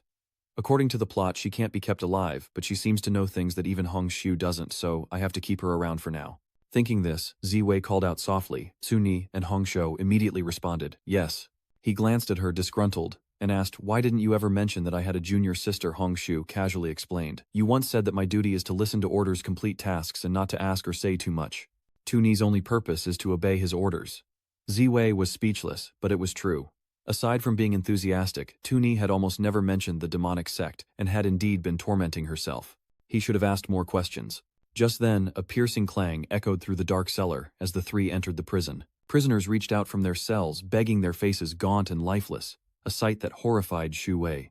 Screams echoed through the dark cellar as one prisoner, a familiar face, begged for his life. I'm still useful. I know my father's secrets, the location of Qingshan sect's hidden treasures, only I know. Shu Wei couldn't help but take a few steps back, asking in a panic, what's going on with these people? With a soft laugh, Tianquan replied calmly, these guys, it seems that senior brother has forgotten a lot since losing his memory. Oh them, they're just people who want power. Power. Zixu frowned, looking confused. Tianquan Danmo spoke up, that's right, power without talent or effort. How easy is that to come by? Zihui asked suspiciously, are you referring to our demonic cult's cultivation method? As they spoke, Zihui's voice sounded familiar to Zitong, who quickly recognized him. It was then that he realized they were all members of the demonic sect. He had assumed Ziwei was a pawn used to deceive the child, but the opposite was true. Zitong's father was one of you, and so is he. Why would you hurt his father? He couldn't understand. Tianquan then spoke up, let's go, I'll take my brother inside. Ziwei nodded slightly in response, okay, sure. He followed behind her, marveling at the massive base they'd built right under the emperor's nose, and began to pity the orthodox sects. Although he has the demonic sect token to prove his identity, this woman doesn't believe him. But with Hongshou here, Tianquan can't do anything for now. He'll wait until he understands the situation, and then find a chance to deal with her. Thinking this, Ziwei glanced at Hongshou and called out Shu'er. Hongshou immediately responded, Master, I'm here. Ziwei leaned close to her ear and whispered, who was that man who grabbed my hand earlier? Hongshou immediately replied, he's the son of the Qingshan sect leader. He's been following you seemingly to avenge his father. Ziwei exclaimed in surprise. That old man had a son. If it's not the father, it's the son. If it's not the son, it's the father. We can't let someone like that live. Thinking it over, Shu Wei spoke again. He mentioned Shu Baobei earlier, and that Baobei must be related to the demonic sect. Later find out where that Baobei is, then kill him swiftly. Hongshou nodded, slightly replying, understood. As the two spoke, they didn't notice Tianquan observing them. A moment later, she spoke again. Senior brother has arrived. This place is safe enough. No one will disturb us. Let's discuss our next plan. Then Tianquan pointed ahead to a stone table, barely illuminated by the dim light. Meanwhile, Tuijiak sought out Fu Luong to talk, saying, I'm sorry, I didn't expect my teacher to suddenly fight Li Jiangui, and so violently. As she spoke, she slipped something into Fu Luong's hand, cheerfully adding, that must have been frightening. Wear this for now, and I'll have your clothes laundered later. Piao Liang nodded politely. Thank you, Your Highness, but this is too precious. Zui Jiao chuckled. Don't be so formal. Consider it a first meeting gift. I like making friends. Puzzled Piao Liang frowned, and asked first time meeting Tuijua, thought Piao Liang seemed to have a good relationship with Ziwei. On the contrary, Piao Liang knew Zui Jiao was that heroine from before, so why say it's their first meeting? Both were lost in thought. A moment later, Tuijiak chuckled and Win Koduang.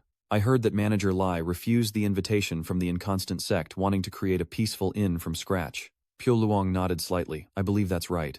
With a smile, Tuijiak asked, do you think I could become his personal disciple if I signed up now? Piao Liang chuckled. Your Highness, wouldn't it be better to ask Awei directly? Besides, aren't you already studying under the imperial preceptor? Tuijiak shook her head laughing. How could they be the same? A teacher is a teacher, and a master is a master. Piao Liang was speechless, frowning in confusion. Your Highness, you seem to admire him a lot. Tuijiak nodded happily. It's more than just admiration. He gave up the top spot in the competition to his disciple, proving he's not after fame or fortune. And he's incredibly skilled. Apparently even Lord Xia couldn't withstand that girl's attack, and more importantly, Zui Jiao heard from the three great sects that Lord Xia had found an opportunity to combine his techniques with others. The more Tuijiak spoke, the more admiration she felt, jumping up and down with excitement. She thought the only person who could have done that before was the Violet Demon Lord, but his skills were too violent and difficult to master. It's lucky to learn a trick, but how can it be as reliable as Ziwei? Hearing this, Piao Liang nodded in agreement, for if not for Awei Ru would likely still be bullied and I wouldn't be here speaking with the princess. Either way, I'm set on becoming his disciple, so please put in a good word for me. I'll do my best. Piao Liang forced a smile, knowing that while the princess was straightforward, her master was ruthless. If not for Ah Wei's foresight, he'd be a corpse by now.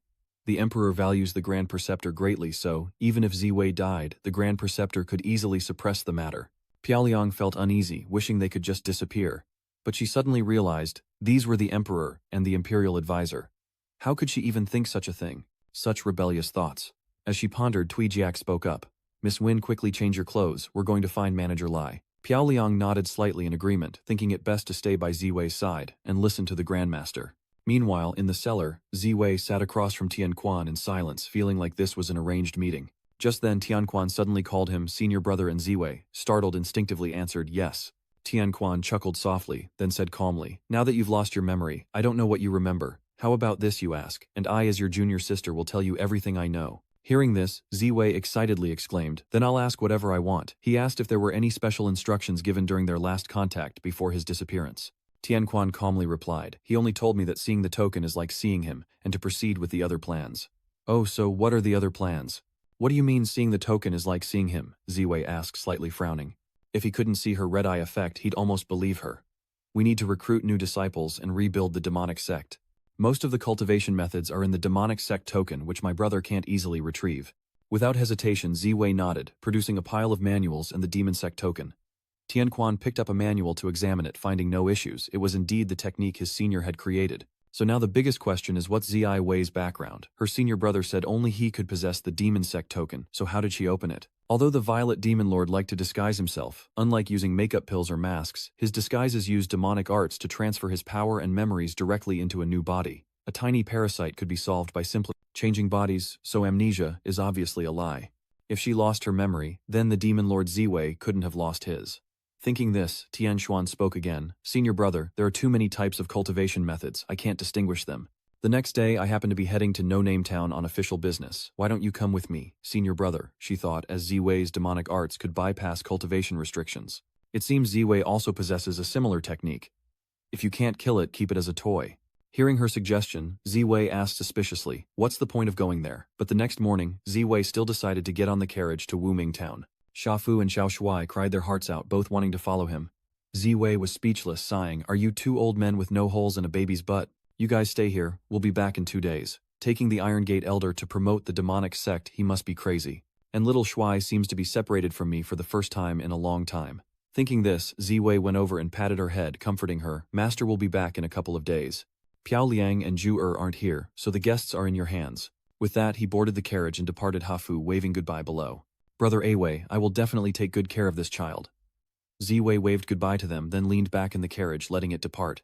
He then turned to Piao Liang and asked, are you really not returning to Yanghang Town with the young master? Piao Liang calmly replied, I want to stay with Awei. Alright, Ziwei thought it's good to have a celestial being by my side. Just then a voice called out from outside Miss Nguyen shopkeeper Li. Startled, Ziwei and Piao Liang saw Zui Jiao outside the carriage, who cheerfully asked, can I ride with you? I'm so bored riding alone for half a day. Having heard that Ziwei was also going to No Name Town, Zui Jiao followed without hesitation. Once in the carriage, she looked at Piao Liang and asked Miss Nguyen, you've changed again. Piao Liang blushed, remembering the outfit. That dress. It belongs to the princess. I couldn't possibly wear it, and that style just isn't me. The outfit Tuyet Jiak gave her was tight-fitting and low-cut, which Piao Liang was naturally unaccustomed to. But Tuyet Jiak didn't see it that way, and said with a smile, I think it suits you very well. Li Zongui would definitely like it too. Ziwei watched the two girls talk, not interrupting, and yawned, feeling a little sleepy. So Li Tsuwei slept like a log, only waking up groggily when the carriage had been stopped for a while.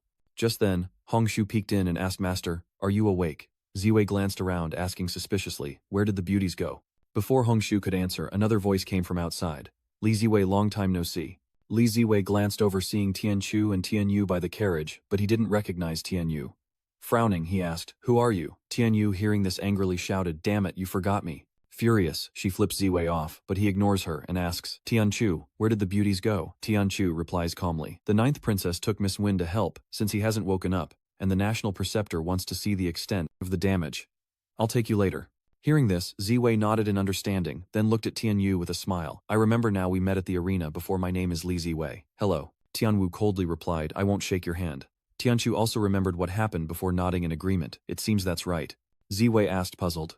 Come to think of it, your names are so similar. Are you sisters? One is Meng Tianchu and the other is Meng Tianyu. After a moment's thought, Tianchu answers that they're practically sisters, and Ziwei smiles, saying it's nice to have a sister. But Tianqiu retorted, no, I'm actually older than her. Ziwei exclaimed in surprise, then why do you call her sister? Wait, how old are you then? Tianqiu didn't answer, replying calmly, it's a long story but I don't mind telling you. Another day I'll take you there first. Once she's done, she adds, "Oh right, I'm 28 this year. 28 younger than I thought."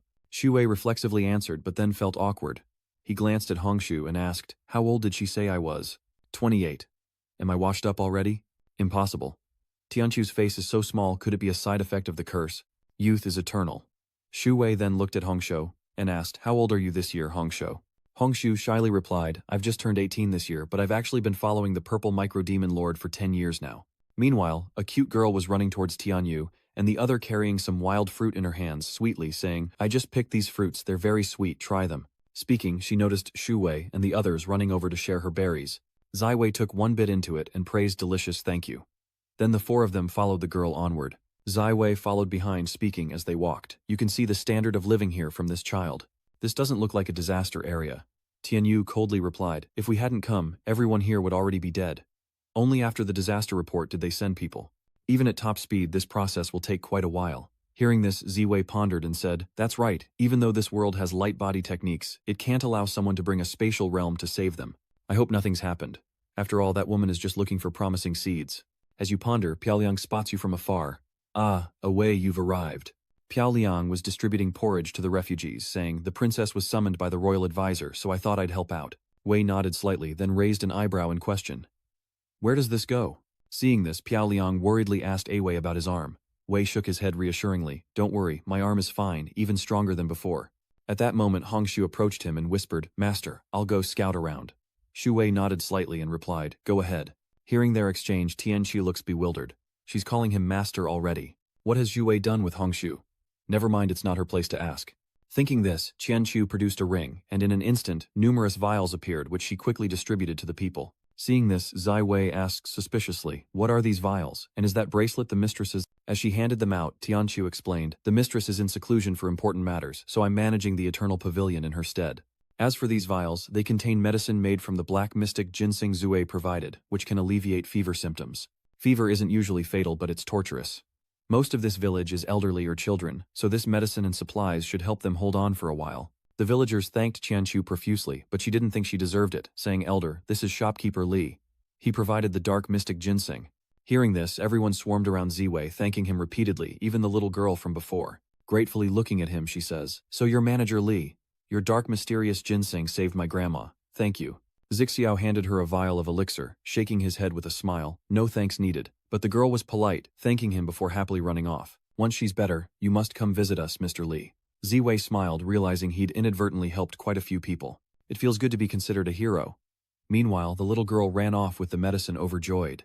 The little girl planned to tell her grandmother that their savior had personally arrived, and she would be so happy to hear it. But in her excitement, she bumped into something. Her small body tumbled to the ground, and she looked up at the towering figure before her. So the person she bumped into was actually Qian Shun, who coldly berated the child for being blind. Tianquan's gaze was terrifying, causing the little girl to panic and step back trembling as she muttered, "I'm sorry." Just then, Suiju ran up to the girl saying, "What a cute little girl." The girl quickly stood up and cautiously said to Tianquan, "I'm sorry, I didn't mean to bump into you earlier." Tianquan's expression shifts, and she forces a smile saying, "It's alright, just be careful where you're going so you don't fall." Dui Jue squats down in front of the little girl, cheerfully adding, "What an understanding child. What's your name?" The little girl blinked and replied, "My name is Ya." Tuijiak patted the girl's head and said, "Nina, you can call me Big Sister Ju." Nina looked up at her happily replying, "Hello, Big Sister Ju. Are you friends with benefactor shopkeeper Li too?" Hearing this, Tuijak asked suspiciously. Benefactor Nina, now over her fear, gestured wildly as she said, "Sister Qianqiu told us that thanks to Li Zhonggui's black profound ginseng, we were able to overcome our difficulties." Tuijiak never imagined this truly, the man she admired doing good deeds without seeking recognition so kind.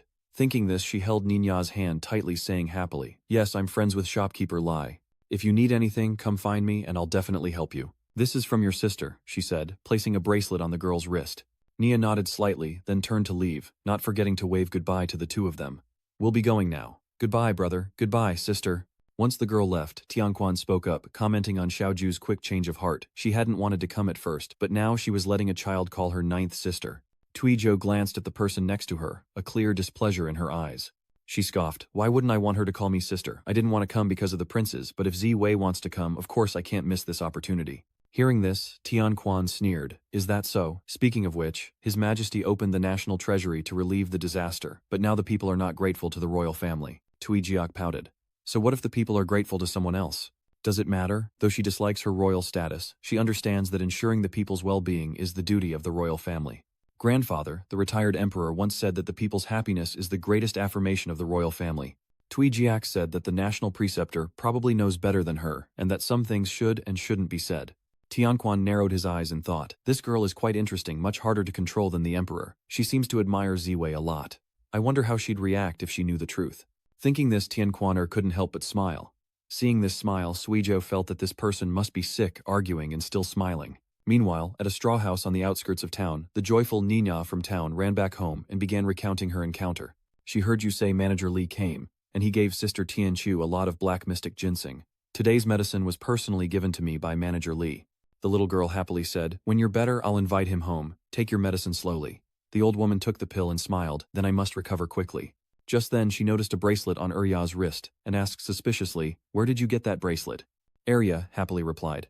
Li Treasurer's good friend gave it to me. They're all good people. The old woman patted the girl's head and said gently, then keep it safe and learn from them. Later that night, in a house in town where Ziwei was staying, Piaoliang, after settling him in, said, get some rest, I'll be in the next room. Ziwei nodded slightly, then lay down to rest. Being revered like this really does feel good even after a busy day. It would be great to turn good and become a righteous patriarch. At that moment, Hongshu jumped to the bedside and said with a smile, Master is so amazing that the world should respect you even if you do nothing. Ziwei was startled by her sudden appearance. When did she come to lie down next to him? Hongshu ignored Ziwei's expression. Quickly climbing onto the bed, her eyes sparkling as she smiled at him, she said, I know you're being gentle with them so they can become your strength, but their qualities are mixed and unreliable. Ziwei, feeling suffocated by the two girls pressing close, hurriedly pushed her away, disgruntled. Back off. I have no women in my heart, drawing my sword like an angel. Don't even think about disrupting my Tao heart. Ziwei then lay back down, quickly dismissing her. Just focus on finding suitable people for me and then nurture them with resources. Hongshu reluctantly sighed. Fine, I'll keep an eye out and pick a few who are actually useful. The next day, Arya sought out Ziwei. With an adorable smile, she said, This is for you, Manager Li. Ziwei took it, asking with a hint of doubt, Thank you. What's this, is it a charm? Arya nodded. Yes, I made them with Grandma. She then gave him many more, one for everyone, all to be kept with Village Chief Shu. Ziwei took them, ruffled the little girl's hair and said with a smile, Okay, I'll pass them on later. Then he went back to helping everyone with their work. When Piaoliang returned, he gave her the charm one for the beautiful Piaoliang. Piaoliang frowned, asking, What is this? Ziwei slowly explained, A good luck charm made by the little girls, one for each person. Piaoliang nodded slightly, carefully, observing the charm in her hand. She remembered when she went to the mountain village for charity, many children gave her gifts, and she should make one for Ziwei another day. Thinking this, Piaoliang smiled and said, That's right, I came to deliver food. With that, she laid out the food on the table, explaining as she went. This was made by the 9th princess. She said that she, the Grand Tutor, and the Saintess of the Myriad Antiquity sect are in conference, and not to wait for them. Surprised, Ziwei asked. The princess knows how to cook porridge and friendly food. Piaoliang nodded. I was surprised too. She said the ingredients were limited, and hoped he wouldn't mind. At this, she couldn't help but think of Wu Jin. She worried he wouldn't be used to it since he was particular about food when Wu Kim was around. But she was wrong. Tu Vi ate a whole bowl and heartily praised the taste. Then he looked at Piaoliang and said, Pretty, don't be busy, come sit down and eat. He said that when he lived with his grandmother, she was best at cooking porridge, and when he came home from work, he could drink a bowl of hot white porridge with some side dishes. At that time, he felt that porridge was the most delicious thing in the world. But ever since she passed, the porridge has tasted like something's missing. At this, Ziwei suddenly paused, remembering something, and quickly explained, Sorry, I just felt that way for a moment. I didn't mean anything by it. Pretty was also orphaned, yet he spoke of these things before her. But she didn't mind, shaking her head with a smile. It's okay, I'm happy Awei is willing to talk to me. If not for the amnesia, no one would know that Ziwei had mastered such skills. Thinking back, he was so generous, willing to injure himself rather than hurt others, and his background was so tragic, forced to farm from a young age and never tasting good food. Piaoliang teared up at this, prompting Ziwei to ask, Why are you crying? She sighed, and explained that it must have been hard for Awei to make it this far alone. Shu Wei waved his hand, laughing. No, you all have it much worse than I do. After all, the ancient rules are numerous, and there are no phones, so you must be bored at home all day. At the same time, Hongshu, hiding in the distance, took in the entire scene. She bit her lip fiercely. How sweet, she wasn't envious at all, but the expression on her face betrayed her. While Hongshu wasn't paying attention, a tender voice suddenly sounded from behind. Why are you up in the tree, miss? Hongshu turned around, startled. It's Arya. The adorable girl asked, Are you his friend too? Aren't you coming down to eat? Hongshu shook her head. Not a friend, surprising Arya. As the little girl was confused, Hongshu jumped to the ground and continued, I am the master's pet and his most beloved one. This left the little girl even more stunned as she asked, You're not a dog or a cat, so how can you be a pet? Hongshu stared at her for a long moment before coldly saying, "Fine anyway. The master once said that Zongfu must be caught from a young age. Do you want to come with us?" Nia looked at her blankly, confused. "Follow us, learn martial arts, reach the peak of life, and welcome a bright future." Hearing this, Ya naively asked, "Do you want to go to a very far place?" Hongshu shook her head. "Wherever master is, that's where we are." Hearing this, Na thought for a moment and replied, Na wants to be strong, but I have to take care of grandma, so I can't go with you." Hongshu then began to brainwash her, promising benefits for joining the sect, 2 days off a week and 10 days of annual leave that could be accumulated with arrangements to care for her relatives if needed. She told her to think it over. Ninyang stared blankly, not understanding a thing. After a moment, the girl finally spoke.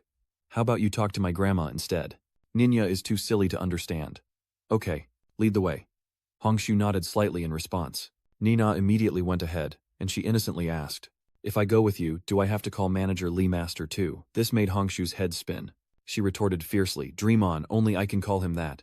Meanwhile, in a small house in town, the 9th Princess's group was discussing important matters, but after hearing something, Tianqiu shouted in dissatisfaction, "What did you say? You want to take these disaster victims away, take them." "Where?" Tianwu hesitated. "The people of Wuming Town have lived here for nearly a century, and most are elderly. May I ask, is this your idea?" Or the Emperor's Tianquan smiled elegantly from across the table. She coldly replied, "You two should know, my will is the Emperor's will." As she said this, a hint of murderous intent flashed in Tianquan's eyes. Tianqiu wasn't afraid, slamming the table and scolding reckless. "This is truly reckless," Tianquan said coldly. "If this place suffers another disaster, will we be able to resolve the crisis so fortuitously? If it weren't for shopkeeper Li providing the dark mysterious ginseng, this disaster wouldn't have been so easily resolved."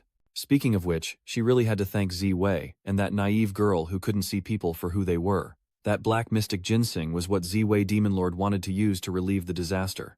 She was worried about how to get her hands on it, but now it was all so convenient. All she had to do was point the finger at the Myriad Antiquity Pavilion and Ziwei. Hearing Tianquan's words, Tianqiu fell into contemplation. Indeed, without Ziwei, even emptying the national treasury wouldn't be enough. Even if they used ancient insects to temporarily suppress the people, their hearts would still be divided. After a moment's thought, she slowly opened her mouth. "The national preceptor is right, but I would like to ask one more question after you lead the people away. How do you plan to settle them?" These words angered Tianyu, and she immediately exploded on the spot. "Are you really discussing this? What good will talking here do? Such a big decision made without consulting the people." Seeing this, the Enthu calmly reminded her, "What if it really is the Emperor's decree?" But Tianyu roared. Even the Emperor Emeritus wouldn't dare disrespect the Myriad Antiquity Pavilion. Just then, Sui Jue burst in shouting, "This is bad. The infected are developing sores." Just as Sui Jue said, those with fevers were beginning to fester. Ziwei, now wearing a mask, warned, "Avoid contact with the infected, cover your nose and mouth, and keep your distance if you're not needed." Tianqiu and the others rushed over, and Tianqiu asked suspiciously, "Li Ziwei, what's going on?" Ziwei stopped them from entering and said seriously, "Don't come any closer. This is highly contagious, so you must quarantine immediately." He knows this disease, but he doesn't understand why this dormant smallpox is here. How long has it been hidden? Now that it's suddenly broken out, the whole village is likely infected. Things in different worlds must be different. The early symptoms are probably terrifying. But Tianqiu pushed him away, saying coldly, "I have protective ancient insects. I'm not afraid of this. Let me in, I can help." She glanced at Tianyu, adding, "Go, find the princess. The situation is worse than we thought. We need a solution immediately." Tianyu nodded in agreement, understood, and then departed. Shu Wei, walking beside Tianqiu, asked with doubt, "Have you encountered this disease before?" "Is there a solution?" Tianqiu calmly replied, "I encountered this once 10 years ago." With that, she walked to a patient and touched their hand, instantly transferring a stream of spiritual energy into their body. Seeing this, Ziwei asked suspiciously, "Are you?" Tianqiu calmly replied, "This method can only temporarily suppress it. It's not a long-term solution." The blazing ulcer disease back then broke out in a village isolated from the world. When the Myriad Antiquity Hall arrived, the village was almost entirely corpses. They searched for a long time and only found one girl who wasn't infected and had miraculously survived. Ziwei listened and asked suspiciously, "What happened to that girl?" Tianqiu calmly recounted. "At the time, the girl wouldn't say a word, just held a knife tightly. Just as we were hesitant to take her back to the Myriad Antiquity Pavilion, a man claiming to be a relative came to pick her up." Hearing this, Shu Wei asked in surprise, "What if they were human traffickers?" Tianqiu sighed. "We were worried about that too, but the girl went with them willingly, so they probably weren't con artists." "Is that so?" Ziwei murmured, falling into thought once more, leaving only one little girl. Just how terrifying is this infection rate and mortality rate? Why didn't I take a closer look at that smallpox vaccine video back then? How I hate this. Ziwei sighed. "This is the tragedy of a commoner after transmigration. If I weren't strong enough, I'd be dead already." While Ziwei was still grieving, someone called out to him. He turned around in surprise to see Piao Liang running towards him urgently saying, "The ninth princess and Miss Tian Yu have sent word. The Grand Preceptor said he once saw a folk remedy for ulcers in an ancient book, and should be able to find a solution soon." Piao Liang added that the ninth princess said the outbreak was too sudden and suspected foul play, a realization that spurred Ziwei into action. "I'm going to find the Grand Preceptor," Piao Liang exclaimed in surprise. Now, without turning back, Xu Wei hastily warned, "Don't follow me, beautiful." Tianxu watched his retreating figure seemingly lost in thought. Meanwhile, back in Melontown, Xiao Shuai lay sprawled on the table, pouting, "I miss them so much." Yi Yi sighed in agreement, "I miss Awei too." As she finished speaking, their eyes met, and they sighed in unison. After a moment, Xiao Shuai suggested, "Xia, how about we sneak off to find our master?" He replied gloomily, "It's not as simple as just going. By the time we get there, they'll probably be back. Besides, if my father finds out, we'll be scolded to death. If we leave, who will watch the store? But don't worry, I can fly you there. We'll just take a quick peek from afar, and if we're spotted, Master will vouch for us." "Come on, Sister Xia." She pondered for a moment, finding it reasonable, and nodded in agreement. "All right, but if father finds out, you have to put in a good word for me." Hearing this, Xiao Shuai was overjoyed. "Okay, you're the best, Sister Xia." He simply smiled, secretly rejoicing, as Xiao Shuai took her hand and led her outside. "Let's go." "I can't read maps, but can you, Sister Ha?" She was speechless. So she was just being used as a guide. Meanwhile, back at Erya's house, her grandmother had also fallen ill, coughing incessantly. Erya returned home to this sight, her eyes brimming with tears. The girl rushed to her grandmother's side, crying, "What's wrong? Don't scare me like that." Then glancing worriedly at Hongshu behind her, she asked, "What's wrong with Grandma? She was fine before I left." Hongshu didn't answer but narrowed her eyes at the weakened old woman in bed, a hint of hesitation flashing in her eyes before she turned and left, prompting Erya to cry out in alarm, "Sister, where are you going?" Hongshu didn't answer. She walked straight outside where she saw two men arguing, one of whom was indignantly scolding. "If you don't go, we're all villagers. Are we just going to abandon each other in times of crisis?" The other man coldly retorted, "It's an ulcer, not syphilis. Brother, infection means death. I'm just a farmer. What can I do?" Hongshu walked a few more steps, encountering townspeople sighing in sorrow, when Tianquan emerged from the shadows with a sinister smile. "This is quite a lively scene, isn't it?" says Hongshu. Hongshu glances at Tianquan, who continues to smile, saying calmly, "Being chosen by our senior brother is a blessing for these people. To be stepping stones on his path to godhood is an opportunity many could only dream of." Tianquan assumes Hongshu is just like her, willing to do anything for the demon lord Ziwei. Hongshu bites her lip and replies softly, "Of course the master kept me alive all those years ago. I'll do anything for him." As the two were talking, Ziwei ran over from afar, calling out to Hongshu, whose eyes lit up at the sight of him. Ignoring her, Ziwei confronted Tianquan, demanding, "I've been looking for you all day. Are you hiding something from me? Did you cause this festering wound?" He grew angrier with each word, his face flushed. Tianquan was speechless at Ziwei's reaction, then chuckled and said, "What do you mean I did it? How could I be so powerful?" She paused, raised an eyebrow at Ziwei, and said mockingly, "I thought it was all part of your plan, senior." As she approached, Ziwei pushed her away, panicking. "Stay away from me." He pointed at Tianquan, scolding, "If we're seen together in our current state, it'll be a scandal. Even a dog would throw up if it looked at us." Just then Erya ran out of the house, crying heart-wrenchingly. The girl hugged his legs, sobbing, "Shopkeeper, Li Grandma's coughing up blood, lots of blood, it's so scary." Not only her grandma, but the other patients were also vomiting blood, and they were itching all over, scratching like monkeys. Seeing this, Piao Liang tried to stop them, saying that scratching would only make it worse, but she was too weak. Yet she felt an urge to lick the blood from her face. Just then Tui Jiak rushed over, interrupting her thoughts. "Oh no, Miss Win, are you all right?" Piao Liang, now regaining her senses, shook her head and replied, "I'm fine."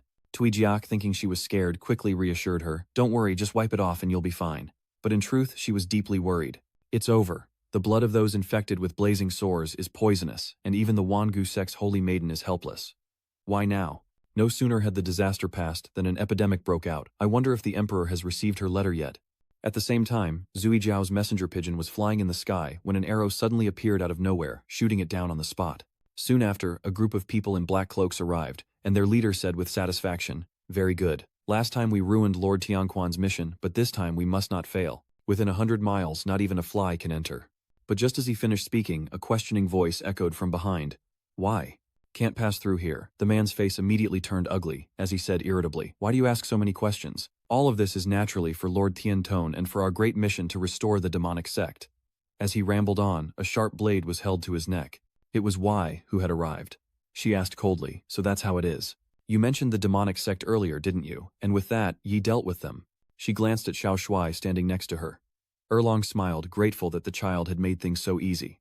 Having captured 3 remnants of the demonic sect in one fell swoop, she felt truly capable. Thinking this, she looked at the 3 men tied to the base of a tree and coldly said, "You 3. Before she could finish, one of them scoffed, "Give up now. We'd rather die than be humiliated. Do what you want." Another yelled, "No matter what you ask, we won't tell you anything." She was speechless. She hadn't even said anything yet. But then she asked sternly, "Who is this Tianquan you mentioned?" "The demon lord has returned." One of them sneered upon hearing this. "Haha, don't ask me, I don't know anything." She frowned, slightly lost in thought. The Violet Demon Lord's appearance was only a matter of time, but this title of Heavenly Pivot is unheard of. Vi once said he doesn't fear enemies, only unseen ones, so he must extract some information. Thinking quickly, he threw his blade at them. It pierced the ground mere millimeters from the man's groin, a hair's breadth from ending him. He approached the man, a wicked smile spreading across his face, and asked, "Will you talk or won't you?" The man's face was pale with fear, but he stubbornly shook his head. "No, I won't talk." But then another cried out, "I'll tell you everything," stunning the other 2. The man cried out in anguish, "I have a family to support. I don't want to die, I can't die." We watched them turn on each other, unsure how to react. While she was confused, the man continued, "Lord Tianquan is the Demon Lord's junior disciple. She disguised herself as a man, replaced someone else's identity, became the current national advisor, and has been secretly helping the Demon Lord."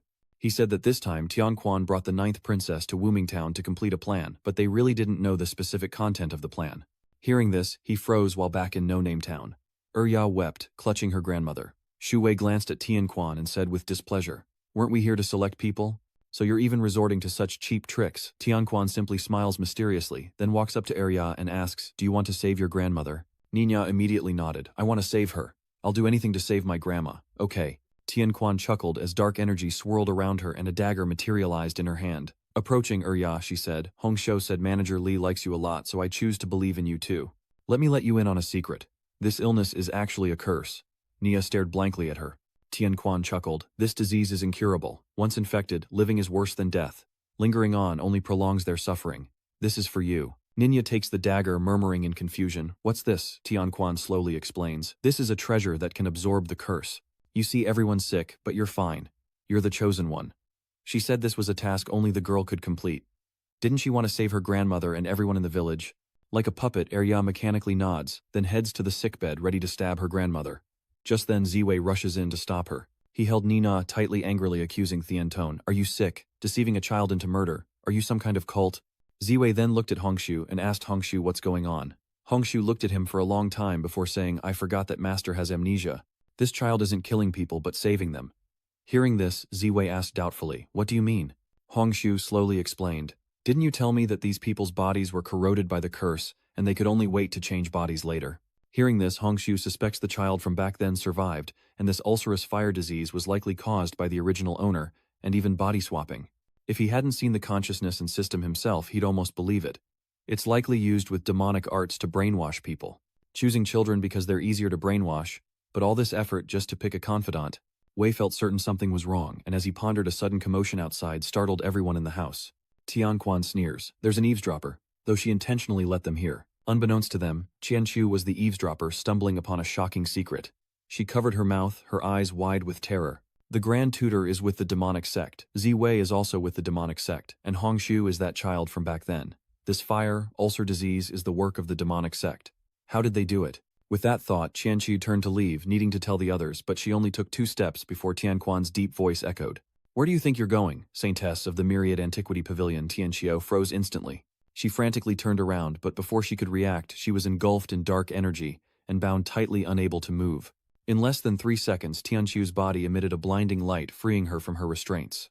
Seeing this, Tianquan couldn't help but sigh, lamenting that such a small fry from the Myriad Antiquity Pavilion could use such techniques, but alas. Suddenly she paused, and in an instant, the dark energy struck Qianqiu again, causing her to cough up fresh blood and collapse weakly to the ground. "No, I have to find a way to send a message," she thought, releasing a spider only for it to be crushed. As the sinister Tianquan stood before her and with no escape in sight, Tianqiu cried out, "Who are you? Why do this? You caused the plague. Aren't you afraid of being discovered?" Chuckling softly, Tianquan pouted and said, "Those words aren't right coming from the Holy Maiden." As soon as she finished speaking, she took a device out of her pocket, pressed play, and the spliced voices of Tianqiu and Tianyu emerged. With a malicious grin, Tianquan said, "I suggested relocating the afflicted, but you two from the Myriad Antiquity Hall opposed it. Now that the sores have broken out here, whose joke is this really?" Seeing the device in her hand, Ziwei was shocked. "That's a recorder, they had such games back then." Ignoring his thoughts, Tianquan laughed. "Your Myriad Antiquity Pavilion actually planted diseased wings, causing the Black Mystic Forest to be infected with sores. You deserve to die. Hearing this, Tianqiu angrily shouted, "What are you saying?" Unfortunately, Tianquan pays no mind, glancing at Ziwei as she calls out senior brother. But as soon as she said that, her expression darkened and she said coldly, "Pretend to be my senior brother. Happy." Hearing this, Ziwei recoiled in shock as she clicked her tongue and said, "Everyone knows that you were the one who delivered the black mystic ginseng to the Myriad Antiquity Pavilion, right? I don't know where you came from, but it doesn't matter." She says the demon lord Ziwei's whereabouts are unknown, and now the demonic sect needs a master, needing Ziwei to continue disguising himself, obeying orders to kill the saintess, while Tianquan will pretend to help him escape. Ziwei's expression darkens upon hearing this. This woman is trying to drag him down with her. And where did she get that recording pen? Could it be something Bothian left behind, or is the demon sect connected to the system? As Ziwei pondered, Tianxie shouted, "Li Ziwei, did you do all of this? I don't believe it. Speak up. You're just standing there silently blocking her path and facing off against Tianquan." Ziwei flips her off, acting recklessly. He scoffed, "I don't need this demon lord title. You want me to work for you, dream on." Then Ziwei looked at Hongshu and gave the order. "Kill her," he commanded, but Hongshu stood frozen, unmoving. Tianquan approached her from behind, a contemptuous smile on his face. Hongshu, as a dog, you can't even recognize your own master." As soon as she said that, Hongshu vanished. Ziwei cried out in alarm, "She's gone." With no one to stop him, Tianquan approached Ziwei and said with a smile, "Since you're still of use, I'll spare your life. After all, you seem hard to kill and I don't want to waste the effort. But this Eternal Pavilion Saintess must ensure Tianqiu dies here today." But as soon as Tianquan finished speaking, Ernya rushed over and stabbed her in the stomach. Trembling, Ernya muttered, "Big brother told Ernya to kill you. Big brother also wants to kill sister Tianqiu and Li Changkui. Big brother is a bad person." Tianquan looked down at the little girl, his face as dark as night.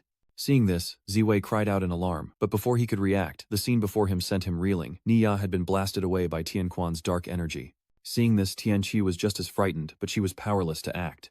Ziwei rushed to Ernya's side, embracing her. Blood trickles from Ernia's mouth as she whispers, "Shopkeeper Li Ernia almost killed you. Ernia is a bad girl." Ziwei shakes his head. "No, you're a good girl." Nair asked, "Really?" "Ninya is a good child." Just then he rushed over from afar, having somehow entered No Name Town, and shouted in a panic, "This is bad, Brother Wei. The Imperial Advisor is from the UUA Devil Sect." But seeing the scene before her, she was immediately stunned, and even Piaoliang and Zui Zhao behind her were bewildered, as Xu Wei cradled Aria's body, a thick, murderous aura emanating from him. Seeing him, Tianquan's expression immediately turned sour. What was going on? Where did the ironclad gate people come from? Before she could think, a golden thread shot towards her. She dodges as Xu Wei blocks their path, urging them to take Meng Tianqiu and go quickly. Tianquan, realizing their plan was foiled, angrily shouted, "You're all useless, you can't even complete a simple task." As she spoke, she fired a blast of demonic energy toward them. Xu Wei quickly shielded them, then urged the young commander, "Take them away." The young commander hesitated, but finally nodded in agreement. "I understand." With that, she grabbed Piaoliang's hand and ran. "Sister, we'll go on ahead." But Piaoliang stood frozen, unmoving. The blood splattered on her face only seemed to excite her more, but Wei urged, "Something's not right, let's go." Little So-I looked up at her, hesitating, "But sister." Before Fio Luong cut him off, Nuni, "Go first."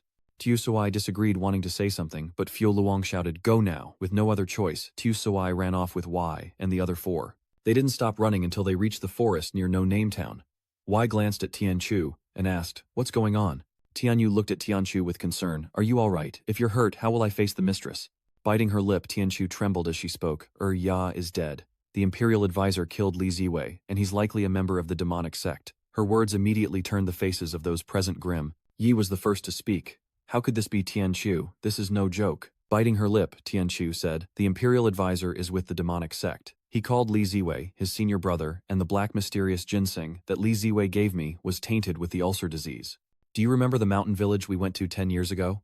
At the time of the outbreak, only one little girl survived." Tianyu nodded slightly. "I remember it clearly." Thienthu continued slowly. "Hongshu is that little girl from back then. The national preceptor seduced her, tricking her into killing the other villagers so she would become his dog. It's a pity we didn't investigate further that year." Tianqiu paused, then spoke after a long moment. "Li Ziwei's amnesia may be real, but now I suspect he might be the missing demon Lord Ziwei from a few months ago." Xiao Shuai was the first to object, saying it was impossible. Tianyu, on the other hand, agreed with Tianqiu, coldly scoffing. "I knew he was no good." Xiao Shuai simply couldn't believe it, quickly denying it. "Sister Tianqiu, master is not a bad person." Tianqiu remained firm, but the evidence was clear, everything pointed to him. Iron Gate Clan, Myriad Ancient Pavilion, even the inconstant sect and the royal family. He clearly approached us on purpose. Hearing this, Yi couldn't help but cautiously retort. "Actually, the ironclad sect sought us out," Thienthu retorted.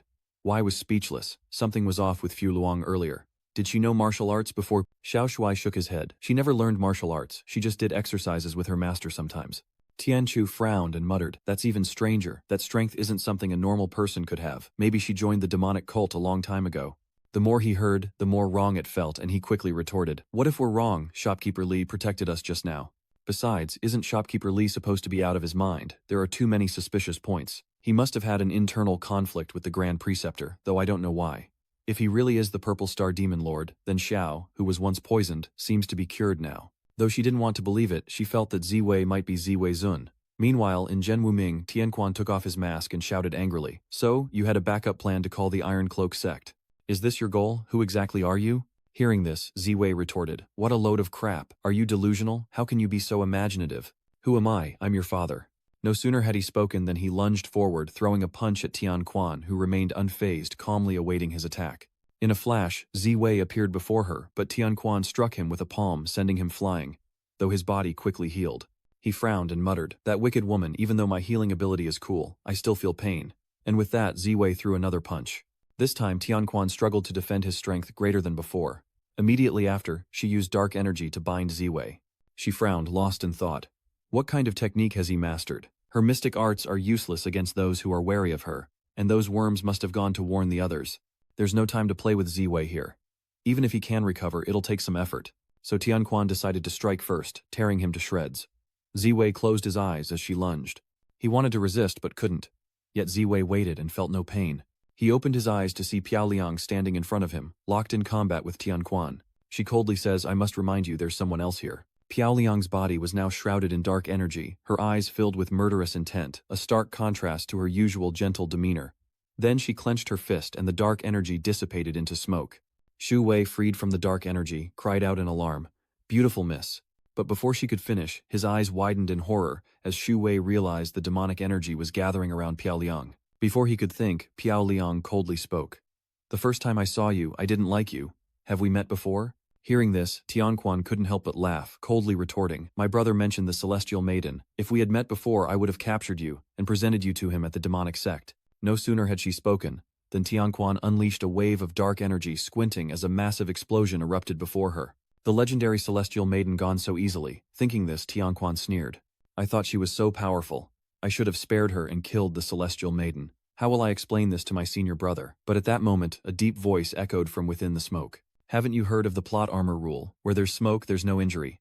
As soon as he finished speaking, Ziwei and Piao Liang slowly emerged, but Piao Liang's eyes were now increasingly terrifying. Caught off guard, Tianquan felt Piao Liang's grip tighten around her neck, struggling to breathe as panic began to set in. What's happening? She can't use her strength. It's all being absorbed by Piao Liang.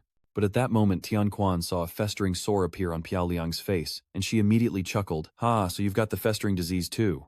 As she spoke, Piao Liang coughed violently, releasing Tianquan, and collapsed. Seeing this, Tianquan chuckled, looks like we can still negotiate.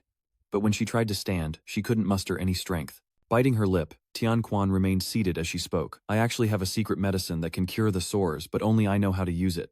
Let's both back down and forgive each other. Shu Wei frowned and retorted. The secret medicine nodded faintly, as Tianquan retrieved a syringe cheerfully, saying, that's right, this is something only our demonic sect possesses, and we have many other good things as well. Shu Wei narrowed his eyes at her, speaking coldly. So you're really something. As he spoke, a flash of sword light slit Tianquan's throat, sending her to meet her ancestors. Looking down, Shu Wei scoffed, picking up the syringe from Tianquan's hand and said, don't you know, villains die from talking too much, still acting up when you're about to die. Just then, Piao Liang called out to Wei, trembling. Shu Wei rushed to her side, urging her to resist the urge to scratch, telling her there was an antidote that he'd suspected this, since learning Ju'er was the lucky survivor from that year. He paused for a moment, then injected the syringe directly into his arm. His body reacted instantly, and he bit back the pain, unable to stop himself from trembling. Seeing this, Piao Liang cries out in alarm. Wei, what's wrong? Wei frowned slightly, forcing a smile. It hurts like hell. I knew that woman was up to no good. This is fake, it's poison inside. Hearing this, Piao Liang cried out in alarm. Poison Ziwei calmly replied, she probably wanted to test us. Unfortunately, that failed. No matter, there's another rule, valuables are always carried on the person. And with that, he leaps towards Tianquan's corpse on the ground. Shu Wei is scavenging for loot, and he finds a demonic sect token on Tianquan's body. He frowned and muttered, this woman also has a token. After a moment's thought, Shu Wei decided to open it and see. Soon a pile of items appeared before him, leaving Ziwei utterly dumbfounded. But it was all modern technology, even future technology. After a moment of surprise, Ziwei took out one of the syringes. This must be the cure for the ulcers.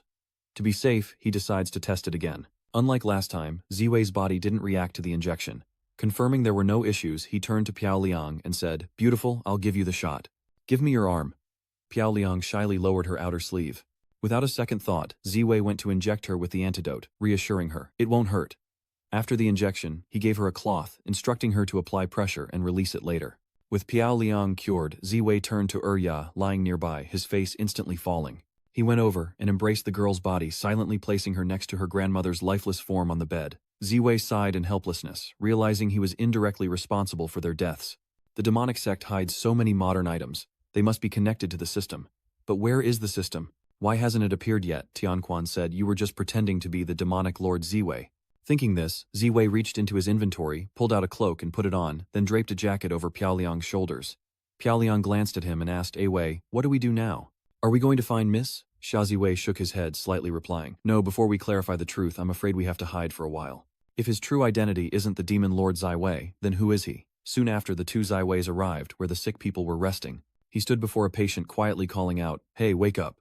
The man quickly opened his eyes and upon seeing him exclaimed in surprise, Your manager Li. Ziwei nodded, slightly handed a pile of syringes to the man and said, This is medicine that can cure your ulcers. I'll teach you how to use it. I have to go first. You're in charge of giving injections to the sick people in the village. The man was surprised but focused on learning what Ziwei taught him, and then the two of them departed. The man watched them leave, bowing his head in gratitude. Shopkeeper Li is truly our benefactor. Meanwhile, Ziwei found a place to rest, sighing in relief as he spoke. Pretty, you've been wrong during this time. Piao Liang nodded, slightly replying, It's okay. Being with Ziwei calmed her heart considerably. She couldn't understand what had come over her, the bloodlust, the urge to destroy everything. Why had she become like that? Piao Liang couldn't figure it out. As she pondered, Ziwei suddenly called out, Beautiful. Piao Liang immediately responded, Yes. Ziwei smiled at her and asked, When we went to Wuxi Temple, what did that master say to you, can you tell me? Meanwhile, elsewhere, the heavenly ranking system appeared, and the deceased Ernu suddenly awoke. The girl frowned and muttered, Where is this? The system immediately replied, This place is called Nameless Town and your current body is that of a little girl who died of ulcers in the village, Nina. This proves that another person has entered Nia's body after death, and looking at the talisman in her hand, Nia can't help but sneer. Interesting. This form is perfect for concealing my true identity. With that, she tossed away the charm in her hand. Just then, Neon Air spotted a corpse outside the courtyard and rushed out to investigate as the woman looked familiar. Upon closer inspection, Arya realized it was Tianquan, but how did she die? As she pondered, this rustling sounds suddenly echoed from the nearby bushes. Nier frowned slightly, only to see Hongxiu appear. After a long internal struggle, she finally decided to return and question the festering sores and the identity of the demon lord. But upon returning, she encountered Arya back from the dead, who coldly demanded Hongxiu explain how Tianquan died. Hongxiu, utterly bewildered, remained silent. This action displeases her, and she urges Hongxiu, Why don't you answer when I ask you something? Hongxiu frowned at the title. Before she could understand, a streak of demonic energy struck. It was the second miss who attacked coldly sneering idiot. Just then the system chimed in, the host's demon sect token. It turns out the soul fragment inhabiting the second maid is the long-lost demon lord Ziwei. With the system's reminder, demon lord Ziwei tossed Hongxiu aside, but he didn't let go, clenching his fist tightly. Ziwei coldly scoffed, disdainfully muttering, How annoying. Just then, the system chimed in, reminding him that it was normal for her to recognize people based on the demonic sect token. But strangely, the host should have the aura of the demonic sect token, so she shouldn't be reacting this way. But the demon lord Ziwei didn't care. He was searching for something, but after a long search it was nowhere to be found. He cried out in alarm, The demonic sect token, it's gone. The system, shocked, asked, What's going on? Back then, the host was surrounded and self-destructed, successfully transmitting the order before taking out all the pursuers. According to its settings, the demonic sect token should have been in the possession of the demonic lord. The system quickly ran a diagnostic. According to the system's plan, the story should have gone like this. First, the violet demon lord was surrounded by enemies and sent out the demon sect order, then he self-destructed. Upon death, he annihilated all pursuers, creating the false impression that he was missing or dead. The demonic sect token would then rely on the enemy's trail to find the new identity the system had prepared for the violet demon, Venerable. At the moment, the original body's consciousness vanished, the host's consciousness was transferred. Finally, he could use his new identity to escape and continue his plan from the shadows. But along the way, a nobody blocked their path. Upon hearing this, the demon lord's face turned as black as night, and the system, terrified, began to sweat profusely, quickly explaining, It seems an unknown variable has appeared, causing this slight deviation. Eliminating the variable will take time. I'll proceed with the elimination quickly. The demonic venerable Ziwei coldly grunted, I don't understand any of that nonsense. The system slowly explained that there was a slight error, and the host shouldn't worry, but he was still suspicious and glared as he asked, really? It affirmed really. The purple demon sovereign frowned slightly and continued, then Tianquan must have my demonic sect token. The system slowly says heavenly balance's death is being read, and as for the demonic sect token, the host can exchange it for another one. It asks, does the violet demon venerable need to bind Hongshu's consciousness to this demonic sect token? He scoffed in displeasure, saying, nonsense, of course I need it. The system coldly reminded him that the consciousness had already been separated, and further separation would cause irreversible damage. Hearing this, the violet demon lord coldly replied, it's fine, as long as it works. With these words, the system began to extract Hongshu's consciousness. Soon Hongshu awakens, looks at the demon lord, and whispers with a trembling voice, are you my master? Her eyes now filled with adoration for him, but the celestial demon venerable looking at her said with some disgust, fix your leg properly. Yes, she obeyed. Hongshu responded sweetly, and immediately began to fix her legs. She quickly finished. Hongshu looked at the demon lord Ziwei, and said with a smile, Master Shu'er is done. But the demon lord Ziwei ignored her, and spoke to the system again. There was another discrepancy in the plan. What was the situation now? The system slowly responded, saying that reading the data would take time, and asking its host to remain calm. As it had said before, everything in this world was in its hands, so what was there to worry about? Besides it, and he are symbiotic, sharing glory and shame. Hearing this, the demonic Lord Ziwei coldly scoffed, you better not be lying to me. Just then a shout echoed from the sky. Demon Lord Ziwei, heavenly jade enchantress, surrender now. He immediately looked up only to see a group of people had appeared in the sky. You led the charge, shouting so fiercely, Tiger of the Three Origins sect, are you here? Surrender now. Meanwhile, in the woods not far from Nameless Town, the group was still arguing about whether Ziwei was really the demon lord, and how to deal with the stragglers. She then said somberly, after I stopped the remnants of the demonic sect, I sent word to my father, and all the people from the three great sects have arrived. Tianqiu and the others successfully escaped before dark, and were still arguing fiercely late into the night when the people from the three great sects arrived. Though Zhu Shanghu argued, I can barely believe you that the imperial preceptor is with the demonic sect, since he doesn't look like a good person, but I absolutely don't believe you that shopkeeper Li is the demonic sect leader. Ignoring everyone's objections, she shouted madly, the imperial preceptor can be a remnant of the demonic sect, so why can't I be a poorly educated princess? Why couldn't Manager Lai be a good person? Tianqiu stood by her theory confidently stating, even if he isn't the leader of the demonic sect, he's definitely involved with them. She says Ziwei's amnesia is probably real, but he also claimed to be a demon lord. Either he's a demon lord who's forgotten part of his memories, or he's acting under the orders of someone who's using the demon lord's identity. But Tianqiu says she's only guessing. If the mistress were here, she could use her secret art to see other people's memories. Speaking of which, she suddenly remembers something and blurts out, that's right, the mistress once looked at Li Ziwei's memories. If Ziwei really is the demon lord Ziwei, how could the mistress hide it? Instead, she befriended him. His identity must be more complicated than they thought. Upon hearing this, Tui Jiak immediately retorted with dissatisfaction. How could you not remember something so important sooner? Meanwhile, Tu Suai jumped up and down with excitement. I knew master and senior sister weren't bad people. Yi Yi said calmly with a serious tone. So what do we do now? The imperial advisor is a remnant of the demonic sect and the demon lord has appeared. I've already sent word. Thinking for a moment, Tianqiu said, if the plague was caused by the demonic sect, then they must have a cure. Li Ziwei stopped Tianquan. Let's go find help. Just then they suddenly heard a loud scream echoing through the forest. Tui Jiak frowned slightly and asked, what's going on? Upon closer inspection, they spotted a bird hiding in a nearby ancient tree, the very bird belonging to the sect leader of the Three Origins sect. Before they could react, it flapped its wings and flew away, squawking that shopkeeper Li was the leader of the demonic sect. Li Ziwei, the demon lord Ziwei. Li Ziwei, his identity is far from simple. Hearing this, Tui Jiak wanted to kill the bird, but Tianvu quickly advised her to calm down, saying it seemed to be the beloved pet of the Tamwin sect leader. Still, she coldly replied, I know that's why I want to kill it.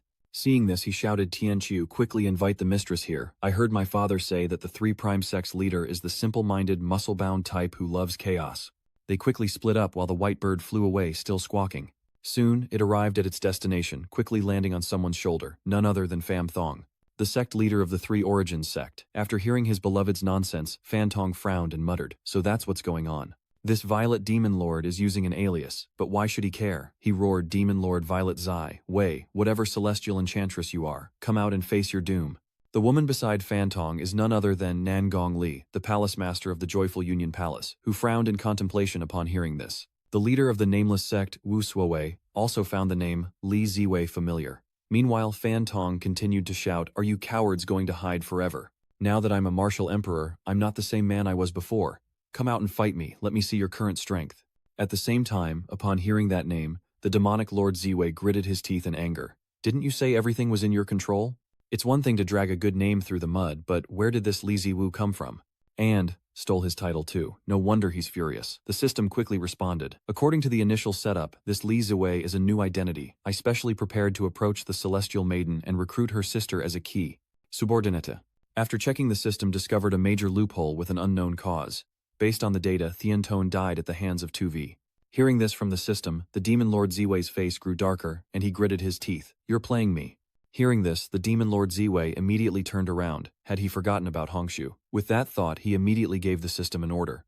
Read her memories to me. I want to know what happened.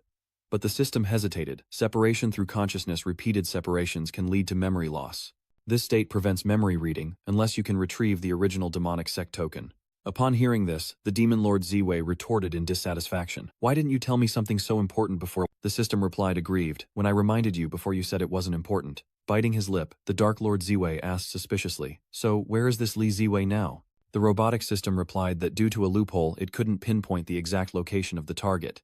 The more he heard, the angrier the demonic lord became, and he roared, what use are you to me? Meanwhile, back at the house where Ziwei was staying, after hearing Piao Liang's story, Ziwei exclaimed in surprise, heavens, that old monk is indeed a mysterious person. Fate is predetermined, wealth is in the heavens, everything is set, but now a variable has appeared.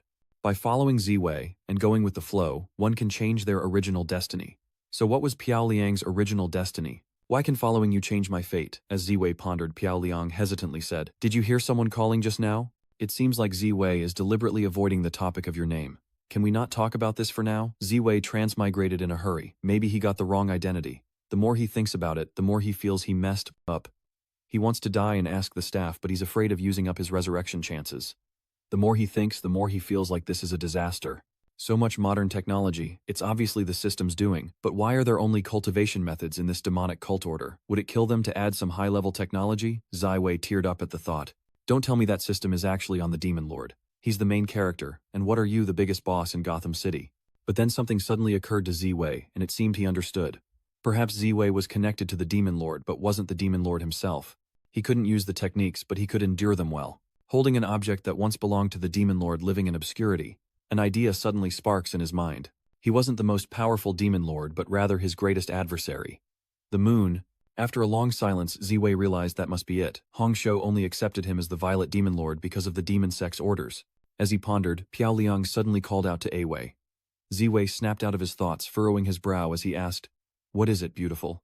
Piao Liang shook her head slightly. It's nothing, I was just worried because your face suddenly looked so pale.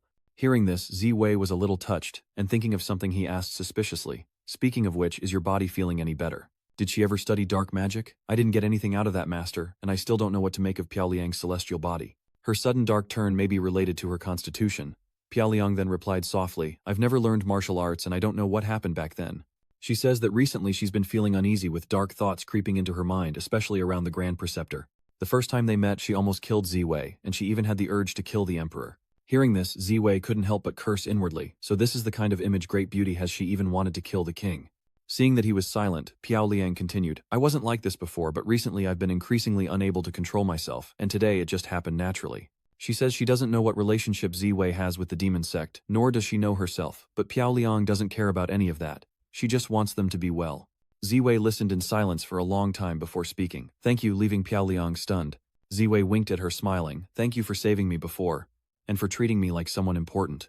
Hearing this, Piao Liang quickly waved her hand, saying, it's the least I could do. Ziwei remained silent, lost in thought, realizing her corruption must be due to the influence of demonic energy. The Grand Preceptor is different from Hongshu. She almost always has that red-eye special effect on.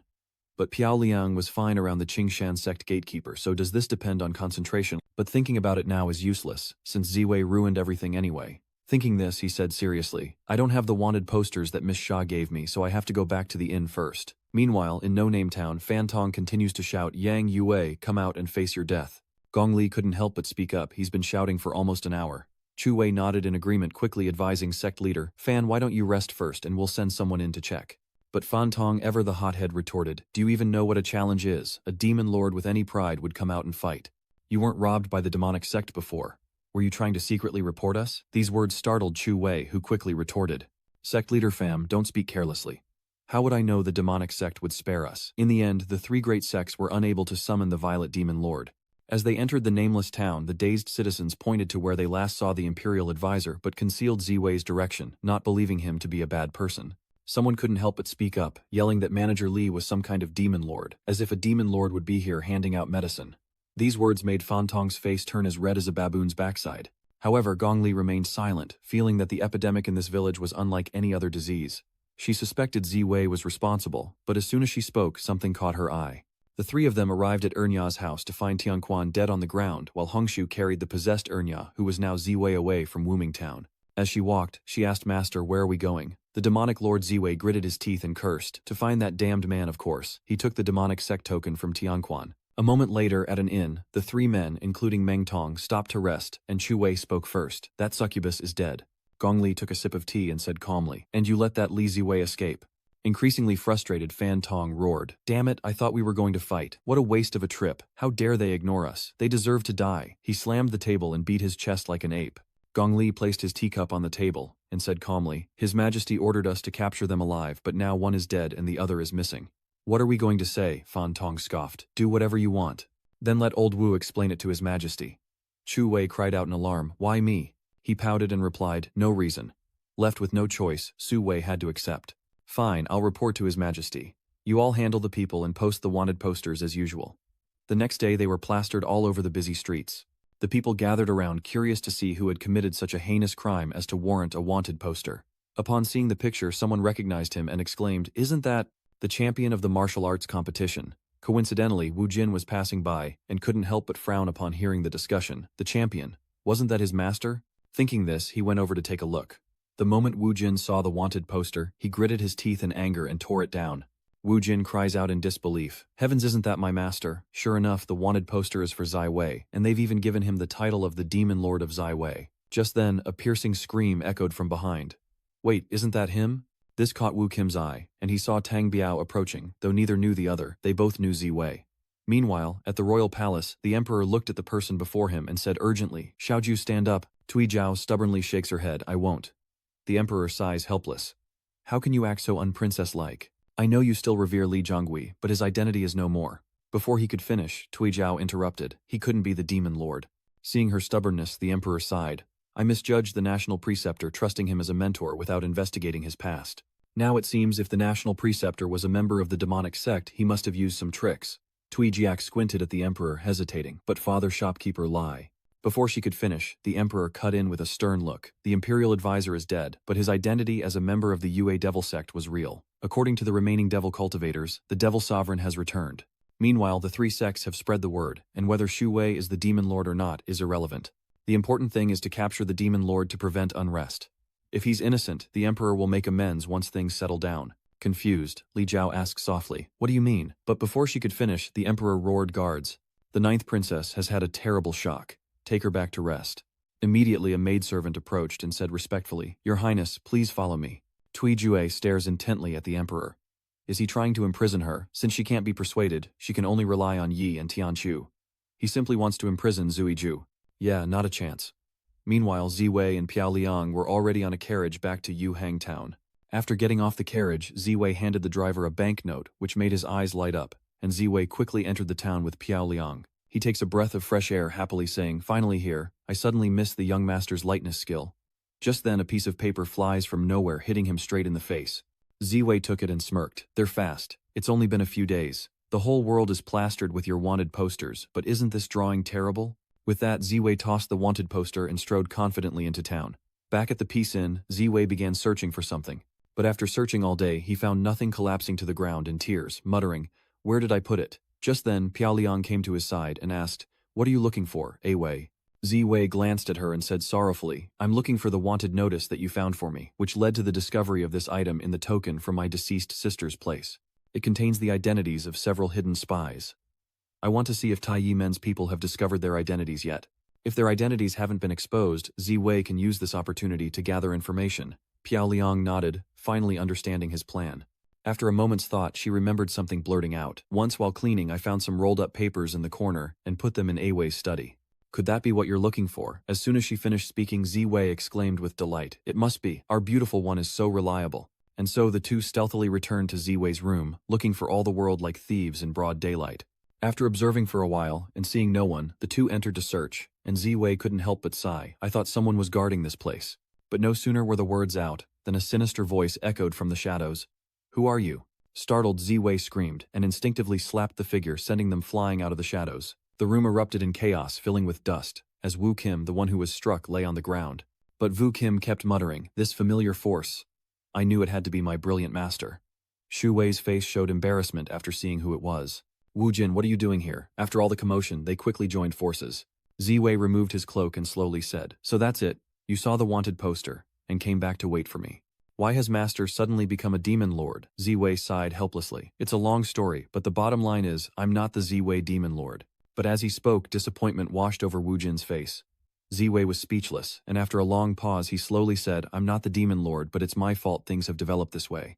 I blame myself for discovering it too late. I hope it's not too late now. Hearing this, Wu Jin was puzzled. What does that mean? No way. Could his master and the demon lord have some kind of past? The more Wu Jin thought about it, the more excited he became. Could this be the legendary showdown between mortal enemies, a clash of titans, a battle of destiny? As he was lost in his fantasies, Ziwei began his search quickly, exclaiming with delight. Good, their identities haven't been exposed yet. Focus on one of the spies, a burly man at the Drunken Flower Pavilion. Thinking this, Ziwei walked over and patted Wu Jin on the shoulder, whispering, disciple, I have an important mission for you. Wu Jin was slightly startled but quickly exclaimed with enthusiasm. Yes, master, rest assured, just give the order and I guarantee I'll complete the mission. Hearing this, Ziwei nodded in satisfaction. Very good, I believe the task I've given him is to go to the Drunken Flower Brothel and find a way to bring their beauty back. Later at the Drunken Flower Brothel, the woman known as the Beauty sat leisurely behind a curtain cooing. You are my honored guest tonight, and the person opposite you is Wu Jin. He pursed his lips, staring at the figure behind the curtain, and told himself, form is emptiness, emptiness is form. He's here to complete a mission, and he absolutely cannot be seduced by beauty. With that thought, Wu Jin strode forward, lifted the curtain and grabbed the courtesan's hand without a hint of gentleness, saying sternly, come with me quietly, or I won't be so gentle. With that said, Wu Kim's expression darkened, imagining the praise he'd received from Ziwei for bringing the beauty back to the Peace Hotel. His eyes sparkled a determined look on his face. With that thought, Wu Jin roared, come with me quietly now. But as soon as he said that, the beauty sneered, and in an instant her body transformed into a muscular physique with bulging biceps. Seeing him freeze, the beauty grabbed him, saying with a smile, what did you say, sweetie? You want me to go with you? That'll cost you a lot of money. Wu Kim was trapped, unable to escape. He trembled, saying, isn't it just more money? I'll pay more. Just then, a noise from the roof startled the beauty, but before she could react, something fell from above. Upon closer inspection, it was Zheng Biao sprawled on the ground, grumbling. Why is this dump so poorly made? But as he spoke, he realized he wasn't alone. 6 eyes met, and everyone froze. Wu Jin quickly recognized the man, and angrily questioned him, why are you here? Meanwhile, back at Ziwei's house, he and Piao Liang were still waiting for Wu Jin, but he hadn't returned, even as night fell. He grumbled in dissatisfaction, why isn't that punk back yet? It's about to burn down and Ziwei can't move. Just then a shout came from outside, my master is back. The sound also wakes Piao Liang, and when he opens his eyes, he sees Wu Jin and 2 others entering. The courtesan marveled at the estate, wondering which dignitary had paid so handsomely to bring her here. But when she saw the person sitting before her, it was like a lightning bolt struck. The figure sitting in the shadows was someone the courtesan clearly knew. Ziwei sat there watching them silently as the courtesan trembled, whispering, You are. I heard rumors that the demon lord had returned using a false name and identity. It must be him. This familiar aura of the demonic sect in Ziwei's eyes feels so familiar to her. Immediately the courtesan knelt, a joyful expression on her face. She respectfully clasped her hands and announced, Anshi Shiyi greets the great demon lord. Hearing this, Tang Biao, who was standing next to him, panicked. This person was truly the legendary demon lord. As he was panicking, Ziwei pointed at him and asked, Who are you? Tang Biao quickly introduced himself. We met during the martial arts competition tryouts. You brushed past me and knocked me and my brothers down, and you even taught me how to be a villain. Shu Wei finally remembered and nodded. Ah, it's you. Then he looked at Wu Jin and gave an order. Take him outside. I need to speak with this beauty. Jin immediately obeyed, dragging Tang Biao out. But the moment he stepped outside, he angrily snapped. You know, my master, why are you following me? Tang Bai chuckled. It's not called stalking. We villains call it tailing. This only fueled Wu Kim's dissatisfaction. You're still so smug. What's your real purpose? Tambu raised his eyebrows and smiled, saying, I have no purpose. I disbanded with my brothers before. Seeing if I can find a new boss to put food on the table.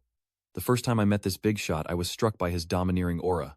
Hearing this, Wu Kim realized the problem. This guy was here to steal his master. Meanwhile, inside the room, 11 was in a panic. Something had happened to Theantone and now the demon lord was looking for her. Was he going to vent his anger? Meanwhile, Shu Wei coldly said, I can't be bothered to criticize your appearance. Your name is Dark 11. 11 immediately kowtowed and replied, reporting to the demon lord, yes, and you personally gave me the name Dark 11 back then. Shu Wei pondered this, then finally spoke. Sounds like a human tool. Shi Yi trembled on the ground, understanding that she was a tool of the demon lord, and the demon lord had no need for a useless tool. Overjoyed, she kowtows, repeatedly blurting out, though I haven't seen you in years, my loyalty is unwavering. She begins recounting her deeds, but Shu Wei, uninterested in her rambling, waves her off. Enough, get to the point. How far along are you with Tianquan's arrangements? His expression turned serious, scaring Shi Yi. He hoped to get some useful information from her, at least to find out what that demon lord had been secretly up to. Hearing this, 11 was overjoyed that the demon lord had spared her. She reported that, according to Lord Tianquan, the sacrificial ceremony should theoretically be ready, but due to recent events, the number of offerings was insufficient and would take some time to prepare. Wei frowned and asked, how many sacrifices have been prepared? Not daring to lie, Shi Yi answered truthfully. We need about 1000 people, and we're still short 100. The Iron Cloak sect has been watching us lately, and Grandmaster Tianquan told me to take care of these 100 people. The more Wei heard, the darker his face became. 1000 people as sacrifices. Something was definitely wrong. This demon lord is not from a demonic sect but a cult leader. Seeing that he said nothing, 11 panicked. Is he angry? Thinking this, she quickly begged for forgiveness. Demon lord, please calm your anger. Only then did Zai Wei slowly speak. You may leave. Prepare the existing sacrifices for me. I will inspect them personally tomorrow. Relieved 11 as. One quickly replied, understood. But before he could leave, Ziwei spoke again. I have another matter to personally instruct you on. He produced the demon sect token and said sternly, recently I've heard of people impersonating me. Remember the appearance of this token. If anyone uses the demon sect token and my identity to cause trouble, you know what to do, right? Understood. 11th immediately nodded in agreement and left the room only to find two figures lurking outside, leaving him speechless. Meanwhile, in a forest, someone else was looking at Ziwei's wanted poster. It's the Ziwei demon lord. He spoke through gritted teeth. Li Ziwei Tiangshuan has an informant in Yuhang Town. I want to see what this person is all about. The next morning at a house in Yuhang Town, Hongshou led Ziwei Demon Lord through the window, placed him on the bed and said softly, Master, I'll go get someone. As soon as he finished speaking, Hongshu vanished without a trace, leaving only the Demon Lord Ziwei behind. He asked coldly, are you sure this place is safe? The system immediately replied, this is Drunken Flower Pavilion where your good senior sister placed spies, and the entire pavilion belongs to Dark 11. Your subordinates are also within that pillar's territory. This room belongs to Dark 11, it's absolutely safe. Within his territory, Ziwei Demon Lord only scoffed, you better not be playing me this time. Just then a shout came from outside, who's this little punk? The Violet Demon Sovereign glanced over, seeing a hulking man thrown to the ground, complaining, God, couldn't you be a little gentler? The one who threw him was Hongshu, who pinned the man to the ground and coldly said, Master, he says, the person you're looking for isn't here. The man scoffed, you think stepping on me will make me submit? Don't underestimate me, I like it rough. This scene infuriates the Violet Demon Lord, and he roars enough. He then produces the Demon Sect token and says coldly, you blind fool, look closely at what I hold in my hand. Hearing this, the burly man glared over, then angrily retorted, well, aren't you a bold little brat daring to impersonate the Demon Lord? Words that left the Violet Demon Lord frozen in place.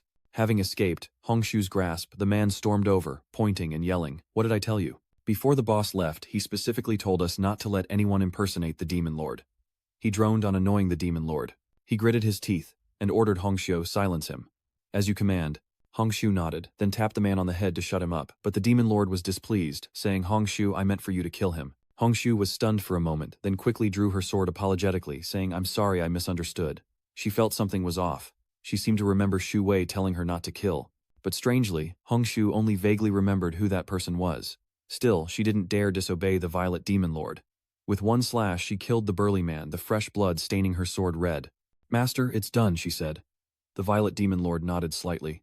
Leave and do not enter without my order. Hongshu nodded and quickly left, leaving only the Violet Demon Lord behind. He said in a deep voice, explain to me, didn't you say this was my subordinate's territory? He said I was a fake. The system quickly responded, please calm down, host. I'm reading this person's memories. Soon the system mechanically stated, according to these memories, Li Ziwei found Dark 11 first, and through the demonic sect token gained Dark 11's trust, then took all of host's power. The Demon Lord Ziwei was furious, screaming that it was him again, repeatedly muttering the name Li Ziwei in a fit of rage. After a long while, he angrily shouted, damn it, what the hell is going on here? The system, sweating with fear, spoke with difficulty. I can't find any specific information.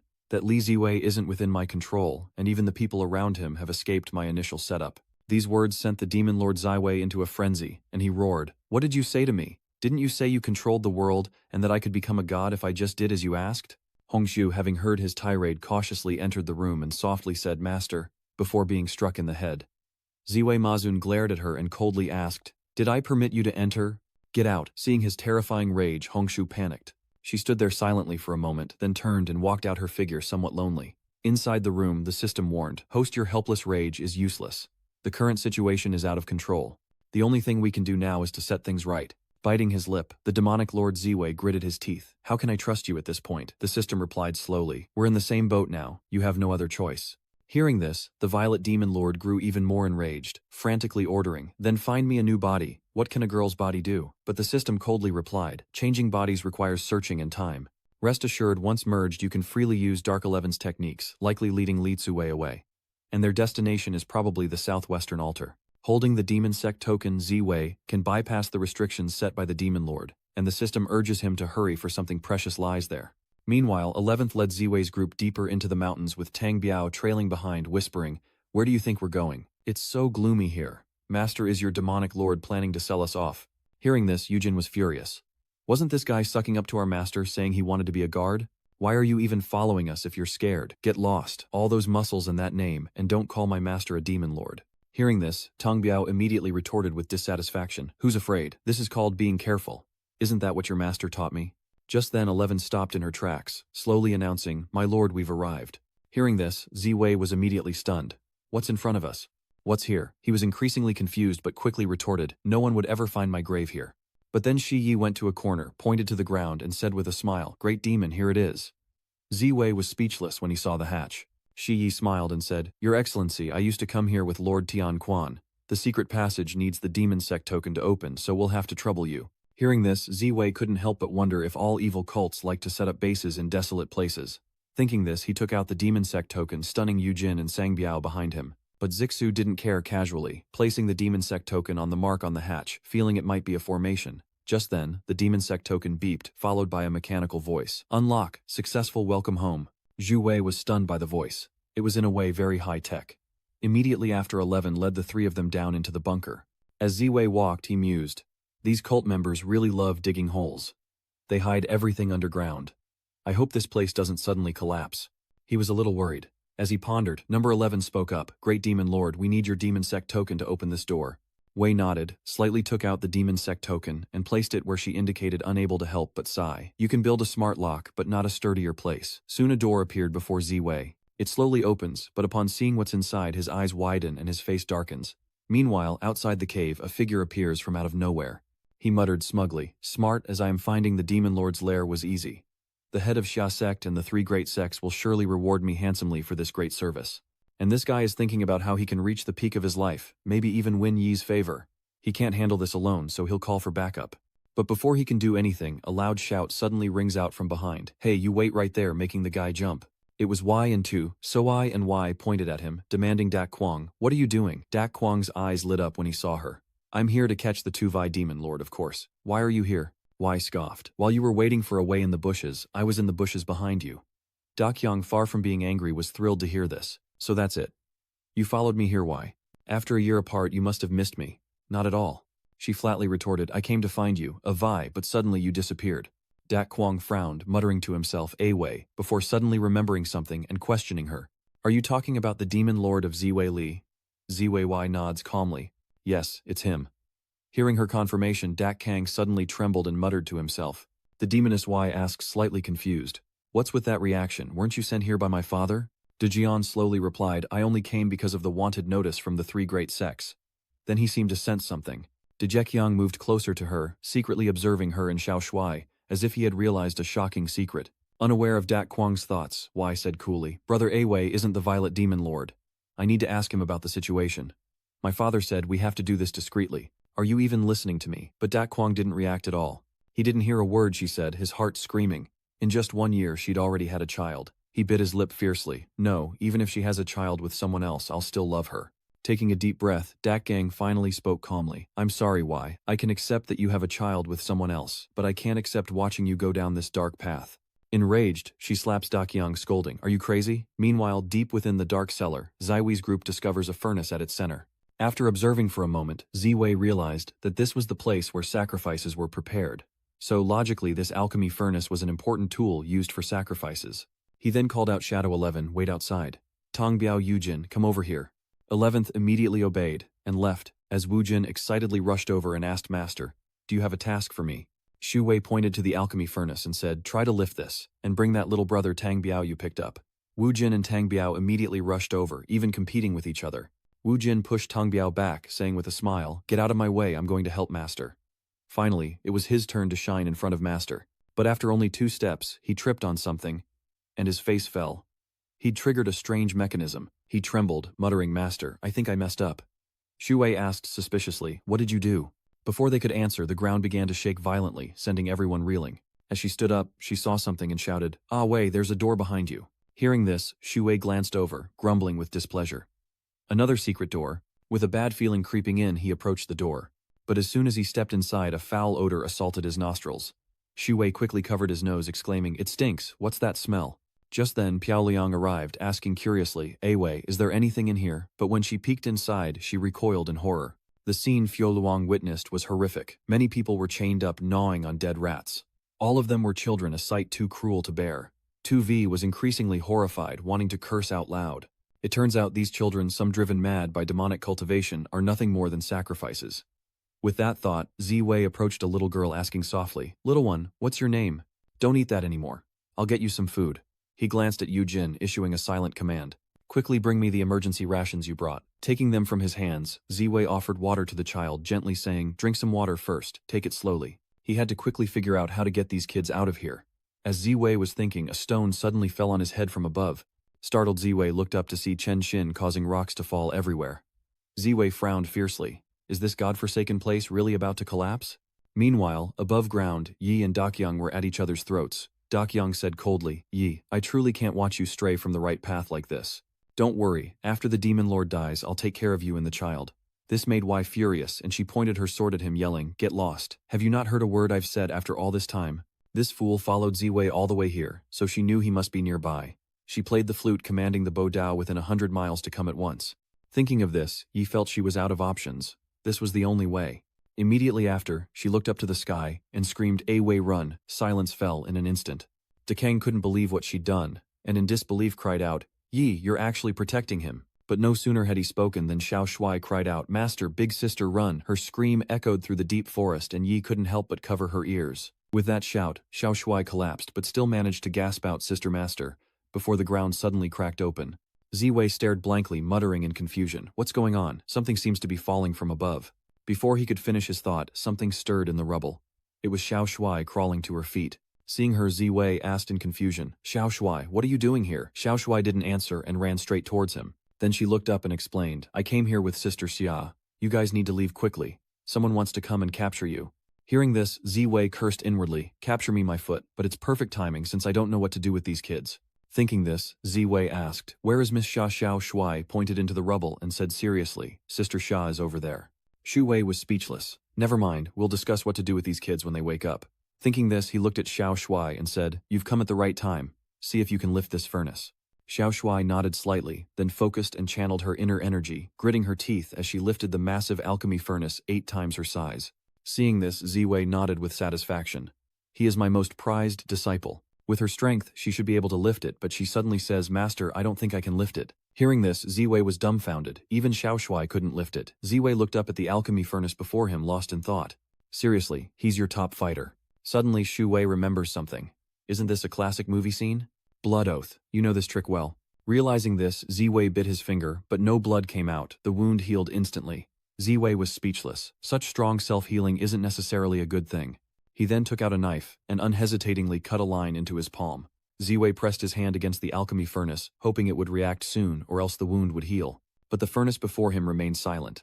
Just as Ziwei was confused, it suddenly moved and he cried out in joy. "It's reacting." But Ziwei quickly realized a problem. His sacred right hand is being sucked in. Ziwei narrows his eyes at the furnace. Is it draining my blood? Is it absorbing my blood too fast? Ziwei thought, a flicker of panic crossing his face. This is bad. His healing can't keep up. Hours later, Ziwei awoke in the dungeon.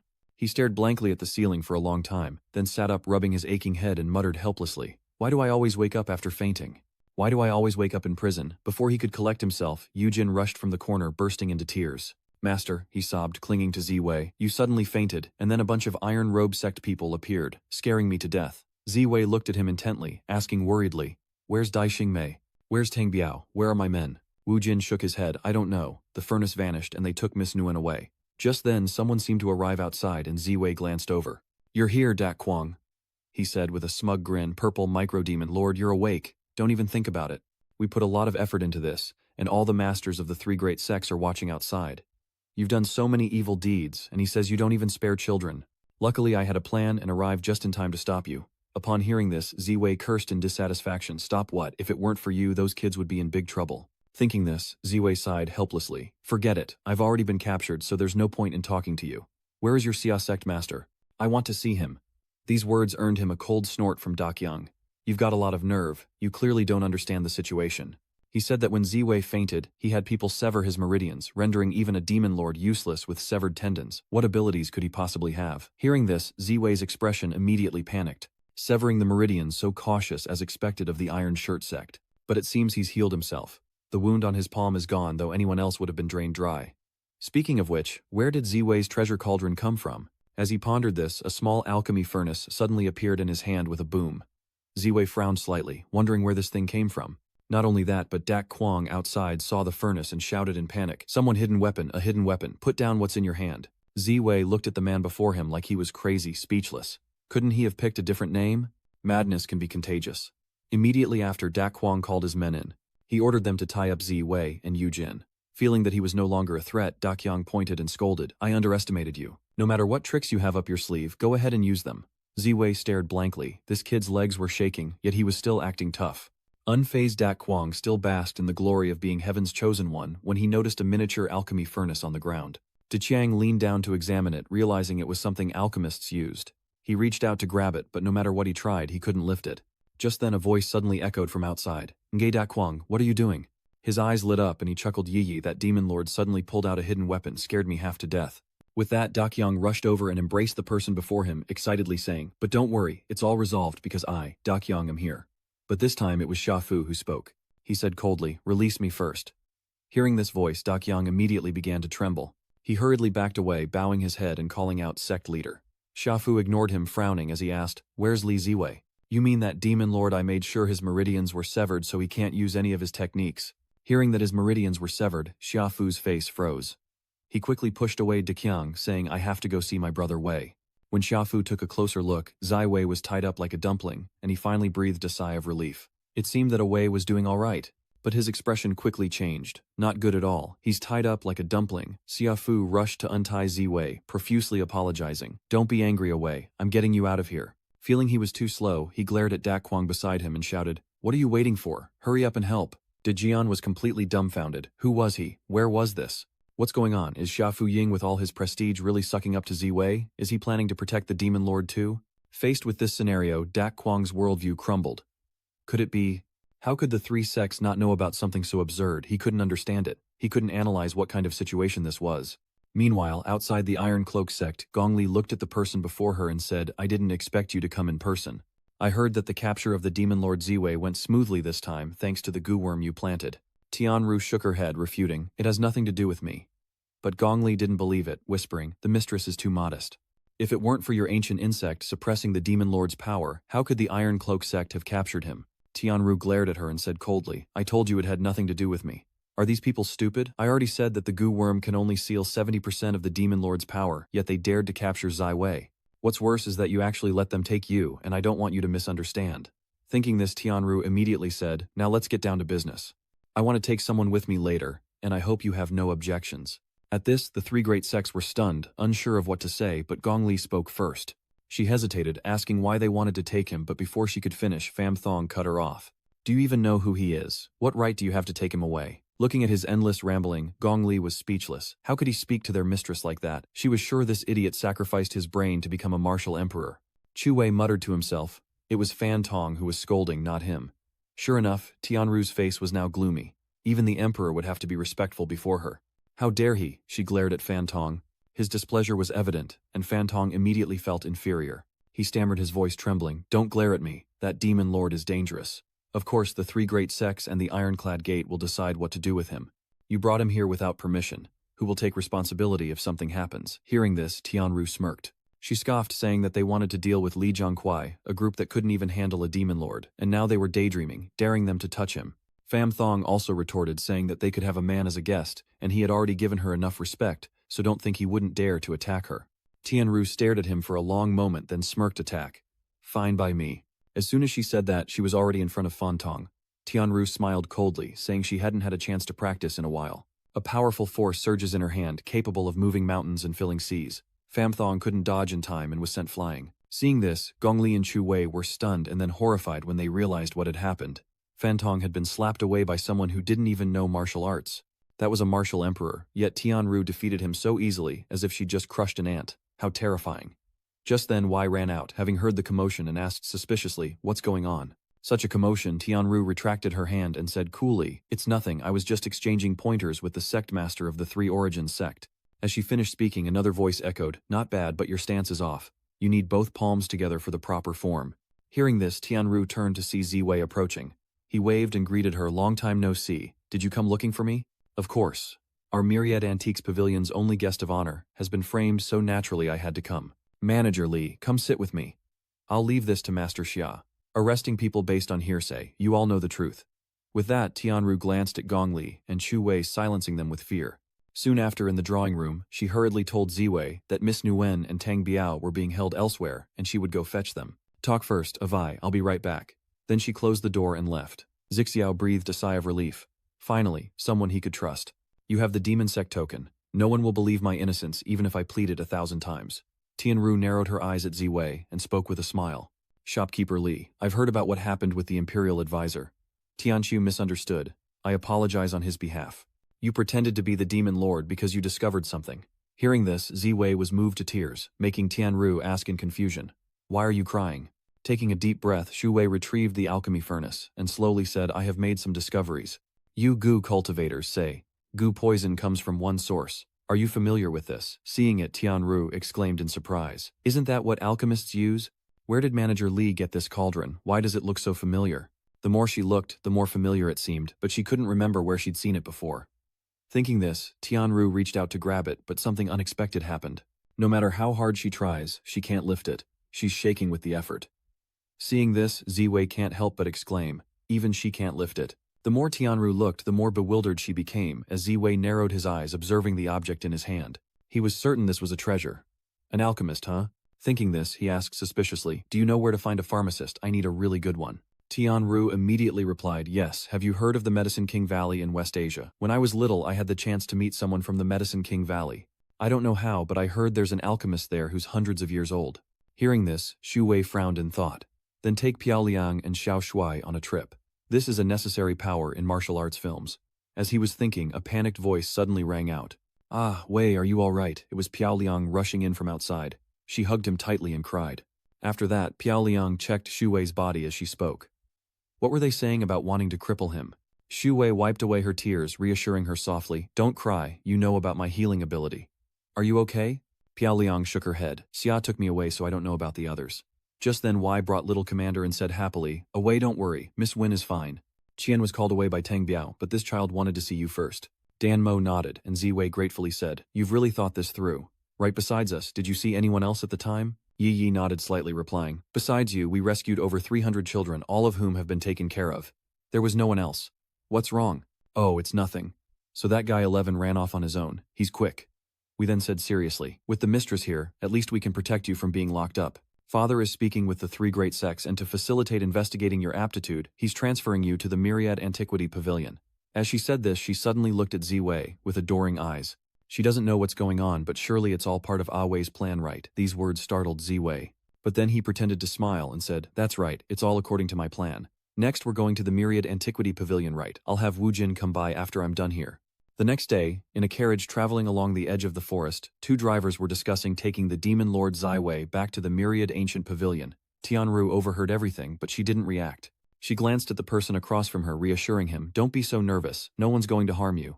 Across from her sat Ziwei, but it was Wu Jin in disguise. He trembled as he replied, "Why would I be nervous? This woman is terrifying, but it's all for master." He must grit his teeth and bear it. Meanwhile, Xiaoshuai was leading Ziwei on a flight, and after several hours, they stood on a cliff. Looking down, Ziwei exclaimed, "No wonder it's called Medicine King Valley. It's said to be isolated from the world, untouched by worldly affairs, and of course they wouldn't know about me." He then pointed to the village hidden deep within the valley, suggesting there seems to be a village over there. "Let's stop there first." Soon after, Ziwei and the others entered Peach Blossom Village within Medicine King Valley, where people lived leisurely lives, gathering vegetables or embroidering a secluded life that everyone desires. Looking at this scene, Ziwei couldn't help but sigh. No wonder it's the legendary paradise, everyone's life is so peaceful. Thinking this, he approached a woman who was embroidering and said softly, "Hello, I'd like to ask you something." Hearing the voice, the woman turned to look. Ziwei slowly spoke, "Is this Peach Blossom Village? We're here to see the alchemist. Is there an inn in the village?" But upon seeing them, the girl was startled, then cried out in alarm, "Outsiders, get out. You're not welcome here. A bunch of swindlers. Are you trying to trick us again?" Hearing this, Shu Wei's expression froze. What did this mean? Hadn't the mistress said the people of Peach Blossom Village were hospitable and friendly to those seeking medicine? Thinking quickly, he calmed everyone. "We mean no harm," but they kept telling the three to leave. Just then, an old man with a cane approached. He spoke calmly. "Young ones, someone must have guided you here. But he says that Peach Blossom Village does not welcome outsiders, and they should leave quickly." And so the three of them were kicked out without understanding why. Shu Wei sighed helplessly. What was that all about? What happened here to make the villagers so wary of outsiders? Just then, a sound came from behind them. The three turned to see a boy emerge from the forest, only to trip and fall. Shu Wei approached the boy and quietly asked, "Hello, can I ask you something?" The boy looked up at the sound and he smiled, asking, "Has anything bad happened in the village lately? Have there been any bad people around?" The boy eyed them warily, whispering, "Don't think I can't see through you. You're definitely one of the bad guys. Give up no matter what you say, I won't go with you." As they spoke, Xiaoshuai picked up some weeds from the ground, approached the boy and said with a smile, "We're really not bad guys, can you tell us what happened in the village?" The boy took the weeds, his cheeks flushing red. After hesitating for a long time, the boy finally said softly, "Okay, just because you're younger than me." Then the boy began to recount everything that had happened in the village. Months ago, a suspicious man came to the village claiming to be from a powerful sect and offered to teach everyone martial arts. He took several children, promising to send news every month, but the boy had to stay behind to care for his grandfather. But after so long, the villagers still haven't received any letters, and their desperate search for the sect the man mentioned turned up nothing. They said the man's identity was fake. He was actually a trafficker. So the village men decided to go find them. Before they left, they made a rule, no outsiders allowed in the village. Hearing this, Ziwei understood. No wonder there were no young men in the village, they had all gone to find the children. Just then a voice suddenly echoed from behind them. "You haven't left yet." Hearing the voice, the boy ran toward it cheerfully, calling out, "Grandpa." It was the old man from before. He frowned at them and said plainly, "The child speaks true. There are no young men in the village, and the demon slayers target this place. Please leave at once." After that, the grandfather and grandson led the three back to their home, and Ziwei asked the old man a question. "Demon-vanquishing crows, I've never heard of them." The old man sighed helplessly. "The demon-vanquishing crows come every day. I heard their leader is gravely ill, but the alchemist can't stray too far from the Medicine King Valley." At this he shook his head, muttering, "Never mind that. You said you might know where those children went." Danmo nodded, and Ziwei placed a letter on the table saying calmly, "I do. The mistress of the myriad ancient sect sent me. This is a letter from their mistress asking me to deliver it to the Medicine King Valley master. As for the children, it's a long story." Then Ziwei recounted everything to the old man, who upon hearing it jumped up in shock, exclaiming, "Heavens! So much has happened outside. That demon lord is truly detestable, daring to commit such heinous acts." Hearing the old man's scolding, Ziwei felt a pang of guilt. But the old man soon stopped sighing deeply. Zixuan quickly reassured him, "Calm down, elder." The old man took a sip of tea before speaking softly. "I've lived here my whole life, and most of the villagers have never left." He said he hoped everyone could see the outside world, which is why he let that person take the children away. The more he spoke, the more the old man trembled, almost losing his voice as he said, "It's all my fault. I just hope that among the children you rescued are some from our village." Seeing this, Ziwei went over and patted him on the shoulder, comforting him. "Don't worry, I'll help you find them. If you're willing, I can have someone bring the rescued children here to confirm their identities." Hearing this, the old man said apologetically, "I apologize for the villagers' attitude towards you. Please forgive them. They were forced to show such gratitude." He added that there was no way to repay Ziwei, who he believed was sent by the Eternal Pavilion, so the village had to welcome him. However, the Valley of the Medicine King had poisonous miasma, and without the antidote, the azure poison pill, it would be difficult to enter. Hearing this, Ziwei asked suspiciously, "Then where can we get the jade antidote pill?" The old man replied calmly, "Every 7 days, the Medicine King Valley sends an alchemist to see patients. You can ask them then. Perhaps you can get the pill." After a brief conversation, the two emerged from the house, drawing the attention of the Piao Liang sisters. Shu Wei looked at her and said with a smile, "Beautiful one, have you been waiting long? Everything's settled. The village chief will arrange our accommodations.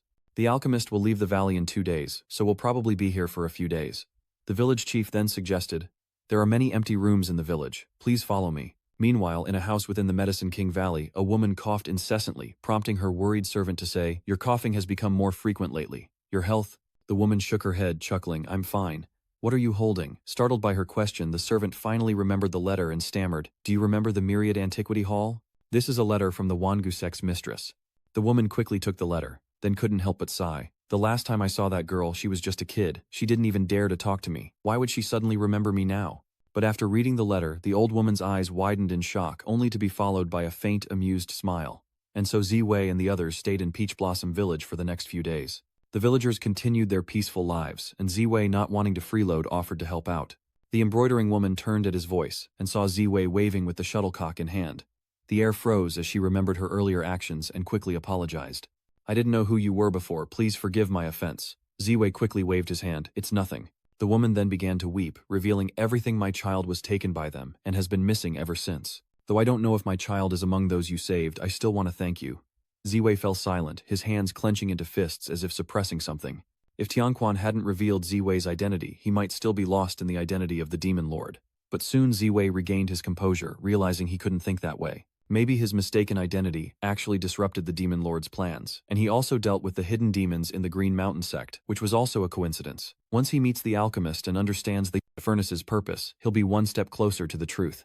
With that in mind, he happily went to work only to be called Ah Wei from behind with good news. It was Piao Liang and Xiao Shuai, and Piao Liang said with a smile, "The alchemist is here and the village chief told me to come get you." Meanwhile, at the demon sect's base of operations, Shi Yi stares at the wreckage before her at a loss for what to do. Why did this place suddenly collapse, and why are the Iron Shirt sect here? Not only that, but now the Demon Lord is gone, and so are all the offerings. She was only thinking of escaping. The Demon Lord will surely not forgive her. As Shi Yi was lamenting her fate, a cold voice suddenly echoed from behind Idiot. Shifting his gaze, 11 saw Hongshou approaching with the Demon Lord Ziwei in Ya's body, who realized he was too late once again, seeing the destruction before him. With that thought, he immediately gave the order, "Hongshou, go find something." Hongshou nodded, accepting the order, then set down the Demon Lord Ziwei. Shi Yi, seeing Hongshou arrive, asked suspiciously, "Hey, what are you doing? Aren't you supposed to be by the Demon Lord's side? Where did this child come from? Why are you bringing it around?" The Demon Lord Ziwei was speechless at this, unsure of what to say, but 11 continued to ramble on. "Is this also an order from the Demon Lord?" I wondered why Hongshou was following a child. Would she betray the Demon Lord? But as she spoke, demonic energy appeared in the violet Demon Lord's hand, and seeing this, 11 cried out in alarm, "What are you doing?" But before she could finish, her body was engulfed in dark energy, and a scream echoed out. Ignoring her struggles, the Dark Lord coldly ordered the system, "Show me what happened here." The system immediately responded, "Please wait, accessing memory." Just then Hongshou returned and reported softly, "Master, the item is gone." Ziwei Demon Lord simply nodded, as if he already knew if it wasn't here, then that man must have taken it. He didn't know how Ziwei could have taken it, but he would soon find out, much to the Demon Lord's disappointment. After scanning the area, the system gave him this answer, "Host, because Dark 11 was guarding the door, it's unclear what happened." This enraged the Demon Lord Ziwei, who roared, "How many times is this going to happen?" Meanwhile, in Peach Blossom Village, the people of Medicine King Valley arrived at the village chief's house, where he respectfully said, "I didn't expect you to arrive so quickly. Please forgive me for not greeting you at the village entrance." With that, the village chief looked at Ziwei and said with a smile, "Shopkeeper Li, please wait a moment." But at this moment, the Valley Master of the Medicine King Valley coldly spoke, "No need to wait, you're confusing the village chief." She pointed at Ziwei and said calmly, "Are you Manager Li? I'd like a word with you in private." Immediately, Ziwei followed the Valley Master into the house, while the maid beside the Valley Master secretly observed Ziwei, unnerved by his piercing gaze. Inside the valley, Master spoke as soon as they sat down. Ziwei nodded slightly, taking a seat while secretly observing the voice was androgynous, but the figure suggested a man. As he pondered, the Valley Master spoke, "Shopkeeper Li, I saw the letter from the Wangu Pavilion's mistress. She's come looking for someone." Before he could finish, a panicked voice suddenly came from outside. "It's bad, the demon extermination crows are here." Shu Wei and the Valley Master looked towards the door, and before they knew it, it was kicked open. A fierce woman stepped in coldly, announcing, "I heard our precious alchemist arrived first. How coincidental that our esteemed alchemist is here, just as we've arrived for a visit." Sensing trouble, Shu Wei and the Valley Master rushed outside, only to see Piao Liang being taken away. The woman grinned, "Even better, I found a beautiful girl who's caught my eye." She pinched Piao Liang's cheek and smiled seductively. "After all, the boss's illness is incurable, so marrying for good luck isn't bad." He'll definitely like such a juicy girl. Xu Wei frowned. Are you sure they're from the extermination? Suddenly Piao Liang has become a hostage. What about Xiao Shuai? Fighting to get her back would work, but he's worried about everyone's safety. Just then, the sect leader coldly speaks up. Release her. Yi Mo's woman scoffed. You think I'll just release her because you said so? What about my reputation? I heard your valley master is a living bodhisattva. If she wants me to release her, she can come and trade places. Very well. Hearing this, the sect leader sighed, then reached up and removed her veil. I am the living Buddha sect leader you spoke of, she said calmly. Now, will you release them?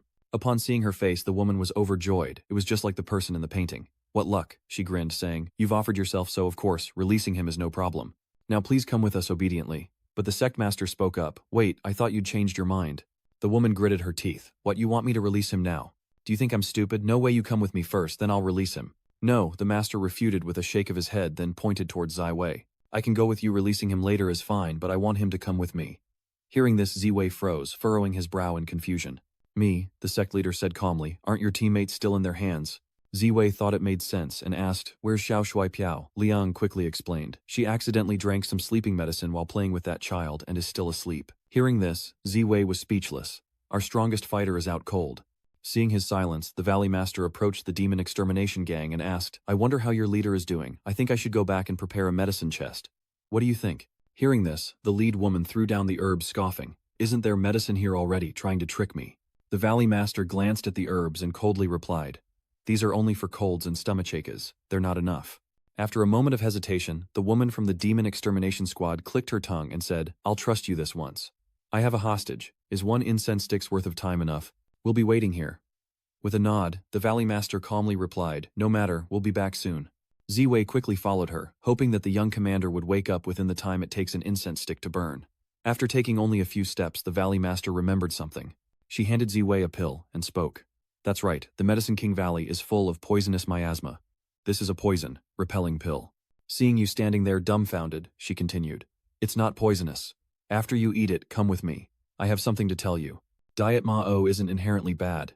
You don't need to worry about your comrades. Moments later, inside the Valley of the Medicine King, the Valley Master and Zai Wei stopped at a small bed area. Zai Wei frowned looking at her and asked suspiciously, what is it you want to tell me? The Valley Master chuckled, such a fierce tone, and here I heard you came all this way just to find me. Hearing this, Zai Wei exclaimed in surprise, how did you? Before he could finish, the Valley Master spoke calmly. I received a letter from the Myriad Antiquity Pavilion. The letter mentioned shopkeeper Li and many other interesting things. Zai Wei finally understood. So that's what happened. I knew it. Her attitude towards me was strange. Then he said seriously, you said the destroying demons ravens aren't inherently bad, but I heard from the village chief that they harass the people of Peach Blossom Village. The Valley Master nodded, I know, and the people of Peach Blossom Village have suffered immensely. The attempt to abduct an alchemist today has happened many times before. The demon extermination ravens weren't always called that. They changed their name later on. 2 years ago, their leader fell ill after a trip, and when they brought him to Peach Blossom Village, seeking a healer, his condition rapidly worsened. They tried several more times, but whenever they approached Peach Blossom Village and Medicine King Valley, their leader's condition would worsen. So they changed tactics, hoping to lure the pharmacists out of the valley to treat him. Zai Wei, puzzled, asked, then why couldn't someone from Medicine King Valley just go out and save him? But the master shook her head and sighed, we can't leave. Everyone in Medicine King Valley is afflicted with an incurable poison. She says they can only live within this poisonous junk and can only occasionally venture out to Peach Blossom Village. Hearing this, Zai Wei cries out in alarm, asking how that could be. But she promised that female bandit. The Valley Master chuckled, isn't that what you're here for? Zai Wei clutches his head in frustration. Can we stop guessing already? The Valley Master stares intently at him and speaks softly. Duok Huang, you have the scent of medicine on you. She smelled it when she met you, Zai Wei. She said he must have consumed the elixir left behind by that great figure. Hearing this, Zai Wei muttered in confusion, elixir, that great figure. But he quickly remembered someone, and exclaimed in shock, the great one she mentioned. Could it be? The Valley Master nodded slightly. Indeed, who else could it be but the martial god, Ba Tian, a great one who doesn't belong to this world. It seems the only martial god is making an appearance once again after several decades. As you can see, he's being enslaved by the system. Ba Tian has to carry a basket of rocks to train, as the system says, but he hasn't gone far before he's exhausted. He grumbled angrily, training my ass. I just want to lie down somewhere. But after Ba Tian said that the system didn't respond, which made him a little confused. Just then a woman approached, her long white hair cascading down her back, her sparkling eyes fixed on Ba Tian, asking worriedly, are you all right? Her beauty stunned Ba Tian, who wondered if he was about to die and meet a fairy. Hearing this, Zai Wei couldn't hold back any longer and quickly interrupted. Rung, is that you? The Valley Master shook his head, explaining slowly. Oh no, this is a portrait of my great-grandmother, the first Valley Master of the Medicine King Valley. The position is passed down through the male line only. Hearing this, Ziwei exclaimed in surprise, so she was actually… Knowing what he was about to say, the Valley Master immediately retorted. Daughter. Ziwei immediately stopped himself. Thank goodness, I almost thought it was a man. The Valley Master continued. That man collapsed at the village entrance and was taken in by my ancestor. I heard he kept muttering, the system is gone, I'm free. Hearing this, Shu Wei fell into thought. So the system disappeared. Could this place block systems? As he pondered, the village chief spoke again, mentioning a term he learned from that great man. He said that in his world, this place was called Shangri-La, which is why it was renamed Peach Blossom Village. What happened next? Shu Wei was increasingly surprised and hurriedly asked, if this place can block the system, why did Long Batian ultimately end his own life? Wouldn't it have been better to just hide here? The Valley Master slowly replied, before I answer, can you give me some blood? Wei nodded slightly. Okay, but you have to be quick. My healing is pretty insane. The Valley Master nodded in understanding, then took out a needle and pricked his finger. The fresh blood fell instantly, caught by the Valley Master in a pill furnace. Only then did she continue. What happened next is related to why the people of Medicine King Valley cannot leave this place. That man stayed in Peach Blossom Village for a long time, building a clinic and teaching us how to grow herbs to sell. But the people of Peach Blossom Village have never lived past 25, and her great-grandmother was no exception. But the good times didn't last. The Valley Master's grandmother fell ill, and Batian was helpless. He only left a message that Ming would find a way to leave this place later. According to the records, when Batian reappeared, he brought back a treasure which he buried beneath the Valley of the Medicine King, creating a poisonous jound to protect it. This poison is deadly to outsiders, but for the people of the Valley of the Medicine King, it's a beneficial medicine that can prolong their lives, but once they leave, they rapidly decline. This is why they can't leave this place. A revelation that sends Ziwei into deep thought. After leaving for some time, he brought back this treasure which he must have exchanged for within the system. His nodes are almost entirely managed by the system, so there's no way the system wouldn't know about this. Exchange. Peach Blossom Village is a forbidden zone, yet Long Batian was still able to trade items. What kind of deal did they strike? As Ziwei pondered this, a sudden explosion shook him, filling the room with smoke, followed by the Valley Master's relieved sigh. After it was resolved, Ziwei exclaimed in a panic, "What's perfect? Didn't you just blow up the furnace?" The Valley Master chuckled. "Never mind the details. This elixir will let me venture outside for a while." Ziwei eyed the pill in her hand, asking doubtfully, "Will it really work?" Nodding slightly, the Valley Master calmly replied, "Of course it works. Don't you know how special your blood is?" Shu Wei roars, "I don't know. Aren't you talking about your great-grandmother's love life? What's so special about my blood? Is it some kind of cure-all?" That's when Ziwei suddenly remembered something. She said, "You smelled of medicine. Is it because you ate that thing?" This realization caused Ziwei to exclaim, "So, my incredible healing ability is because I ate that elixir. Is that true?" "So it's not because of my special constitution," the Valley Master Danmo said. "Of course, I couldn't mistake something left behind by that great man. Years ago, he left behind a secret manual of elixirs containing many never-before-seen formulas. One of those elixirs smells similar to the poison miasma in the valley and is said to revive the dead. It's called the Perfect Restoration Pill, but the ingredients it requires are extremely rare." Hearing this, the Valley Master couldn't help but sigh, saying that he was envious that I possessed such a thing, and asked if I like that great man came from another world. But as she finished speaking, she noticed Ziwei's expression was off. She hesitated and asked, "You don't seem very happy." Ziwei shook his head with a wry smile. It's not that I'm unhappy, it's just that I suddenly don't want to live anymore. After all this time, it turns out he's just a minor character, nothing more. At first, his misfortune was a coincidence, saving Hongsho was a coincidence, and obtaining the demonic sect token was also a coincidence. How could the token appear on Ziwei if he was just a side character? This really doesn't make sense. The more he thought about it, the more upset Ziwei became, so he quickly reassured himself, "It's okay, the cultivation technique I brought can be used. I can still see demonic energy. I'm living well now, and I can even take cool elixirs." Even if the body's original owner was a minor character under Ziwei's control, it certainly can't be anymore. Everything happens for a reason. Perhaps he came to change things.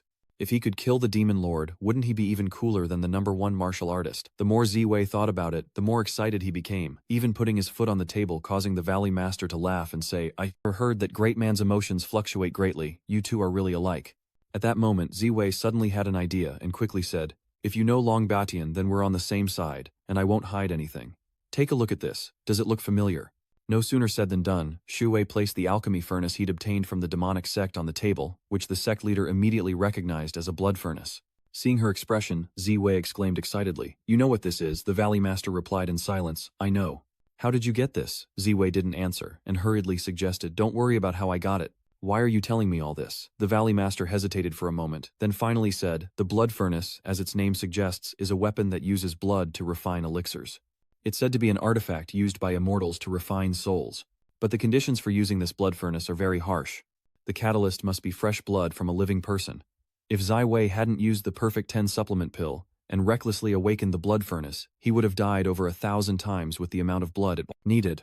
Hearing this, Ziwei panicked. Is it that serious? The Valley Master sighed again. According to the records left by that great figure, you are a reckless brute, but if you have awakened the blood furnace, then it must have produced elixir. Ziwei suspiciously opens the furnace to take a look, and sure enough he sees a purple pill, his eyes lighting up. He glances at the Valley Master and asks, can I eat this? Are there any side effects? The Valley Master shook her head. No side effects, you can eat it, but this is a pill refined by the blood furnace, and it's usually very precious. But before she could finish, Ziwei swallowed the elixir. The Valley Master was speechless. You ate it so decisively. Normally it's a family heirloom. After waiting a long time, Ziwei pouted and said, nothing seems to have changed. The Valley Master sighed. That's because this elixir is made from fresh blood. It's like you're consuming your own essence. But as she finished speaking, Ziwei's eyes widened in shock as a surge of dark energy suddenly appeared in his hand. Isn't that demonic energy from the demonic sect? How did it appear in his hand? But before he could understand what was happening, Ziwei's head began to pound. The Valley Master, seeing this, cried out in alarm, what's wrong? But Ziwei couldn't answer. His eyes slowly closed as he began to lose consciousness. He'd specifically asked if it was safe to consume, and they'd said it wouldn't have any side effects. Meanwhile, at the peaceful inn in Melontown, the demonic Lord Ziwei has arrived, and the system is constantly reassuring him. Host, please be patient. We have no other choice. This body is too weak to contain the fire. It needs time. As the demonic lord pondered, a voice called out from behind, startling him. Second, he turned to see Meng Tianchu, who trembled as she spoke. How can it be, aren't you? At that moment, the system chimed in. According to current information, Li Ziwei is with Meng Tianchu, a holy maiden of the Myriad Antiquity sect, who witnessed the original body's death. Please persevere. Host. Hearing this, the purple demon lord's face darkened, cursing inwardly. You dare make me do something so humiliating. But for the greater good, he calls out to Sister Tianchu, in a childish voice, tears already welling up, a sight that stuns Tianchu. She quickly sat down, embraced the child, and anxiously asked, Nier, what are you doing here? The demon lord sobbed. Nier fainted and woke up here. The white-haired woman said she was dead and that shopkeeper Li was here. I came to find shopkeeper Li. Tianchu quickly realized the white-haired woman was Hongshu, but it seemed Hongshu had already broken ties with Li Ziwei at that time. Thinking of this, Tianchu immediately said with a smile, Arya, shopkeeper Li isn't here right now. How about I take you to find him? But he's sick, so it might be a few days before you can see him. Hearing this, the violet demon lord secretly smiled. Being sick is perfect. But he quickly turned, tearfully embracing Tianchu while shouting, Tianchu, I'm so scared. Tianchu hugged him back, secretly planning to bring him back to the Myriad Antiquity Pavilion first, and deal with the other problems after Ziwei returned. Meanwhile, back at the Demon Slayer base, Ziwei groggily awakens. This scene is all too familiar, and he's no longer alarmed, guessing he's back in prison. But then Piaoliang's voice suddenly echoed, Ah Wei, you're awake. Ziwei shot up in surprise. So he wasn't thrown in prison this time. Lost in thought, he asked, Beautiful, what's the situation now? Piaoliang slowly explained that he had fainted, and the master was worried that the demon extermination clan would get angry if they waited too long, so he had someone carry him out. The master of the valley is now healing the head of the demon extermination clan, and she's here waiting for him to wake up. Shu Wei nodded slightly, then looked down at his hands. Before he fainted, he thought he saw demonic energy. Was it an illusion? At that moment, an irritated shout suddenly rang out from outside. What the hell did you just say? This revelation startled Shu Wei and the others as they realized the woman was grabbing the Valley Master's collar and questioning him. Why can't you cure him? Isn't Herb King Valley known for its miraculous cures? The Valley Master coughed twice and slowly said, You said it yourself, Medicine King Valley can cure diseases, but your chieftain's condition is clearly a result of backlash. The woman, dissatisfied, asked, Is there a difference between the two? Seeing things were going south, Ziwei rushed to intervene. Why are you fighting? Let go, let's talk this through. The woman quickly let go, angrily cursing. Damn that idiot from the demonic sect, if it weren't for those bastards. Ziwei frowned. It's related to the demonic sect again. He glanced at the person lying in the hospital bed, but before he could process anything, a voice echoed in his mind. This kind of trash dares to cultivate demonic arts. Shu Wei frowned slightly. Whose voice is that? Shu Wei couldn't see anyone, but the mocking voice continued, commenting on his miserable state and predicting he wouldn't last 2 days. Shu Wei glanced at the others. They didn't react, meaning only he could hear the voice. Just then, the voice spoke to Ziwei. You look quite ordinary, interesting. It seems you've eaten something good. He was startled and asked it suspiciously. What are you? How can it speak inside my head? The voice quickly responded. Didn't you awaken me? You don't know my identity. Ziwei was confused. No way is all this commotion coming from that blood furnace. Knowing he'd figured it out, the voice continued. Yes, I am the infamous world-renowned soul-shattering, being the Purple Star Demon Lord, a fragment of his soul. ZY was even more confused. The soul of that Demon Lord. The soul of ZY the Demon Lord, continued. That's right, that bastard listened to the system's enticement, separated me, and sealed me in that blood furnace. I thought when I woke up again, I'd see him become a god. In an instant, ZY became excited. As expected, the system was on the Demon Lord's soul. The Violet Demon Lord asked suspiciously, "You know that thing?" Before ZY could answer, the man in bed coughed up blood, prompting the woman of Demon Slayer Crow to question, "Weren't you going to ease his pain? Why is he worse than before? What are you waiting for? Think of a way to save him quickly." A dark aura now surrounds the man in the bed. Seeing this, the Valley Master was at a loss, unsure of what to do. Zixiao frowned slightly and asked, "Is there a way to save him?" The purple micro-demon lord's soul immediately replied, "With the celestial maiden here, it's easy to resolve. Have her put her hand on his forehead and see." Zai Wei hesitated, asking, "Will this affect the beautiful one's health?" The violet demon lord's soul immediately scoffed, retorting, "Do you underestimate the celestial maiden's constitution?" Trusting his words, Ziwei looked at Piao Liang and said, "Beautiful your hand." Piao Liang looked at him puzzled. "What about my hand?" Ziwei didn't answer, but took Piao Liang's hand and placed it on the forehead of the demon-slaying leader. In an instant, demonic energy entered Piao Liang's hand. Ziwei widened his eyes in shock. The demonic energy is really being absorbed. He quickly asked, "Beautiful, do you feel anything different?" Piao Liang shook her head slightly and replied, "No." "What's going on?" Just then the leader lying on the bed suddenly opened his eyes, letting out a soft groan that startled everyone in the room. He trembled, muttering, "Am I alive?" Meanwhile, at the nameless sect leader Chu Wei was reading in his room, when a worried subordinate entered reporting, "Sect leader, the third elder has been kicking down the door for half an hour." Sighing, Chu Wei said, "I know, let him keep kicking. I'll wait for him here." But the man hesitated, saying that many disciples had complained that the third elder was making too much noise, disturbing the Wen family's meditation. Hearing this, sect leader Chu Wei felt helpless. He put down his book, sighed, and said, "Very well, I'll talk to the third elder." But before he could even leave, Drunken Toad, Celestial Venerable, smashed through the door, cursing, "Damn it, your door is tough. I just went into seclusion for a while, and you've already gone to provoke Li Ziwei with those two idiots. Have you lost your mind?" Drunken Toad, Celestial Venerable, glared at Chu Wei, furious. "Apologize now." Drunkard Celestial's demand sent shivers down sect leader's spine. "Third elder, I think we can discuss this," he stammered. Unfortunately, the Drunken Toad Celestial wouldn't have it, and dragged Sovai away by his collar, saying, "No dawdling, let's go. That kid's at the Myriad Antiquity Pavilion, right? It's practically next door, let's head." "Over now." Realizing the gravity of the situation, Su Wei shouted a warning. "Third elder, let go." Drunken Celestial actually let go, and Chu Wei hurriedly said, "I know you think highly of him, but we can't interfere in this. We were secretly colluding with the demonic sect before, and now you're rushing to find someone. Are you tired of living?" Unfortunately, Tuinoa, Heavenly Lord, wouldn't listen and scoffed. "Oh, isn't that Wangu woman also demanding someone? Why can't we?" Chu Wei retorted unhappily, "How can that be the same? Even His Majesty is wary of the Eternal Pavilion, and now someone there can suddenly practice martial arts." She slapped the 3' sect leader away. The more Linoa, Heavenly Venerate, heard, the angrier he became, and he coldly snorted, "Are you stupid? Use that dog brain of yours to think that woman being able to practice martial arts must be because someone taught her." Without another word, he dragged Gu Chue out. "Let's go apologize. He said he'd give me a copy of the new technique, and I can't miss that." Sorrowfully resisting, Chu Wei was met with the Drunken Flower Celestial's fiery temper, who angrily knocked him twice on the head, raising 2 bumps. Meanwhile, at the Myriad Ancient Pavilion, Qianqiu returned with the Violet Demon Lord. Upon seeing him, the people of the Myriad Antiquity Pavilion immediately spoke. "High Priestess, is that child behind you?" Tianqiu nodded slightly and said apologetically, "I'm sorry to trouble you all again. His name is Ya, and he's also a poor child. Please take care of him." "I must speak with the mistress. I'll go now." The Demon Lord of Ziwei feigns fear, hiding behind her, afraid to speak. Seeing his harmless appearance, the servant nodded and smiled. "Understood, rest assured, Holy Maiden. I heard that sect leader Vodin Tong has arrived, and the mistress is waiting in the conference hall. I understand, I'll go there first, then." Tianqiu casually replied, patted Ziwei Demon Lord's head, and left. The moment she was gone, Ziwei Demon Lord's expression changed. Meanwhile, in Ziwei's form, Yu Jin was sound asleep, drooling, oblivious to anyone entering the room. Ziwei Mazun gazed at the sleeping figure before him, but the system insisted it wasn't Ziwei. Hearing this, the Violet Demon Lord gritted his teeth, cursing that he had underestimated him, and decided to leave him alone for now before turning to leave the room. Meanwhile, in his room, Tang Biao witnessed the Demon Lord Ziwei's actions, wondering what a little girl was doing there in the middle of the night. Before he could figure it out, the demonic Venerable Ziwei appeared behind him, and Tang Biao was immediately struck down by demonic energy.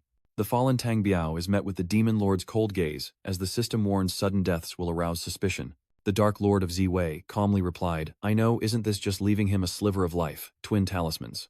The system asked in confusion. What do you need the twin charm for? The demonic venerable Ziwei coldly replied. Did you want me to run around asking for information in a child's body? I wonder what tricks that Li Ziwei has up his sleeve. To avoid stirring up trouble, I can't touch Qian Yujin. The system understood and handed him the twin charm. Without hesitation, the demonic venerable Ziwei affixed it to Tang Biao's body, and in an instant, the talisman vanished. It was then that Tang Biao groggily awoke. He scratched his head in confusion. That's strange. How did I end up here? I can't think of any reason why. Tang Bu finally sighed. Forget it, I have business with that damned guy. And with that he quickly went inside. Meanwhile, the Violet Demon Lord waited outside as Tang Biao entered, finding Wu Jin fast asleep. Enraged, he slapped him awake, scoffing. Stop sleeping, how can you sleep at your age? Waking up to a rude awakening, Yu Kim retorted. Why did you hit me? I'm wearing our master's face, you know. Tang Biao narrowed his eyes, saying coldly, Master, it's too dangerous for you to take those two girls. I don't like it. I want to help them. What do you think? He scoffed, and Wu Jin curled his lip in disdain. Help based on you. These words infuriated Tang Biao, who yelled out in dissatisfaction. There's a lack of respect in your eyes. Wu Jin nonchalantly lay back down on the bed, calmly saying, Master and the others are going to Medicine King Valley, a place that requires an invitation to enter. My senior is incredibly strong. One slap from her could take down the ironclad sect master. Hearing this, Tang Biao was amazed. One slap is all it takes. She looks so frail, but she's that powerful. You've mistaken her identity, Wu Jin corrected, sensing his thoughts. The one you're thinking of is Miss Nguyen. The little girl beside our master is my powerful senior disciple. Tang Biao exclaimed in shock. So it was that child. But are we just going to wait here? He asked with a shrug. Wu Jin calmly replied. Or, what? If I run, wouldn't the three great sects make trouble for the mistress? The Dark Lord overheard their entire conversation, and the system chimed in. Host the Medicine King Valley is a special area outside my jurisdiction. I advise against going there. Ziwei pondered for a moment, then said, I won't go, but I'll send someone else. With that, he summoned Hongshu. In an instant, Hongshu appeared, and the Demon Lord coldly ordered her to release Tianquan, have him go to the Valley of the Medicine King, and retrieve something for him. Hongshu dared not disobey, nodding in agreement before departing. Moments later, in the dark prison of the ironclad sect, a terrifying figure was bound. The guard checked on him, and after seeing he was still subdued, changed shifts. But at that moment the prisoner opened his cloudy eyes and looked towards the guard, for he saw Hongshu appear behind him. Without a word, Hongzhu slit the throats of the two guards, sending them to meet their maker. Hongshu took the keys from the guard, opened the cell door and said coldly, The master has a mission for you. Hongshu then produced a drawing and continued, Find this person in Medicine King Valley, bring him back, and then retrieve an item for our master. Hearing this, Tianquan smirked cruelly. Meanwhile, in Peach Blossom, village at the Valley of the Medicine King, Piaoliang, knowing Ziwei was leaving quickly, said, Away, take Ru'er with you. Ziwei shook his head slightly and replied, I'm even more worried leaving her here alone. Little Soai must stay here to protect you. Rest assured and help that great leader with his treatment. After a while, I'll come back for you both. Hearing this, Yemo Wu's woman solemnly promised, Rest assured from today on you are a benefactor of the demon slayers. We sisters will protect these two children well. Come to me if you need anything. The Medicine King Valley Master nodded in agreement. Ziwei squinted at her and cheerfully said, I gave you so much blood, you can leave the valley whenever you want now. After I'm done with my business, you can go out for a walk.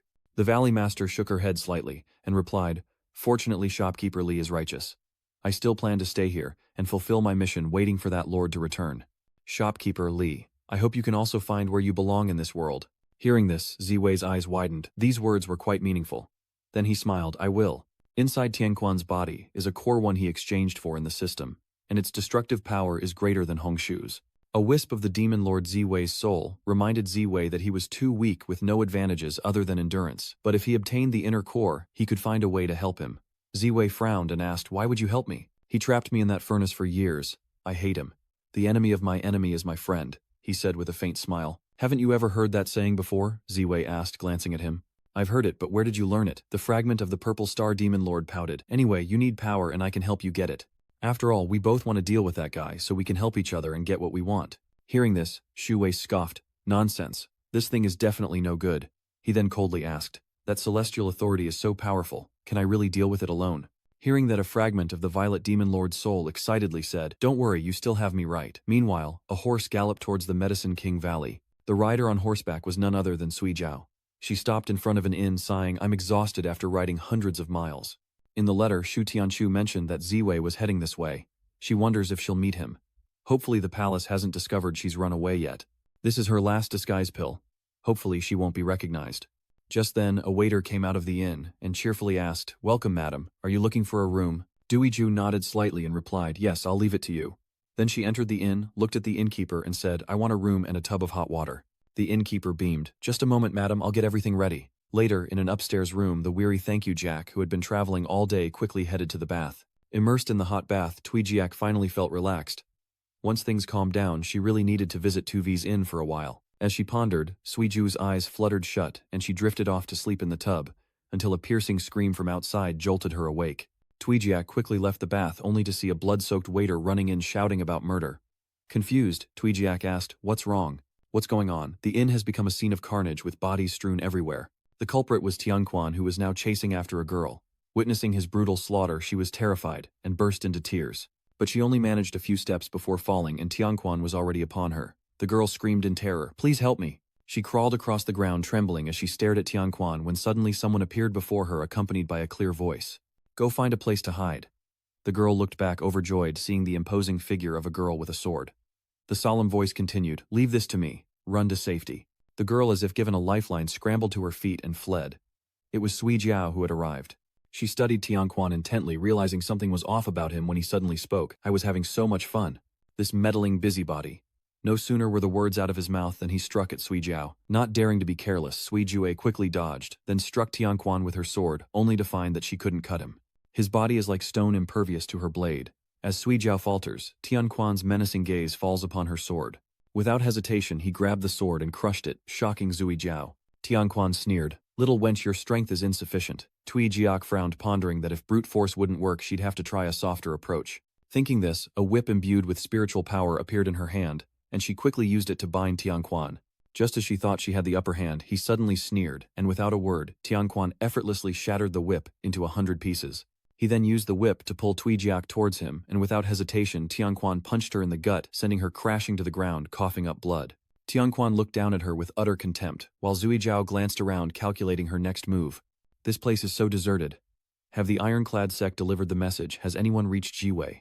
And where did this guy even come from? How many people has he killed? How many places has he been? If we let him run, even more people will die.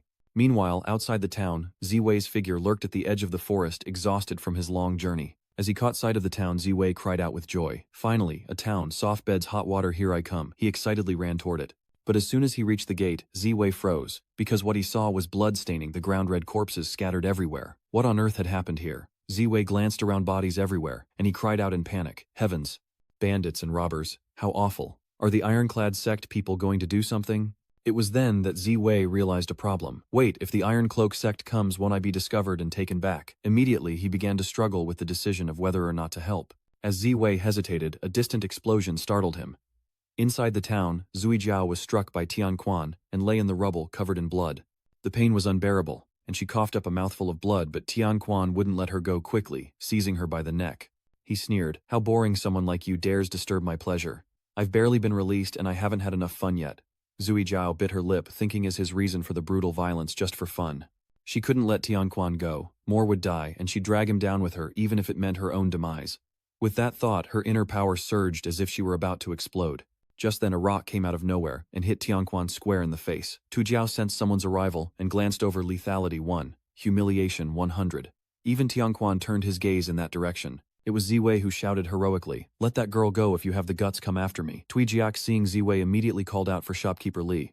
Hearing the name, Tianquan realized he'd found the one he was looking for. He tossed Zui Jiao aside, approached Ziwei, and said with a cold smile, "Looks like my pleasure of crushing ants will have to wait. My master's orders are to capture Li Zue alive." With that, Tianquan attacked, scaring Zue, who quickly turned and ran. "So they really are after you." As Ziwei ran for his life, the soul of the demonic lord Ziwei appeared, laughing. "You're in luck to meet him here." Hearing that, he cursed in dissatisfaction, "Lucky my ass." Ziwei ran headlong but soon crashed into a wall. He panicked, nearly cursing it was a dead end. Back against the wall, Ziwei watched Tianquan approach, biting his lip fiercely. "I may not have seen a pig run, but I've sure eaten pork. Wall scaling is nothing. I can do that too." With that thought, Ziwei crouched down, preparing to jump. But his jump was weaker than a can of milk. He couldn't clear a 2-meter wall, let alone a toddler. Ziwei trembled as he reached out to measure the wall, then burst into tears. "Well, there goes the pomegranate." The soul of the demonic Lord Ziwei sneered at the sight. "Just now your jump looked like a hippo trying to hop," infuriating Ziwei. At that moment, Tianquan grinned maliciously. "Haha, capturing alive just means not killing, right?" Ziwei broke out in a cold sweat. "You don't look like you're trying to capture him alive. He's as good as dead." And with that, Tianquan choked Ziwei and lifted him into the air. Ziwei bit his lip hard. You said capture alive, but I'm about to be strangled to death. It's too embarrassing to die like this. Seeing him struggle, Tianquan smirked, his tone full of malice. Struggling is useless, not fun at all. I can't believe my master sent me to deal with a weakling like you. With that, he slammed Ziwei into the wall, cracking it. But it wasn't over yet. Tianquan grabbed Ziwei's leg, and without a word continued to slam him into the ground like a sandbag, instantly leaving him covered in blood. At this, the demon lord Ziwei's soul emerged, saying, You don't intend to just keep taking hits like that, do you? Ziwei scoffed, muttering, What do you know? Playing dead is a strategy. But the purple star demon lord's soul exclaimed in surprise, When you released me, you received a portion of my power. Don't you know how to use it? This startled Ziwei, who immediately stood up, exclaiming with joy, I can use the demon sect's techniques. I've got it. How do I use them? Teach me. The violet demon lord's soul began teaching Ziwei how to use demonic arts, but after listening for a while he didn't understand a thing, and frowned, muttering, Truly, hearing one word from June is just… I didn't even finish. Before eating a punch, and my body rolled 80 times into the distance. Ziwei slammed into the wall behind him, blood gushing from his mouth. He trembled, muttering, The wise know their limits. I'll just play dead. He captured me on the demon lord's orders, leading me right to him. Hearing this, the violet demon lord's spirit snorted with disdain. You can't even beat his subordinates. Do you think you can beat him? These words awaken Ziwei, who continues, Have you considered why Tianquan appeared here of all places? Zixiao pondered for a moment before replying, The demon lord knows my whereabouts. He's targeting Medicine King Valley. The spirit of the violet demon lord coldly said, Perhaps, but you should continue to play dead.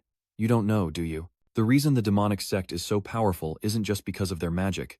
The system controls all valuable people, turning them into puppets for his use, and a celestial maiden like Piaoliang has a constitution that can devour all the power in the world.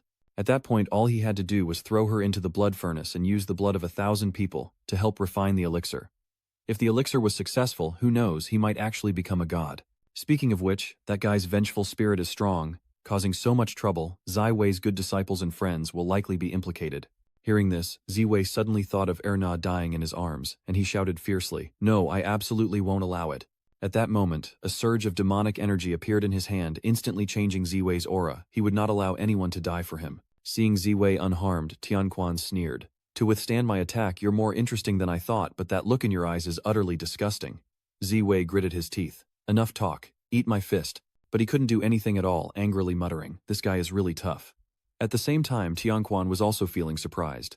Ziwei's aura suddenly shifted, a familiar sensation that unsettled him, and before Tianquan could react, Ziwei was upon him. He glared at him, asking, Why do you possess the aura of the master? Ziwei coldly replied, What's it to you? Think you're so cool? Then watch me use my pay-to-win gear. As he said this, he produced a spatial bag filled with combat gear, and in an instant he was fully equipped. He smirked, saying, I'm decked out in divine gear and buffs. What do I have to fear from you? Tianquan scoffed. Relying on that junk, your ignorance is laughable. And so the battle between Ziwei and Tianquan round 2 begins with Tianquan rushing in furiously, but Ziwei remains calm and unafraid.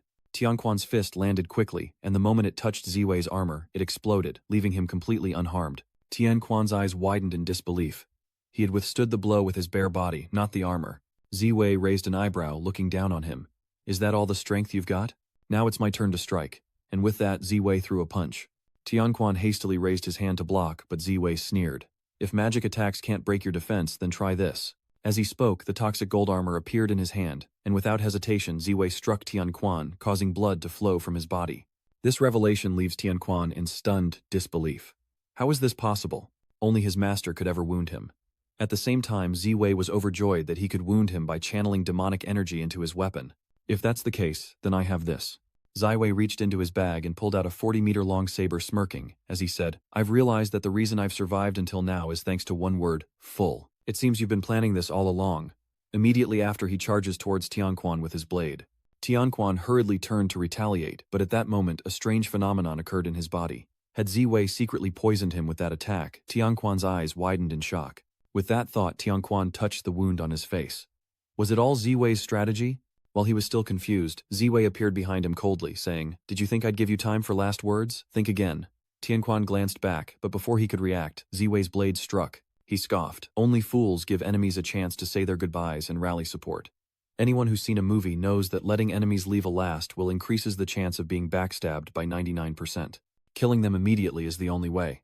Just then Sui Jiao rushed over her eyes, shining with admiration, and said I saw it all. As expected of Li Zhongui, using the pretend to be a pig to eat the tiger strategy, to lower the enemy's guard, then using misdirection to cover up the enemy's attention, while taking the opportunity to feign an attack and poison them, and finally using lightning-fast speed to launch an attack, successfully defeating the enemy. I think you are truly wise and brave, worthy of being called a saint.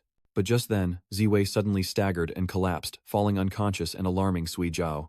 A short while later, in a forest not far from town, Sui Jiao, now in different clothes, repeatedly called out to Ziwei, who finally awoke from his daze. Seeing him awake, Sui Jiao was immediately overjoyed. Manager Li, you're finally awake. Ziwei, startled to see her, asked pretty boy. No, ninth princess, what are you doing here? Where are we? Did you see a female hero? What about the town? Ljiak looked at him sheepishly, explaining softly. Actually, I was the one who searched for the secret treasure with Ha Manchu. I took a disguise pill to change my appearance and figure. Hearing this, Shu Wei nodded in understanding. Then why are you here? Tui Jia quickly replied, of course I came to find you. The Holy Maiden sent a message saying, I know you're at the Medicine King Valley, so I secretly escaped from the palace. I was worried we'd be captured, so I led everyone out of town first. Hearing this, Ziwei nodded understanding. What about the townspeople? Tui Jiak slowly explained. Before I left, I found someone to help me notify the authorities and the Iron Cloak sect. They should take care of the injured. At this, she couldn't help but sigh. If shopkeeper Li hadn't suddenly appeared, I was prepared to use the royal family's secret technique to die with that guy. Hearing this, Ziwei couldn't help but smile. The beautiful girl is a proud one, refusing to be a princess, yet willing to sacrifice herself to protect the people.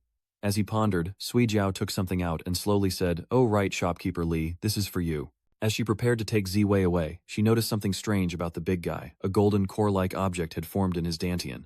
Having never seen anything like it, Sui Jiao gave it to him, along with a key found on the man. Seeing them, the violet demon, Lord Spirit, emerged, laughing. Little girl, be careful. This is the inner core I mentioned, and isn't that the key? Ziwei frowned, asking, you know this key? He replied coolly, of course. I didn't expect him to give this key to Tianquan. It seems he was sure Tianquan could take you down. After all this time, he still hasn't lost his arrogance. This key can open a secret chamber filled with treasures. He can lead you there. Shu Wei's eyes lit up. This was an unexpected boon. Grateful, Shu Wei said. Thank you, princess. These two items will be very useful. I must be going. Tui Jiao exclaimed in surprise. Aren't you going to rest a bit longer? I'll go with you.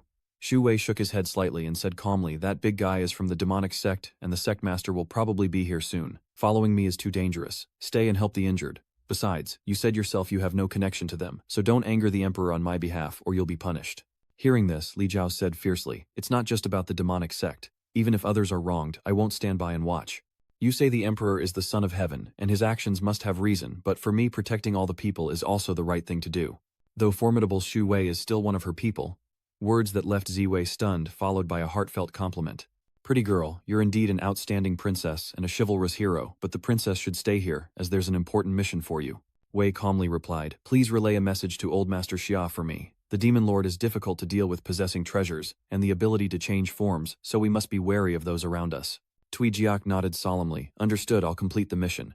Meanwhile, at the Myriad Antiquity Pavilion, Tianru sat on her chair, speechless at the scene below. Wei Ngoa, Celestial Master, berated Tianyu. You brat, bullying people in the arena. Tianyu didn't back down, retorting, you old fool, blind as a bat, as the elders of the Boundless sect argued, sounding like a marketplace brawl. Chu Wei apologized. Please forgive him, matriarch, our third elder has a fiery temper. Tianyu helplessly says, it's all right, sect leader, please forgive her. Tianvu's temper isn't the best. Meanwhile, outside the main hall of the Myriad Antiquity Pavilion, Ha Fu arrives, looking rather displeased, thinking to himself that everything is ruined. Upon entering the main hall, Sha Fu exclaimed in a fluster, Master, I have another request. But after speaking, he realized the situation wasn't quite right. It was rather lively. But that's not right, he still has something to do. Thinking this, Sha Fu hurriedly said, Matriarch, I want to borrow a venomous goo worm for a bit. Tianru sighed. What do you need the goo worms of our Myriad Antiquity Pavilion for? Sha Fu reported that the great lecher of the heavenly power demonic sect had escaped, somehow breaking free and killing the patrol officers. According to the latest information, he's headed south. As soon as he said that, Chu Wei cried out in alarm, what did you say? He escaped. But before Xia Fu could answer, he clutched his head and wailed. The National Master just finished his work, and now another remnant of the demonic cult has escaped. Will I ever catch a break? Tianyu muttered in confusion. Isn't it normal for one or two to escape? That man was one of the demon lord's right-hand men, a madman. He was brutally strong and not quite right in the head. He enjoyed killing arson and torturing animals from a young age. After joining the demonic sect, he thrived. I don't know what cultivation technique he uses, but it's difficult to hurt him. Xia Fu nodded in agreement. The senior is right. Now that he's escaped, I have no choice but to ask the mistress for help. Hearing this, Tianru coldly replied, dealing with the demonic sect is naturally the Eternal Pavilion's duty. Tianwu accompany sect master Xia on this trip and speak respectfully to the elders. Tianwu immediately nodded in agreement, and Grandmaster Tui Hoa added, I'll go too. Didn't you say that Li Tuvi also went south? I'll go along, what if we run into him? Tianyu clicked his tongue in disdain at this. He glanced at her, pursing his lips, and said, Little girl, aren't you on the path of martial arts? Do you really know how to play with bugs? Tianru watched them talking and finally breathed a sigh of relief. She couldn't help but feel that Ziwei truly had the strength. Even the third elder of the Martial Peak sect valued him so highly, but he hadn't been gone long before Tianquan fled. What a coincidence. After the commotion, Xiafu Tianyu and Zuiwa Tianzun headed south.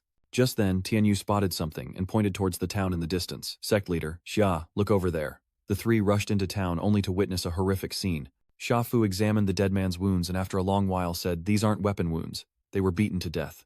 The drunken toad celestial beside him couldn't help but shout, 3 villages, not a single survivor, it must be that monster. Xiafu glanced at the two and suggested, there's another small town to the south. Let's hurry there. Later in the last small town in the southern district, Xiafu and the others arrived only to see something they shouldn't have. A blood-drained corpse hangs from the rooftop as if put on display. Of course this body belongs to Tianquan. Xiafu looked up sighing, are we too late or just on time? Meanwhile Ziwei left the small town cheerfully saying, using lightness skill to travel is so efficient. This is the joy of being a master. The soul of the demon lord Ziwei then spoke, we're here. This is the place. Hearing that, Ziwei happily exclaimed that they'd finally arrived, but looking down he muttered in surprise, why does this place look so familiar? And so Ziwei began to dig.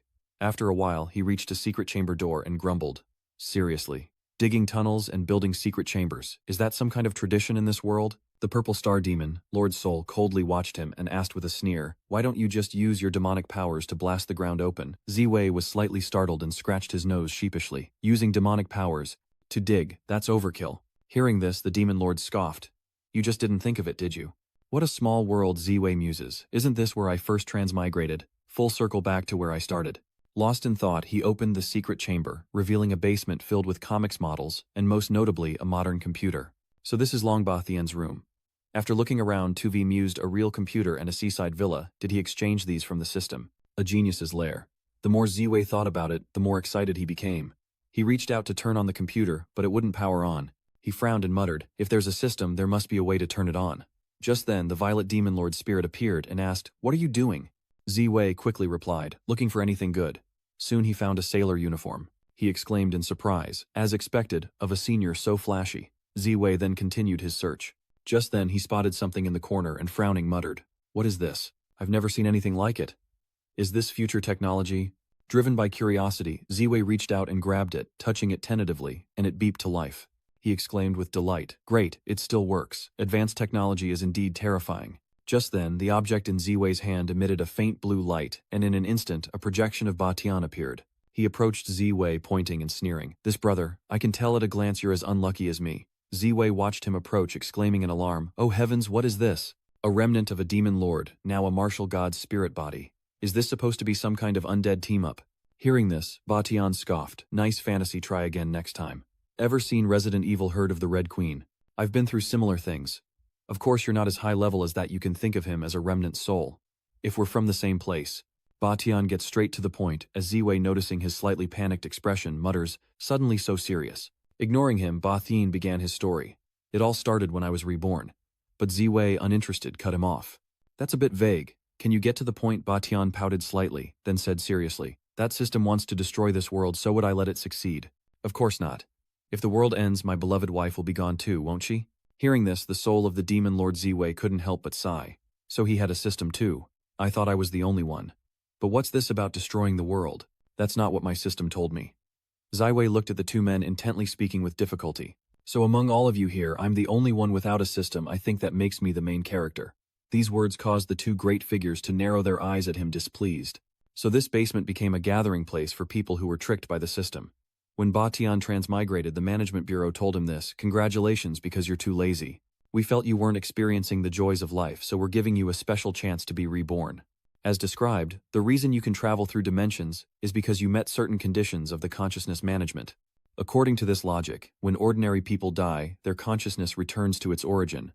But because of that damn system, ever since Ba Tian's time, the consciousness of those who die in this dimension can no longer return to the management center normally. This revelation leaves Ziwei in shock as he exclaims, "What did you say? The conscious body is the soul. If the soul can't return to where it belongs, it can't be reborn. Wouldn't the management office be worried about something so serious?" But after saying that, he remembered the female employee's appearance and sighed helplessly. Never mind, those employees seem negative and lazy. At this time, the soul of the demonic Lord Ziwei interrupted, not understanding what the two were saying, but that's what the system told me back then. Back when the Violet Demon Lord was still a young punk, after capturing some righteous sect members and torturing them, the system appeared out of nowhere. He frowned at it, asking suspiciously, "What are you?" "I am the manager of this world," the heroic soul system declared. "All things are within my control. You may call me System." The Violet Demon Lord was confused. "What in the world is a system?" he asked. "Never heard of it." The system, with an air of arrogance, says, "Of course, a low-level being like you wouldn't know, but I know you very well." It then presented a detailed profile of the Demon Lord, including the name Zhao or Go, infuriating him. "Enough. Don't say that name. What do you want?" "Wouldn't you want to be the strongest to reach even greater heights?" the system casually asks.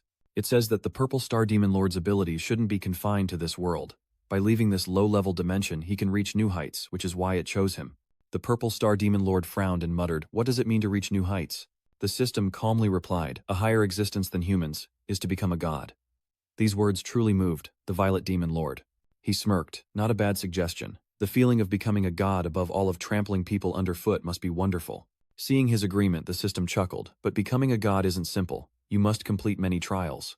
The Demon Lord Ziwei frowned, asking, and the system hesitated for a moment before replying. "For example, becoming a god requires many sacrifices." Just then, the person at the Demon Lord's feet suddenly spoke, "I concede. The Bianyun sect is willing to change masters, hoping you'll spare these children." But as soon as he finished speaking, he was cut down, causing the two disciples outside to wet themselves in fear. The Violet Demon Sovereign licked the blood from his hand and said with a faint smile, "Isn't it just sacrifices? These ants are worthless in life anyway. Becoming sacrifices on my path to godhood is their honor." Hearing this story, Ziwei couldn't help but sigh. An ancient, intelligent technology, deceiving people, what a blow to his worldview. And this system is truly heretical. The brainwashing is too textbook. But even without the system, this demon lord wouldn't be anything good. These two are a psycho and a sociopath, a match made in hell. At that moment, Batian sighed and said, "I'm like a boss who wants to reform, but I signed a lifetime labor contract and can't quit. I've worked hard nearly my whole life." Hearing this, Ziwei hesitantly asks Senior, "After toiling for so long, did you leave behind any useful artifacts? Like a super cool sword or cannon, something that can instantly kill your enemies with one shot. Under heavy fire, those things are better than martial arts."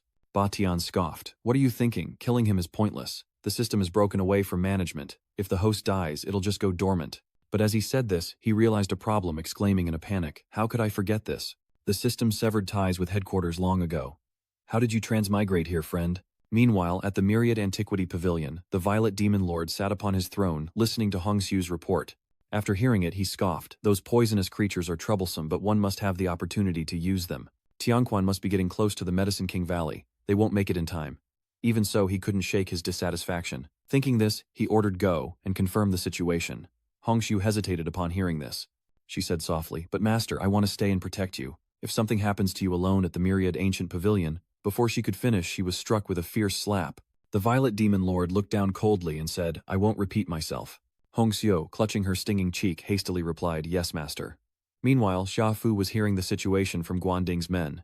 After hearing this, he frowned and muttered, "A girl disguised as a heroine." The man quickly replied, "We found the woman, and she says she has something to tell the sect leader in person. Please follow me."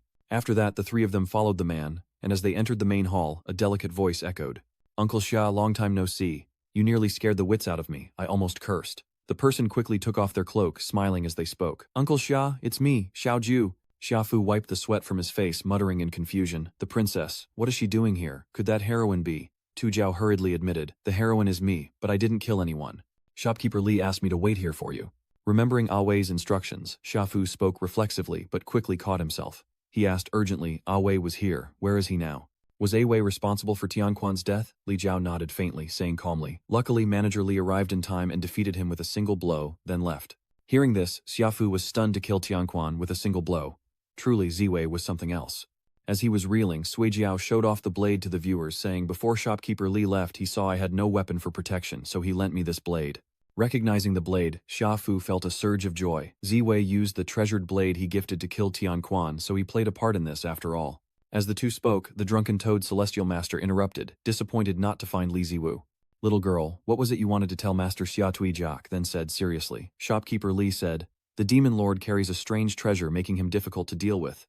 He can change his appearance, so watch out for suspicious people nearby. If you notice anything unusual, do not act rashly. Shafu frowned in thought, and after a moment said, I will personally go to the capital to report this to His Majesty. The Moon Festival is approaching, so let's not have any more incidents. Did Brother Awei have any other instructions? As they spoke, they didn't notice that some tiles had been removed from the roof. Meanwhile, Hongshou eavesdrops on their entire conversation, and in Batian's secret chamber upon hearing about Ziwei, he excitedly exclaims, this must be a bottleneck jam. The system never expected its loopholes to be exploited, allowing you of all people to transmigrate. He rambles on, but Ziwei doesn't understand a word. But Batian didn't give up, continuing, you and it have an information gap. It follows the setup and you break the setup, understand? This time 2V nodded in response, I understand. With a satisfied smile, Batian said, now that you've consumed the perfect elixir, are bound to the demon lord's remnant soul, and know the system's origins from me with more training, you can surely defeat them both. Ziwei narrowed his eyes, asking suspiciously, that sounds great, but defeating the demon lord is one thing, defeating the system is another. Even if I can kill the demon lord, the system will just fall asleep, right? These words seem to awaken Batian. Feeling beyond redemption, he turns to leave. Farewell, I am already dead. My white-haired wife must have passed on centuries ago. The world's destruction has nothing to do with me. Ziwei frowned as he watched Batian's retreating figure. Knowing who he meant, he quickly said, but senior, your silver-haired wife's descendants are waiting for you. Batian turned back in shock, asking in disbelief, what did you say? He looked at Ziwei in a daze, muttering, how could this be? She just shrugged indifferently. Ziwa calmly states, I know your story. That place can block the system. You could have hidden forever to save them. What deal did you make with the system? These words plunged Batian into silence, unsure of what to say. After a long silence he sighed, she was so sick I couldn't bear to watch her die, so I took her to the all-powerful system. The price was that Batian could never go near that place again. I wanted to return, but the system had many ways to stop me. She left descendants who may still be waiting for me. At this he turned serious, I'll figure out the system but take me with you. This energy source will last quite a while. Hearing this, Ziwei couldn't help but click his tongue in disdain, a love-struck fool. Indeed, his attitude changing the moment his wife was mentioned. Afterward, he retrieved the orb, and Batian vanished. He breathed a sigh of relief. Before stopping the system, I have to stop the demon lord. With a system that powerful, if it pulls out a gun, what chance do I have, he said. Ziwei glanced at the soul of the demonic venerable Ziwei, and spoke, Brother Apiao, besides demonic arts, does the demonic venerable have a trove of rare treasures hidden away? Apiao frowned slightly and asked, like what rifles, cannons, and things like that? Ziwei thought for a long time before speaking. Hearing this, Apiao angrily retorted, I've never used real knives or guns. I made my way to the heavenly rankings with my bare fists. Your thoughts are a great insult to me. Listening to his rant, Ziwei was speechless. One of the traits of a great villain is caring about unnecessary things, but it's also reassuring. Thinking this, Ziwei reached into his pocket and took out the inner core he obtained from Tianquan. He frowned, lost in thought. Then I guess it's time to eat this. Apiao casually reminded him, still debating whether or not to eat it. With your constitution, you won't die even if it backfires. If you don't eat it, you'll just be exerting yourself without killing anyone, Ziwei said helplessly. What if it backfires? I just think it's a little gross being inside someone else's body for so long. As for the backlash, isn't it just ruptured meridians, a destroyed dantian and cultivation, deviation? Every time Ziwei recovers from an injury, the injured area becomes much stronger. Thinking it was just a power-up, he swallowed it whole, and Apiao grinned with satisfaction. He pouted and said, how naive. The backlash from this core isn't just about destroying your tendons and bones. Your soul and body are being cleansed together. If you can withstand it, you'll be reborn like a phoenix. If not, this body will be mine. After swallowing the inner core, Shu Wei faintly heard Piao Liang's voice, and groggily woke up, rubbing his eyes and muttering, quiet, how does an ancient know modern slang? My head is killing me. This backlash is deadly. But why is Piao Liang wearing modern clothes? What backlash? After effects of staying up late. Did you work on documents all night again yesterday? I told you to rest. You'll die at your desk. Seeing her, Ziwei froze and asked, beautiful, why are you dressed like that? Where has this backlash taken me? Another hallucination. Wait, could it be I've transmigrated back? Seeing him rambling on, Piao Liang was speechless, then grabbed Ziwei's ear, making him cry out in pain. She snorted coldly. Serves you right, who are you calling an illusion? At this, Piao Liang puffed out her cheeks in anger. What's wrong with you? You can fall asleep while talking. Didn't we say we'd get off work and go eat? Are we still going? Confused, Ziwei runs to the rooftop where the night wind threatens to blow away his sanity. With such vivid pain in his dreams, Ziwei couldn't be fooled. Death might bring him back to reality. But what if it wasn't a dream? If the transmigration is fake, he'll be badly injured, even if he survives the fall. Just then Tianqiu and Piao Liang burst through the door. Seeing Ziwei on the railing, Piao Liang shouted in alarm, "Li Ziwei, what are you doing?" Hearing the voice, Ziwei turned back, stammering, "Beautiful saintess." Before he could finish his sentence, he lost his footing and fell helplessly below. Ziwei felt incredibly unlucky. Was he dead, or had he woken up? Luckily, while he was dazed, Tianqiu and Piao Liang grabbed his arm and pulled him back, finally managing to haul Ziwei up. He lay on the ground panting. "Oh my god, I was so scared." He looked at the wound on his hand, which hadn't healed. Just as Ziwei was in a daze, Tianqiu slapped him hard across the face. She scolded him fiercely. "What the hell is wrong with you? Are you bored out of your mind? You trying to get the whole company trending? I told you to monitor trending topics, not make the company one." Fearing for Ziwei's stability, the two took him to the hospital, where the doctor, after hearing his condition, hesitantly asked, "Are you saying the patient suddenly sought death because he felt he was dreaming?" The two nodded slightly, and the doctor continued, "I don't see anything unusual in the test results. Perhaps the patient has been under too much stress lately. Take him to the next room to get a number." Tianqiu frowned upon hearing this. No medical problems. Could it really be work-related stress? As the two worried, Ziwei spoke hesitantly. "Do you guys know my phone password?" This stunned Piao Liang, and even the doctor froze. After a moment, the doctor spoke, saying the patient suffered from severe delusions and dementia, and that his intelligence was also impaired. Leaving the doctor's office, Tianqiu couldn't help but complain. "Are you okay? Are you sure?" Ziwei awkwardly scratched his head, and said with a smile, "I'm really fine, I was just talking in my sleep. I'll treat you to a good meal in a couple of days to make up for it." With a snort, Tianqiu turned to leave. "Alright, just text us if anything happens." Piao Liang followed her out, and Ziwei watched them go, lost in thought. A moment later, Ziwei followed his memory home, and staring at the spinning top before him, he began to ponder the events that had transpired. The demonic energy in Afu are gone, and the effects of the perfect replenishment pill have worn off. Are Fu Luong and Tianthu now, Tuvi's colleagues, merely reflections of characters from his memories? Or perhaps the people he met after transmigrating were reflections of his memories? A space thief, perhaps. Things just got complicated. As Ziwei pondered, a middle-aged couple rushed in, exclaiming in a panic, "Oh, away, we heard from Nguyen that you were hospitalized yesterday and lost your memory. Do you even recognize us?" Ziwei stared blankly at them, not recognizing them at all, but assumed they must be his parents. Thinking this, he immediately spoke to reassure them. "Mom, Dad, I'm fine. It was just a misunderstanding. I was dreaming." Hearing this, the two elders finally looked relieved. Ziwei's mother scolded affectionately, "So grown up and still can't take care of yourself. Tutu already went to buy ribs for you so Mom can make soup to nourish your body." As soon as she finished speaking, the door was pushed open. It was Hongshu, and Yi dressed in modern clothes and carrying food. Ziwei's mother smiled when she saw them, and said, "Yi's here too." "Why did you buy goat head too?" Hongshu met Ziwei's gaze. She was immediately overjoyed, feeling the intensity of her senior's gaze. Hongshu then approached Ziwei, offering him a bag. "Senior, I heard you went to the hospital yesterday, so I brought you some nourishing food. Please accept it." "Thank you, you shouldn't have." Ziwei gratefully accepts the gift. Even Hong Shou is here. What about the others? The next day in the CEO's office, a woman who looked just like Tian Quan reviewed the documents on the desk and after a long while said, "Your leave is approved. Go home and rest for a few days. Don't die at the company." Ziwei looked at the woman in front of him, a hint of displeasure in his eyes. Tian Quan glares at him coldly, saying, "Aren't you leaving? Be careful on your way back." "I don't want to pay compensation." And so Ziwei and a group of women went out to have fun. And so a peaceful day passed, filled with familiar faces, as the world remained unchanged. Xiao Shuai is still Piao Liang's younger sister. They just appear in different ways. As Ziwei ate, he thought to himself, "Just as I suspected, nothing seems amiss during the day. Months ago, he was in a car accident, was in a coma for half a month, and then settled with the other driver. After being discharged and receiving compensation, he recovered and returned to work as normal.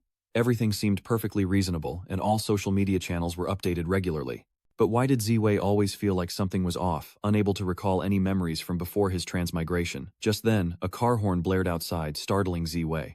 A car with failing brakes speeds toward them, its driver frantically honking to warn those in its path, but ultimately, it swerves directly towards Ziwei. The driver's face went pale with panic, and Ziwei froze, unable to react. And just like that, a horrific car crash occurred. Before losing consciousness, Ziwei cursed in anger. "Damn it, am I a car magnet or something?" Every car seemed to crash into him. From a young age, this boy Avi felt he had a gift that he was destined to become a superhero. Until high school, Ziwei held on to that dream, saying he was like a fallen one without parents making his classmates and teachers think he was crazy. But soon Ziwei realized he couldn't be a fallen one. After all, the fallen are CEOs and he's just a company workhorse. Seeing this, Ziwei woke up with a start, realizing it was all a nightmare. He rubbed his head disturbed, saying the image was truly terrifying, but now he knew what was wrong.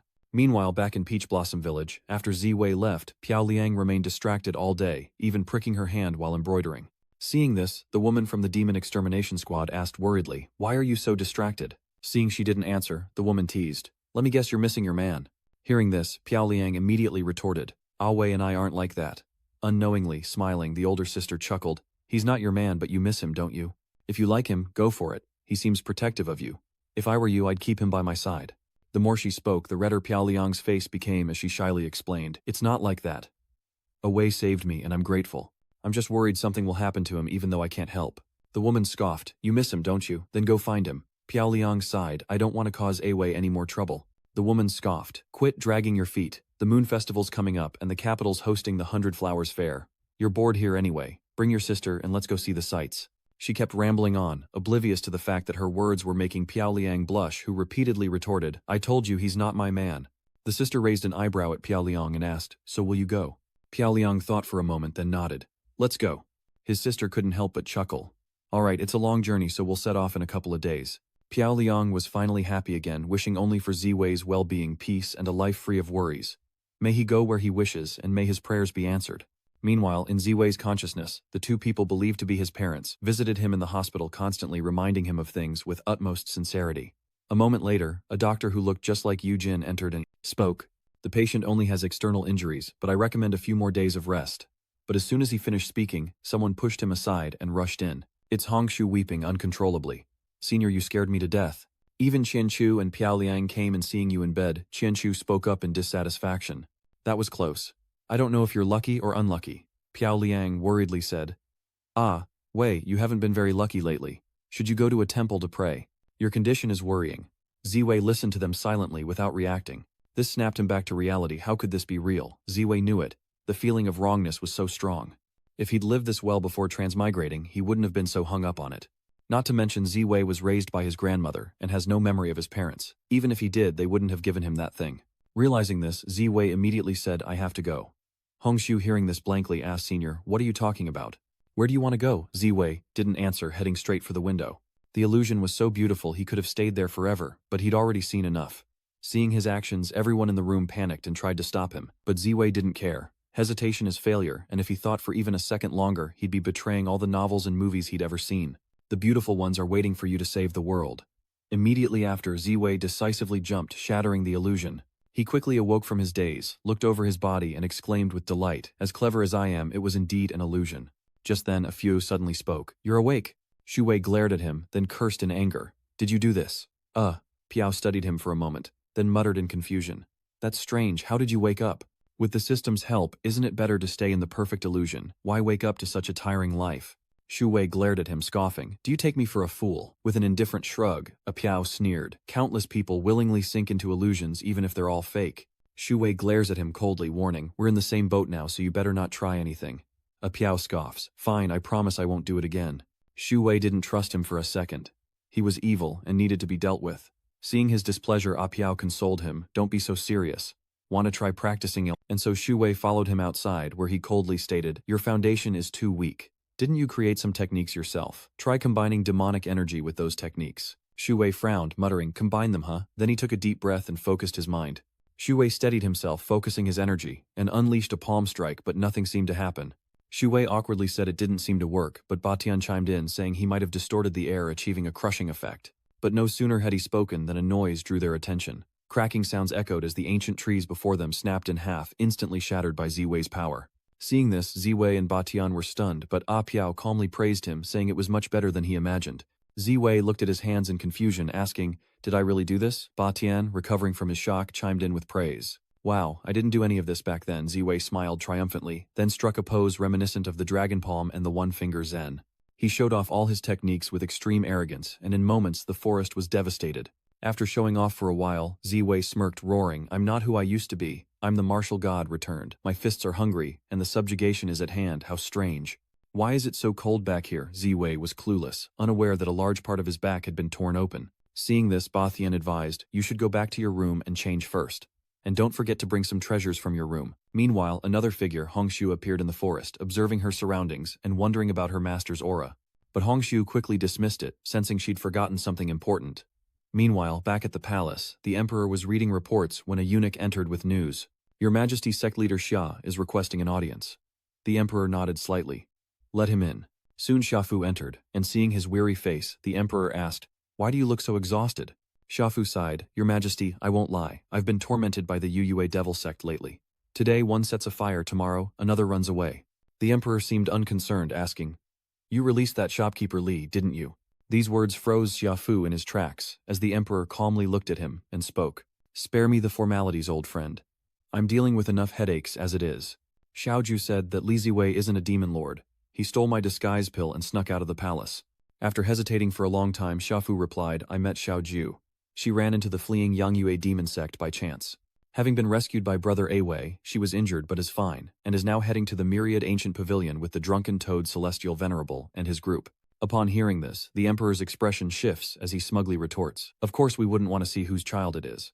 Meanwhile, Tui Jiak suddenly sneezes twice. She scratched her nose, disgruntled, and said, Who's talking about me behind my back? Just then Tianyu spoke up. We have a special goo worm that cures colds. Tui Jiak suddenly felt a chill and shook her head. I don't want to try it. As the two were talking, another person appeared.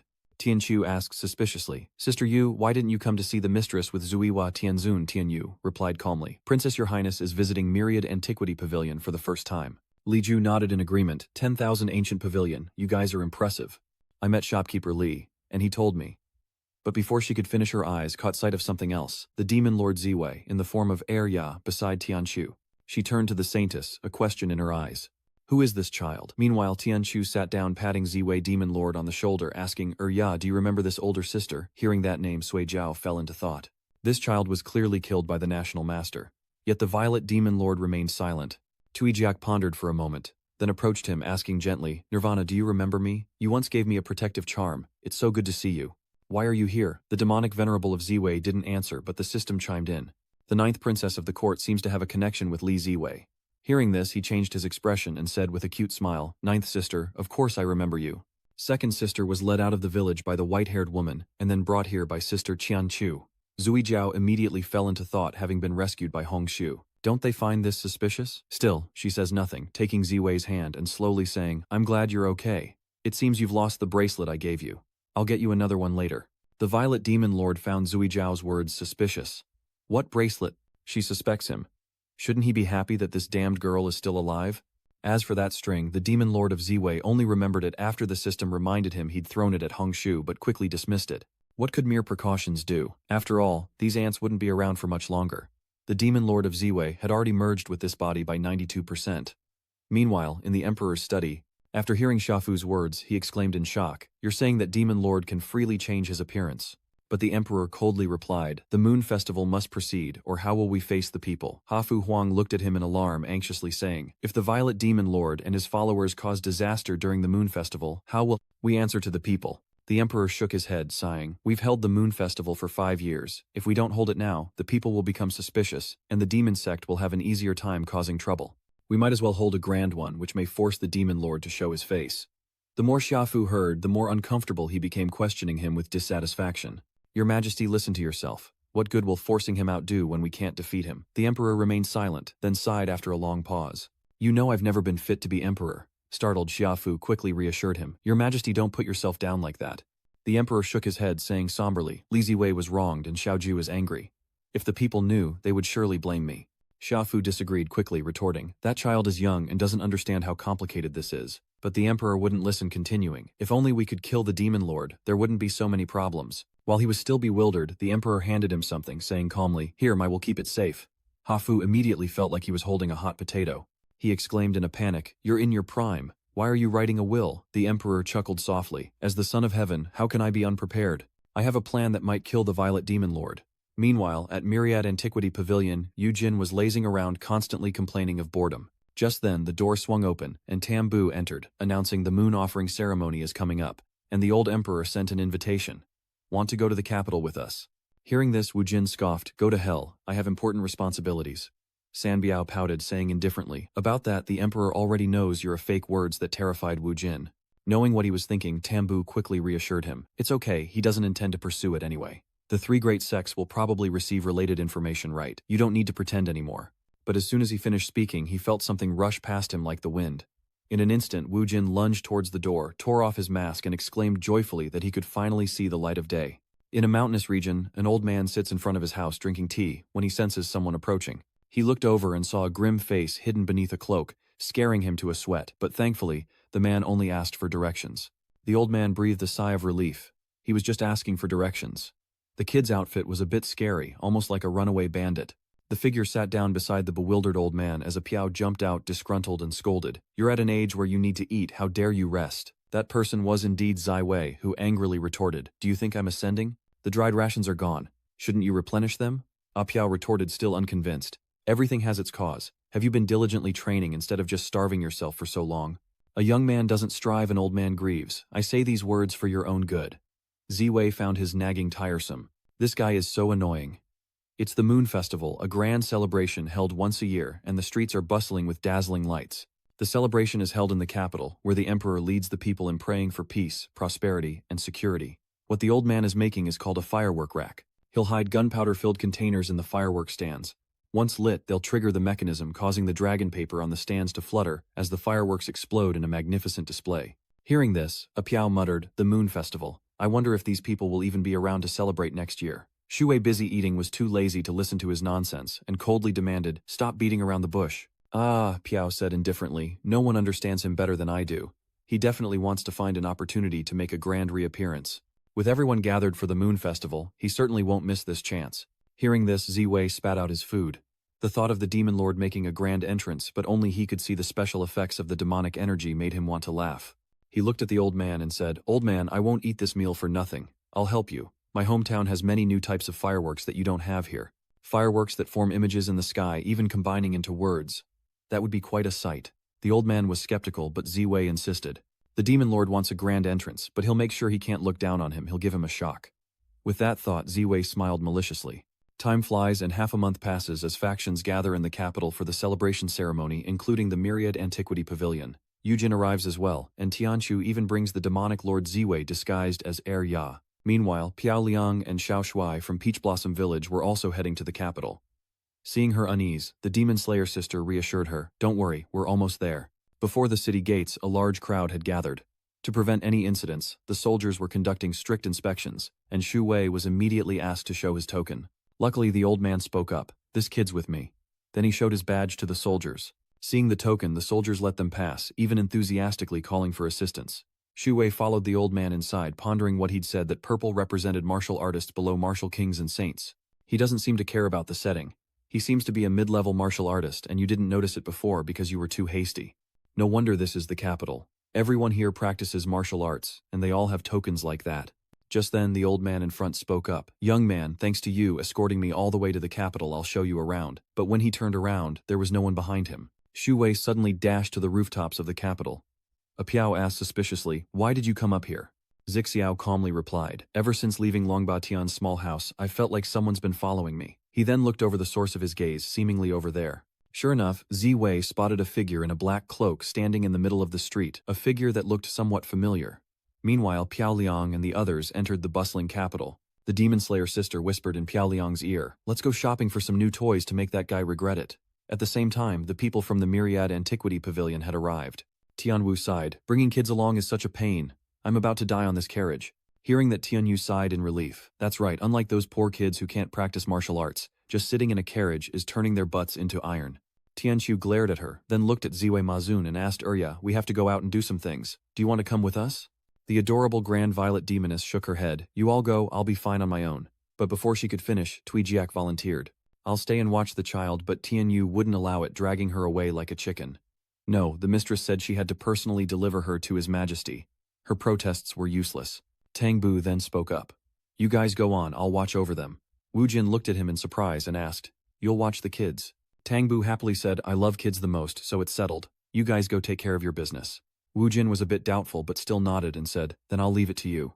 I have some things to do as well, I'll be back later." "Okay, leave it to me, don't worry." Tang Biao agreed casually, but no one noticed the bloodshot eyes that betrayed his control. After everyone left, Arya returned to her room, the fusion rate nearly complete. Just then, the system spoke up again. The system detects Hongshu's presence, causing Ziwei Demon Lord to frown, and then coldly snort, lamenting Tianquan's death, Hongshu's disobedience, and blaming his subordinates' incompetence, declaring Hongshu useless and deciding to handle things himself. Meanwhile, Hongshu is bewildered, sensing two different presences of her master, unsure which way to go. After hesitating, Hongshu ran towards the stronger presence, just as Ziwei arrived. Seeing a strand of white hair on the ground, he was stunned. Could it be Hongshu's? But where was she? As Ziwei searched, a Piao jumped out laughing. That guy's close, he must sense your aura, how novel. Ziwei frowned, asking your true form. But before he could answer, he saw a figure running into the distance, and he quickly gave chase. Hongshu was running frantically when she suddenly heard someone call out to her, causing her to stop in her tracks. Hongshu stopped on the rooftop and turned around. It was Ziwei who had caught up, and he spoke indifferently. It is you after all. Ziwei smiled, removed his cloak and approached step by step, asking, were you the one following me? Why follow me without revealing yourself? Why disappear like that? But before he could answer, Hongshu blankly asked, who are you leaving? Ziwei stunned and unsure how to react. Hongshu narrowed her eyes, saying gravely, you carry my master's aura, but you are not my master. She had been watching him for a long time. He was familiar, but she couldn't remember who he was. Hearing this, Ziwei frowned in contemplation. What's going on here? Lost her mind. A few suddenly chimed in. Did the system do it, steal her soul? You call it consciousness, Shu Wei realized. So Hongshu disappeared for so long. She returned to the demon lord's side. That bastard stole her consciousness. As the two pondered, a voice suddenly called out from behind. Hongshu. They both looked over to see the demon lord Ziwei appear. He raised an eyebrow and said with a smile, I thought you were nearby and not reporting for duty. Looks like you guys are having fun. We finally meet. The one who brought Li Ziwei to him was Zheng Biao. Meanwhile, Master Rukong arrived in the capital and greeted Piao Liang. We meet again, young lady. Amitabha. Piao Liang smiled at her and said warmly, it's been a long time. How have you been, master? This is the master I was talking about. He hasn't come in years and it's rare to see him. So you two know each other. Master Rukong looked intently at the two and asked suspiciously, are you two here to request a blessing? Wait, she says excitedly, Master, I'll take 3, 1 for each of them. The master nodded slightly, then looked at Piao Liang and asked, and this one, you don't need one. Piao Liang hesitated for a moment before saying, Master, are you telling me to stay by his side? But before he could finish, a commotion erupted in the distance and the sky suddenly lit up. The children stared in awe while the adults watched with glee, mistaking it for fireworks. The sky lit up with explosions and thunderous sounds, exciting Piao Liang's group as they watched intently.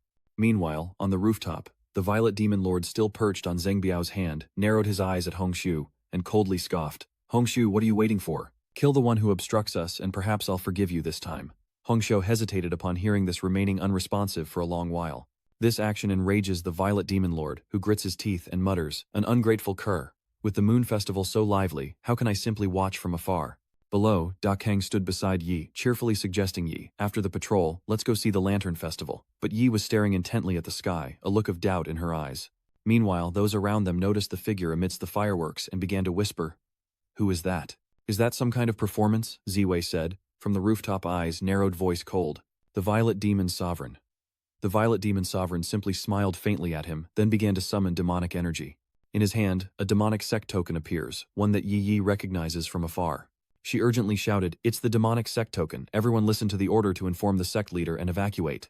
Dak Kwang hurried to evacuate everyone, but at the same time Yi noticed a strange group of people. On the rooftop, Ziwei's expression was grim as he stood silently, his fists clenched. As the citizens evacuated, someone noticed Ziwei and shouted, it's Ziwei, the devil venerable. But no sooner had he spoken than the people behind him suddenly darted away like the wind, startling him.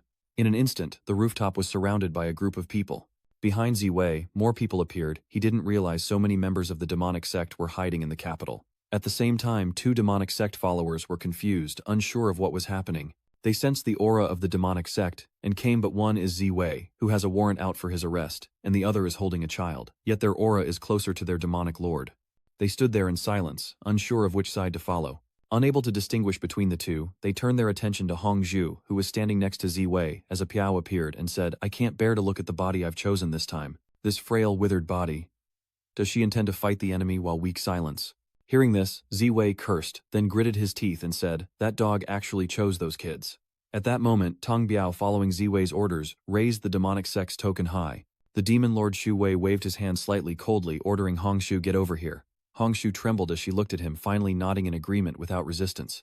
Yes, master, with Hongshu on our side, the violet demon lord is even more pleased. He immediately shouted, everyone, listen to my orders, kill the impostor. Seeing this, the demon cultists immediately gathered around him, while Xia Fu and Zui Jiao rushed to the emperor's side after learning the situation. Looking at the scene below, the emperor calmly said, join the 3 great sects and protect the people from that demon. I'll deal with him.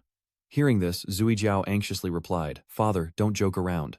All of my siblings have already fled. Besides, how can you possibly face him?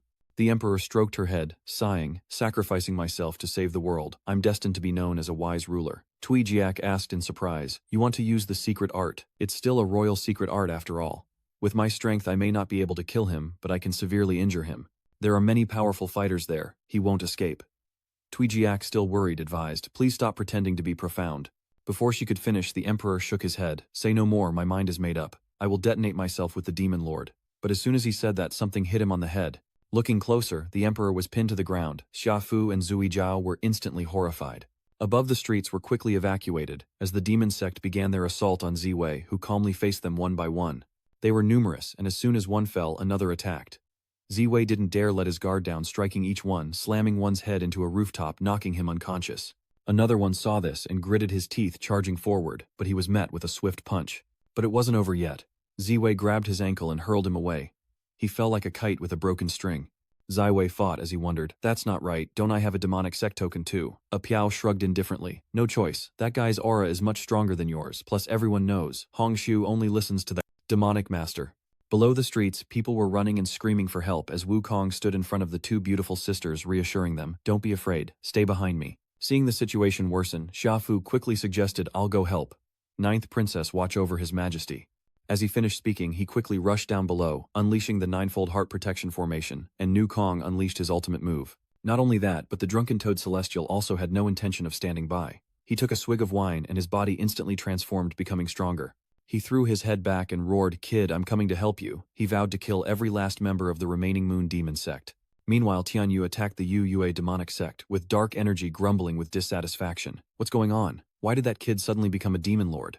On the rooftops, Ziwei faces the violet demon lord Hongshu and a horde of the demon sect's remnants. For everyone he takes down, another rushes in. Ziwei glanced at the three figures, realizing that Teng Biao was not himself. He must be under the demon lord's control. Knowing that to defeat the enemy, you must first defeat their leader, Ziwei lunged towards him. Meanwhile, the leaders of the Three Origins sect and the Blissful Palace were at the Myriad Antiquity Pavilion, missing the letter about the false demon lord and planning to sneak in to test him. Down in the streets, the Iron Cloak sect struggled to evacuate the massive influx of people into the capital. Just then, something flew in, smashing into a nearby pavilion and sending them into a panic. Upon closer inspection, Tang Biao lay amidst the rubble as Ziwei leapt from the rooftop. A Piao calmly stated, he's being controlled by the system's twin charm. Wei nods slightly. I thought I knocked him out and threw him aside. He glances back, raises an eyebrow at the Violet Demon Lord, and asks coldly, wanna fight? The Violet Demon Lord didn't answer. He was waiting for the system to merge, which kept spitting out notifications, ultimately concluding that Ziwei didn't belong to its dimension. Hearing this, the Violet Demon Lord sneered. The system spoke of a world beyond, so you're the outsider. No wonder you can ignore the rules of this world, easily destroy my demon sect, and even take away my demon blood furnace, and collect my remaining soul. Everyone below, hearing the Violet Demon Lord's words, looked up wary of him. Even those living near the Medicine King Valley knew of his cruelty, and were extremely cautious. Piao Liang's expression turned sour as she muttered, Wei and the second master of the Violet Demon sect are getting more and more excited. He looks up to the sky and laughs, trembling at humanity. Today I will definitely. But before he could finish, he was punched. The one who attacked was, of course, Ziwei. Hongshu was stunned by the sight. His actions were too fast. The remnants of the demon sect couldn't react as they watched their master get pummeled. Ziwei coldly scoffed. All that talking, did you really think taunting your enemy would pause time? The demon lord Ziwei took a punch to the face, and at that moment the system announced that the fusion rate had reached 100%. Suddenly, Nia's body is enveloped in dark energy, and his limbs begin to swell. Seeing this, Ziwei asks in surprise, what's going on? Did my punch cause him to mutate? A Piao chuckled. Allow me to explain. Each time he changes bodies, there's a period of weakness, because the soul and body can't immediately merge completely. Once they do, he'll return to his peak, at which point he can choose to hide or abandon the body to be reborn. From the looks of it, the Violet Demon Lord intends to revert to his original form. Before their very eyes, the Violet Demon Lord began to transform, his deep voice echoing. Very good, the feeling of power returns. I've finally escaped this burdensome body. Now watch closely, for this is my true form. Lost in his laughter, he doesn't realize he's naked. And the Demon Slayer quickly covers her eyes, while Piao Liang shields the little commander from the shocking sight. Meanwhile, Dakyang shielded his eyes. In an instant, the Violet Demon Lord completed his transformation, and fireworks exploded in the sky. Seeing this, he smirked and said, a double dragon ascension, truly a magnificent sight, and only this scene is worthy of my status. Finally, the system couldn't hold back any longer. Host, there are two things I don't know if I should say. The Purple Star Demon Lord coldly grunts, speak quickly. The system hesitates then says, first, this is an insult roughly meaning idiot, and I'm the only one in this dimension who can translate it. This firework was specially prepared for you. And secondly, it told the demon lord that he was naked in front of the entire capital. Hearing this, the demon lord Ziwei gritted his teeth and cursed. You dare insult me, you will pay the price. With that, he punched down with a vengeance, turning the ground into rubble. Ziwei dodged, raised an eyebrow, and said with a smile, looks like you're not happy with the surprise I prepared, so let me show you something good. As soon as he finished speaking, a black orb appeared in his hand. Without hesitation, Ziwei sent it hurtling towards the demonic lord, who quickly dodged. He didn't expect him to absorb Tianquan's inner core. Just then, Yujin jumped onto the roof with Xiao Shuai, who shouted, Master, I'm here to help. But as soon as he arrived, Ziwei grabbed Wu Jin's face and unceremoniously tossed him away, scoffing, don't you know your own weight? Press the transform button for me. In the end, only little Sai remained. Ziwei hurriedly shouted. Little Cool understood and nodded, forming a mantra with her hands in front of her chest, focusing her inner energy. In an instant, a phantom of the Buddha appeared. With a strike from the girl, dust and smoke filled the air. Ziwei then unsheathed a sword, the Shengfang treasure sword said, to be passed down through generations capable of ending anything. While the demonic Lord Ziwei was transforming, he rushed in for the kill, but another thud echoed and dust filled the air, obscuring Shu Wei's vision. As the smoke clears, a figure with fair skin emerges. It's a woman. The Violet Demon Lord has transformed into a woman. Seeing this, Ziwei froze, wondering what was happening now. It turned into a young girl. After transforming the Violet Demon, Lord happily exclaimed that this was also a function of the system consuming a large number of points in a state of complete prosperity. He could briefly transform himself into the form with the most destructive power. But Ziwei recovered, saying, is this system crazy? What kind of attack power does a girl have? He's even got 36 Ds who expects the villain to be selling sex appeal. With that, he charged forward. His sword now enveloped in demonic energy, Ziwei commanded Xiao Shuai attack from both sides. He quickly arrived before the Violet Demon Lord, scoffing, you think turning into a woman will stop me from hitting you? Time to die, kid. Meanwhile, Hongshu anxiously watched their battle, unaware someone was approaching her from behind. The beautiful Hongxiu slowly approaches quietly, asking, have you become Awei's enemy? Hongshu narrowed her eyes, asking in a low voice, who are you? This strange familiar feeling. I hate you, yet I don't want to hurt you, Piao Liang. At the same time, Piao Liang wondered if Hongshu had forgotten them. What had happened to her after she left? As she pondered, Hongxiu coldly stated, move, I have no interest in attacking you. Piao Liang didn't respond, nor did she move. She pondered something wasn't right. Hongshu must remember her, or she would have attacked already. Seeing her unmoving, Hongshu drew her blade, warning grimly, move aside or I won't be so polite. Piao Liang stared intently, remembering Ziwei's words, she could absorb demonic energy. Though unseen, an attack would surely reveal it. Unable to reason with her, Hongxiu launches an attack, but Piao Liang remains calm, determined to stop her from interfering with Ziwei and Xiao Shuai. In the battle between Ziwei and the Demon Lord Ziwei, Ziwei is relentlessly pushing his opponent into a defensive position. The Demon Lord Ziwei had barely taken 2 steps back when he was met with an attack from Xiao Shuai. Xiao Shuai strikes from above, but he catches the blow with his bare hand. The Demon Lord Ziwei scoffs unimpressed and throws Xiao Shuai away. Thankfully, Xiaofu appeared just in time to catch her and anxiously asked, are you all right? Your master? But before he could finish, his eyes turned to something else. Meanwhile, Ziwei was forced back by the Violet Demon Lord, but he refused to yield, using the momentum to charge forward like the wind. With a thunderous roar, explosions erupted, sending dust and debris flying, and the Dark Star Demon Lord's form shifted again, even more grotesque than before. Seeing this, Ziwei exclaimed in shock, it's changed form again. As he panicked, the Violet Demon Lord attacked. Demonic energy surged from his hand, crashing into Ziwei, severing his arm. Seeing this, Xiaofu and Xiao Shuai immediately panicked, while Piao Liang, who was about to fight, stopped, a trace of worry in her eyes. At that moment, the Violet Demon Lord grabbed Ziwei's neck, lifting him into the air, and said with a cold laugh, do you find my torment amusing? He hadn't had a moment of peace since Ziwei appeared. Ziwei bit his lip, thinking, he's so strong. Is this the power of the top martial artist? It hurts like hell. Can't he just finish me off? But just then, Ziwei Demon Lord's eyes widened in shock, because Ziwei's arm was gradually recovering, and he exclaimed in surprise, regeneration. Immediately, he struck Ziwei with demonic energy again. The Violet Demon Lord roared, let's see if your regeneration is faster than my flames. This sight caused the onlookers' faces to grow even more solemn. Tuijiak watched from the platform, anxiety rising. Shopkeeper Li Wai is desperate to help, but Daqiang is holding him back.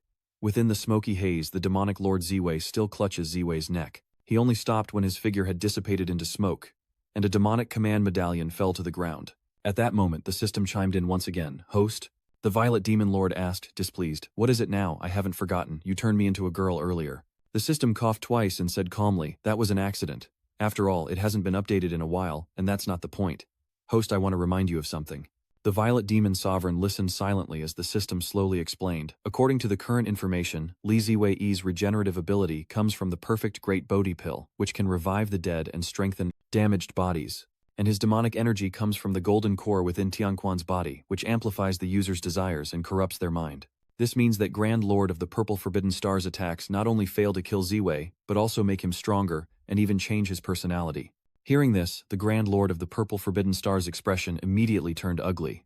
At that moment, a figure emerged from the dust cloud. It was indeed Ziwei, but completely naked. Zixiao stood there, dumbfounded for a long time, then looked down at his body, muttering in surprise, "Why am I naked too?" Just then he suddenly remembered something and quickly bent down to search, soon finding Zixiao's space pouch. He quickly emptied it out, causing many items to spill onto the ground. A mountain of objects that made the Demon Lord Ziwei's eyes narrow. The system spotting the items urgently warned, "Host, most of these are your predecessor's tools." After transmuting and piling up in the chamber, it seems that sending Tianquan to subdue him was a mistake. The Violet Demon Lord scoffed, cursing that he never knew a remnant soul resided within him, a soul that betrayed him and sided with that wretch. Taking advantage of his distraction, the Violet Demon Lord lunged forward, intending to destroy his belongings, first demonic energy, engulfing the area in an instant.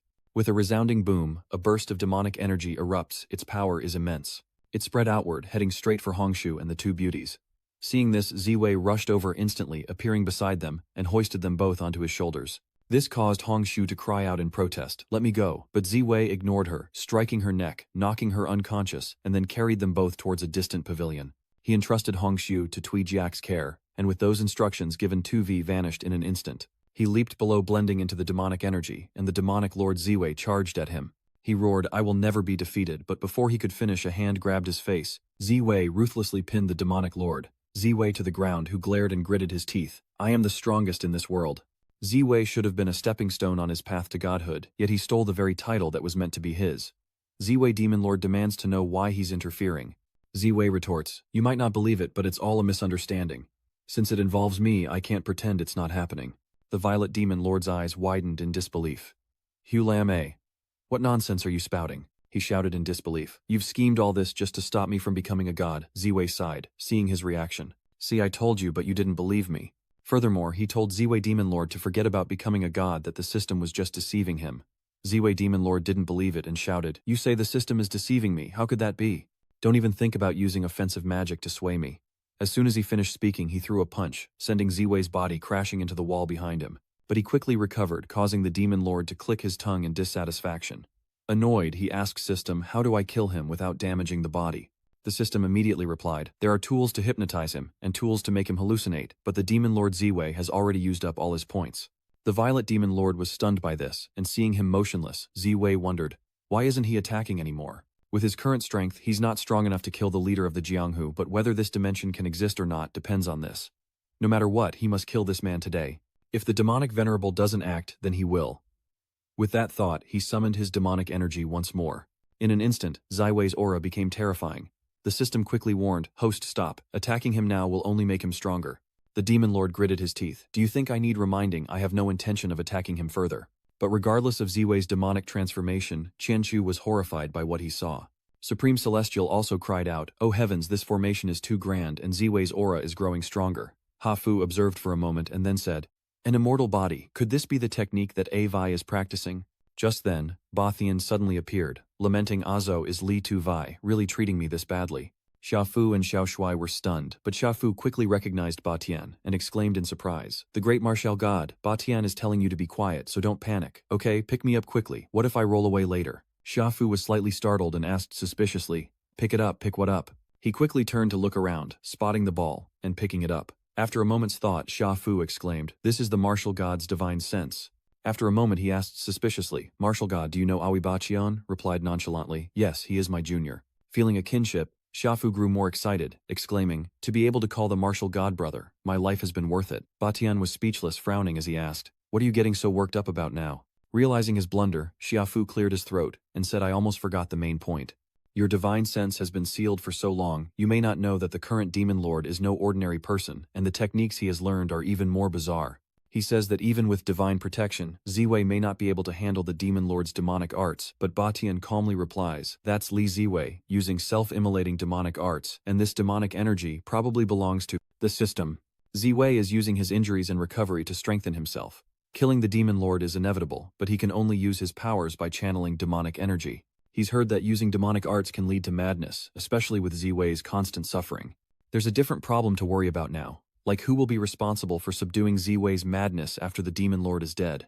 But Ziwei smirked, then threw his head back and roared, shocking the demon lord. Before he could understand what was happening, a surge of demonic energy struck him, and Ziwei kicked him, appearing out of nowhere. The demon lord's ribs snapped as his body slammed into the ground, sending dust flying. Trembling, the demon lord Ziwei sat up amidst the rubble, muttering, how can this be? He's become too powerful. Immediately he roared, system, hurry and help me, but no matter how long he called, there was no answer, and he screamed madly. System, am I not the chosen one? But no one answered, and the Violet Demon Lord glared at Violet, gritting his teeth as he spoke. You think you can defeat me? As long as the system is here, I can start over. But no sooner were the words out of his mouth than a dark energy blast hurtled toward him. Ziwei scoffed, ignoring the scream of terror in his ear, as the Demon Lord, utterly unwilling to accept his fate, roared, I'll return again and again. If I can't kill you, I'll kill everyone you care about. But he just exploded in front of Ziwei. Seeing this, Xiaofu couldn't help but mutter, the Demon Lord just exploded like that. At that moment, the remaining members of the demonic cult, who were still fighting, paused, then turned tail, and ran shouting, our master is dead. What's the point of fighting? Run for your lives. Seeing this, she led the Iron Cloak sect to intercept them coldly, declaring, don't even think about it. The fighters were stunned by the sudden turn of events, unsure of what was happening. Tian Yu watched the murmuring crowd, muttering in confusion, wondering if he was really that powerful. Just then, Tianqiu noticed something and cried out, wait, Li Ziwei's state is not good. In that instant, Demon Lord Ziwei exploded and died, and the system began communicating with another system. They're trying to find another host. Logically, this kind of consciousness can't continue to exist after the main consciousness disappears, especially since Ziwei's consciousness has always been dominant.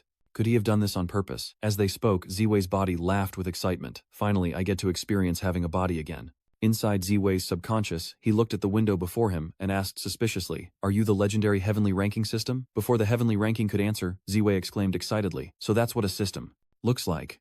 No wonder it can scare people. Enraged by his words, it suddenly meows, instantly transforming into a mini entity. Ziwei gives a thumbs up so you can shapeshift. So high class, so high class. The heavenly ranking cried out in dissatisfaction. You're doing this on purpose, using this method to stop me from finding a new host. Thanks to the guidance of Senior Longba, Tian Ziwei retorted. Tianbang scoffed, why would a stray consciousness caught in this world oppose me? Ziwei narrowed his eyes, not answering, but instead asking suspiciously, I want to ask, why did you cause all this trouble? Tianbang turned his head away, pouting, you don't understand. This is a great undertaking that your kind can't comprehend. Hearing this, Ziwei was speechless, angrily flipping him off and saying, you should know your place, Zhuang Junjie, stop acting so important. Tianbang stared intently at his finger, wanting to hit him, but after hesitating for a long time, he finally said, you're not so bad either. Whether it's the original dimension Ziwei was in or the current one, it's all just a string of data managed by those guys. These dimensions under their control are like a well-oiled machine. They assign each dimension to a corresponding management department to ensure their orderly operation. Ziwei, uncomprehending, frowned and asked, so the heavenly tablet was provoked again, flying into a rage and scolding him. What kind of reaction is that? The world you're in is fake. Shouldn't that make you sad, angry, and want to change things? Ziwei retorted. I am a little sad, yes, but do I look like someone who can change the system? People often say the world is just a big online game and we're all NPCs, but the emotions Ziwei feels the warmth and joy of being with loved ones or even just anger or sadness. These emotions are very real to people. Tianbang snorted coldly. You should join me. Your body is occupied by that wisp of a soul. Without my help, you'll be trapped here forever. Hearing this, Ziwei remained calm and spoke. According to the original plan, I should borrow your power to regain control of my body, but after all, the favored one of this world is standing right here. Outside, Tuijiak stood on a high building, deeply worried for Ziwei, but Ziwei's body had already been taken over by Ziwei, the Devil Lord who was channeling demonic energy and attacking everyone without hesitation. In an instant, the capital's streets were engulfed in demonic energy. The Demon Lord Ziwei laughed triumphantly, reveling in the body's power. Seeing this, Zui Jiao's expression immediately turned grave. She looked at Piao Liang, worried Miss Win shopkeeper Li seems, but looking at Piao Liang, she grew even more concerned as her condition was no better. After a long pause, Piao Liang looked down at the Demon Lord Ziwei below and muttered, this isn't a way. Hearing this, Zui Jiao cried out in alarm, I don't understand. Piao Liang's expression was grave, as she whispered, I can sense the aura of a Demon Lord clinging to Ziwei's aura. Tuija frowns, crying out in disbelief. The aura of a demon lord. What are we going to do? But Piaoliang didn't answer, and Tuijiak kept calling out to her. Before he could react, Piaoliang leaped from the platform, causing Zui Zhao to cry out in alarm. Miss Nguyen, what are you doing? I'm doomed. I was supposed to look after Miss Nguyen per Manager Li's instructions. Piaoliang leaps down, entering the heart of the demonic energy, causing Xiafu to cry out in alarm. Miss Nguyen, he wanted to help, but Batian stopped him, saying don't rush. Xiafu anxiously said, Senior, as you said, Aoi's state is clearly wrong. If Miss Nguyen rushes in now, something big might happen. Batian calmly replied, anyone else rushing in would surely die, but this one is the Heavenly Maiden. The Heavenly Maiden is the lucky one. They speak of the Child of Fortune. Such people appear in different dimensions from time to time, and the system should be supporting her. But the heavenly ranking altered the dimension's information, turning the Heavenly Maiden into its tool. Zaiwei's appearance broke the balance, freeing the Heavenly Maiden from the system's influence. The remnant soul entrusted its demonic energy to her. The demonic energy comes from the system, and the system serves the Heavenly Maiden. With the Heavenly Maiden taking action, Ziwei will have less to worry about. Just as he said when Piaoliang approached the demon lord Zaiwei, she completely absorbed his demonic energy. Though she couldn't see it, the aura belonged to the demon lord, and she was sure she could suppress it. Even a little bit, she wanted to help Ziwei. Outside, Tianchu and Tianyu watched anxiously, fearing for Piaoliang, but thankfully it wasn't long before the demonic energy on Ziwei's body disappeared. His body weakened, he fell into Piaoliang's arms. Initially, startled Piaoliang exclaimed happily, it worked. Seeing that the situation was stable, Yi rushed over, asking worriedly, Miss Nguyen, are you hurt? Piaoliang shook her head, I'm fine. Away Yi checked him over. Li Ziwei just fainted. He'll be all right when he wakes up. She glanced at the spirit beside her father and asked suspiciously, Father, who is this? Before he could answer, Ba Thian spoke up. It's the legendary god of war. Hearing this, he froze. Due to the destruction of the capital after the battle with the demon lord, the moon offering ceremony had to be cancelled. By the time the two grandmasters learned of this, all the remaining members of the demonic sect had been captured, and after being unconscious for over half a month, Li Ziwei finally awoke. Moreover, a system has appeared beside him, its mechanical voice slowly echoing in his ear. Li Ziwei has been locked as the host, the supreme demon lord of the martial world. Hearing this, Ziwei really wanted to close his eyes and go back to sleep, hoping it was just an illusion. But the system retorted in dissatisfaction, don't pretend to be asleep. Weren't you the one who forcibly locked onto me? Now you're unwilling. Reluctantly accepting his fate, Shuwei sighed. Don't get the wrong idea. I'm just lamenting the fact that I'm about to become the greatest under heaven.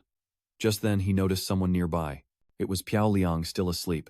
But before he could wake her, a crash echoed through the room. Li Jiao rushed in, saw him and shouted, Shopkeeper, Li, you're awake. Shuwei nodded slightly, then asked with a hint of confusion, Pretty, how long have I been asleep? At that moment, Piaoliang also groggily woke up from the noise. Shuwei smiled at her and said, Thank you for everything, my dear. Immediately, Piaoliang burst into tears in Shuwei's arms. Finally, he was awake. Shuwei comforted her, stroking her head. Don't cry. It was then that Dui Jiao spoke. After you fell into a coma, Miss Ruan watched over you for more than half a month. Words that greatly startled Shu Wei. Soon news of his awakening spread far and wide, first reaching the Ha family, then the Wangu sect. Even drunken Toad Celestial knew. Upon hearing the news, Yujin rushed over, his voice preceding him. He was bawling at Ziwei's feet, saying he longed for you to wake up. Even the servant beside Wu Jin spoke with grief. My lord, you don't understand. The young master has been despondent ever since you remained unconscious, even commissioning a golden statue in your image. Day and night he prayed for her. Ziwei was speechless, and after a long pause he remembered something and pushed Wu Jin away, asking, Where's Hong Shu? Just then Piaoliang walked in and replied, Miss Hong Xiu hasn't woken up yet. She's been unconscious since that day. Ziwei quickly went to Hong Shu and said, Lord Sha has told you the situation, and the remaining demonic cult members have been imprisoned. Hong Shu has a special connection with you, Avi, so I think you should decide what to do with her. Remembering something, he added, Oh right, this is that Lord's divine consciousness. I'm returning it to you, Avi. He then handed the gem to Ziwei, who frowned at Hong Shu, in bed lost in thought. He wondered if Long Batian could resolve Hong Shu's condition when suddenly the system popped up. Ziwei glanced at it, waiting for it to speak.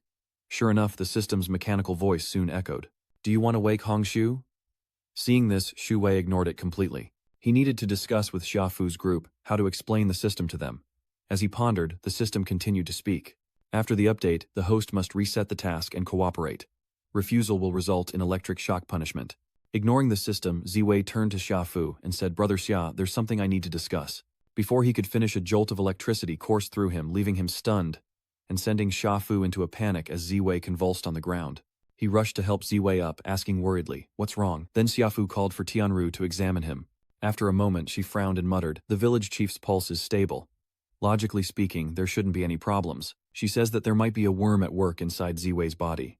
It's all my fault for not being skilled enough, Tianru says with a sigh, blaming herself.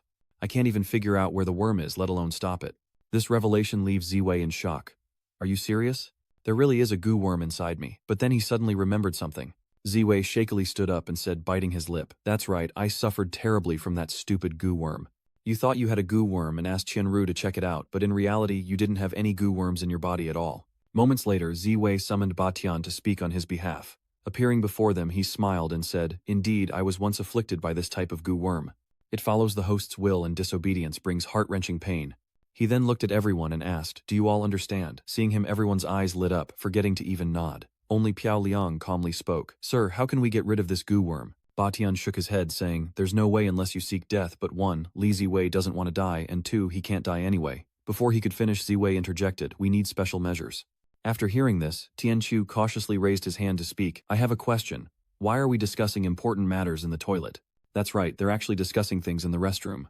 Ziwei calmly replied, good question, because this goo worm respects personal privacy quite a bit, so it can't hear our plans here. He explains that the goo worm will fall asleep upon entering the Medicine King Valley, so they need to go there, but if the goo worm senses their intentions, it will try to stop them. He nods in understanding they need to move away to the Medicine King Valley, without the goo worm knowing. Hearing this, she voiced her concerns. If the worm only sleeps temporarily and isn't eradicated, wouldn't he be stuck in the Medicine King Valley forever? Ziwei smiled and shook his head. It's all right, the senior and I have already discussed a countermeasure. Time is of the essence, and I need your help next. He then began to explain the plan to everyone, based on the data from the Demon Lord's investigation, to find the true stronghold of the demonic sect. According to the Demon Lord's remnant soul, there's an item in the demonic sect's secret chamber that he exchanged from the system. The golden pill that Tianquan drank can create illusions, and the system needs time to pull Ziwei out of the illusion, enough time to bring his unconscious body to the Medicine King Valley. Once he arrives at Medicine King Valley, hand Long Batian over to the Valley Master. They'll know what to do next. Meanwhile, at the Administration Bureau, a certain overworked employee was burning the midnight oil when someone approached her asking, hey, you're in charge of the heavenly ranking dimension, right?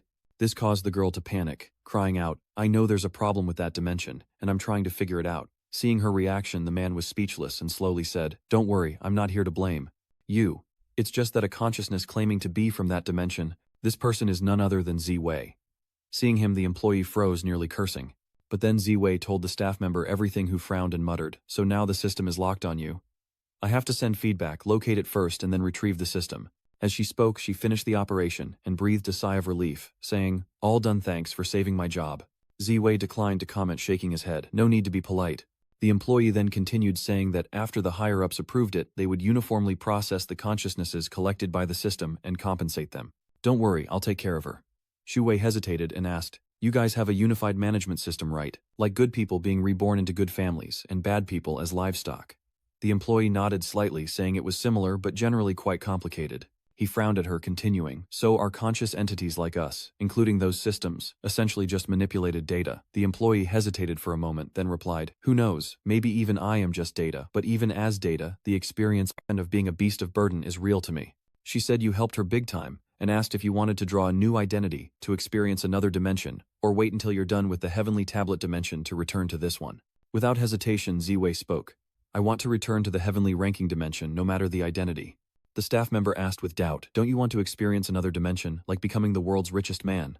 Ziwei shook his head, slightly smiling as he said, I might have been interested before, but not anymore. After all, there's someone waiting for me in that dimension.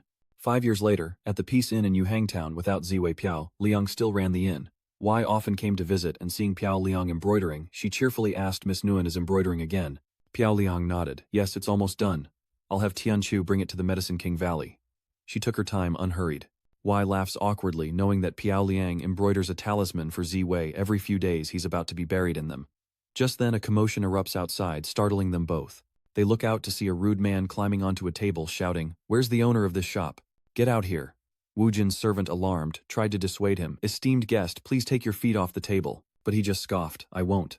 What can you do about it? No sooner had he spoken than the shop's #1 fighter Xiao Shuai threw him out. Xiao Shuai has grown much taller now. Standing in front of the shop, she says defiantly, Master once said, if you don't offend me, I won't offend you. If you offend me, beat him to death.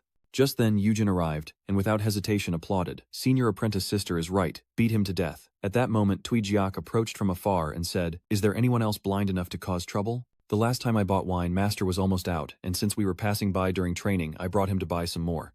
The master she speaks of is none other than the drunken toad celestial.